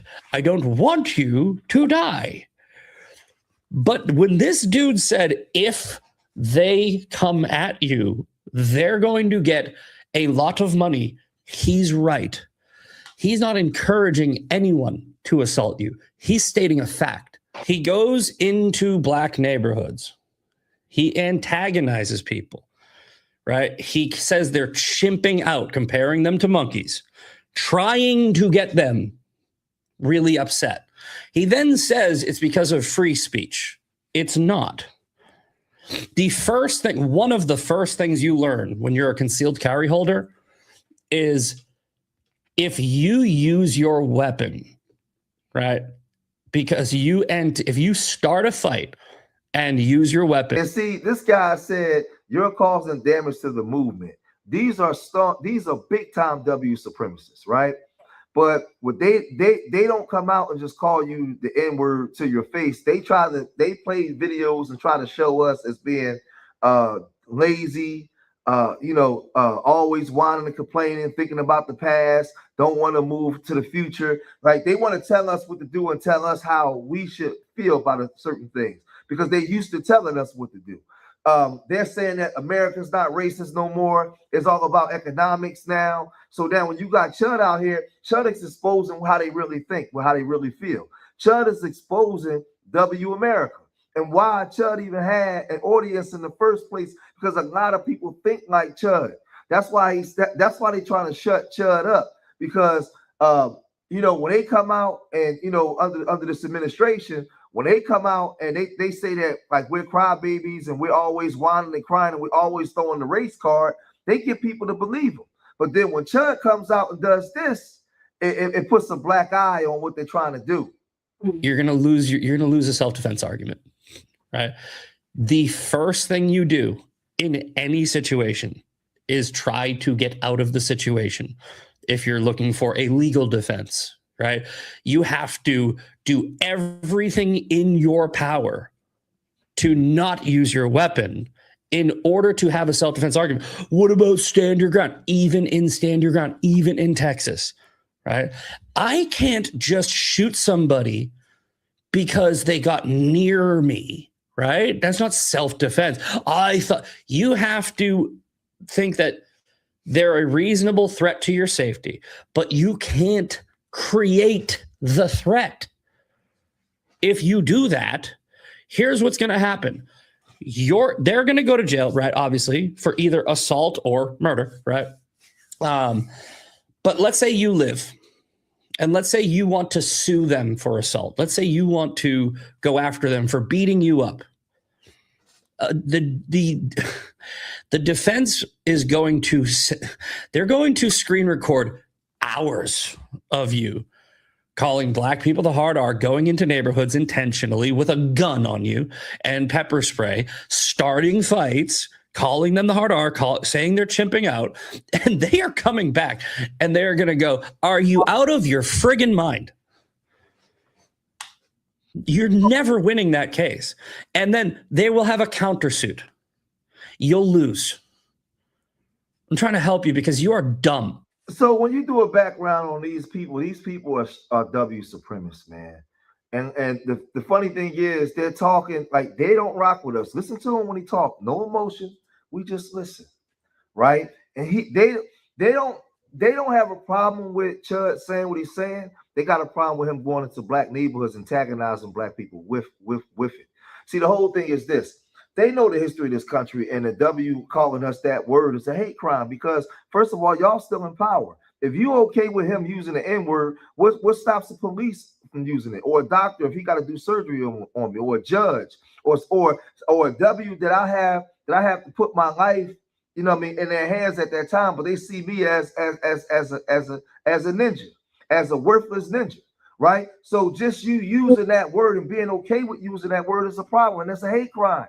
We have nothing to protect us from. So what he's trying to do, because they don't want to mess up their movement that they have, they're bringing on lawyers, they're bringing on all kinds of stuff to show that what CHUD is doing is wrong, to get CHUD to stand down so you don't have other white people like CHUD coming out here and doing that to make money.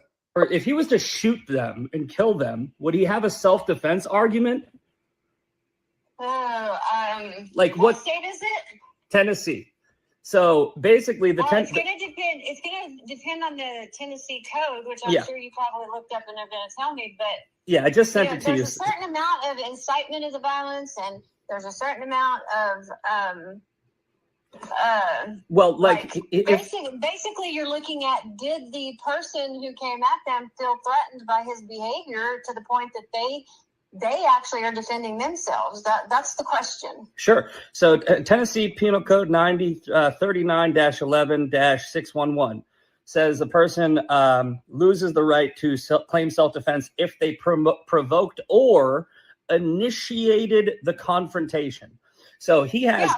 So there you go. So that sounds basically like a requirement to retreat type of statute, where you don't get to go and basically wind people up and threaten them to the point that they are afraid of how aggressive you are, and then claim self-defense when they do act on how threatened they feel. If that makes sense. Now, the argument that these people are making is it's free speech. Oh, no, she'll call back. Well, both of my phone was on silent and I could hear it ringing. Yeah, no, I figured your phone. I figured your phone died. So as I was saying, right, the argument people are giving is that racial slurs are still protected speech, right? So what would you say to that argument? If racial slurs are protected speech? Yeah, so considering this is their argument, I think it's stupid, but you're a lawyer, so I'm just trying to get the legal side. They're saying because racial slurs are protected speech, the person can't be retaliated against for their words, even if they're mean words. I mean, but here's the problem.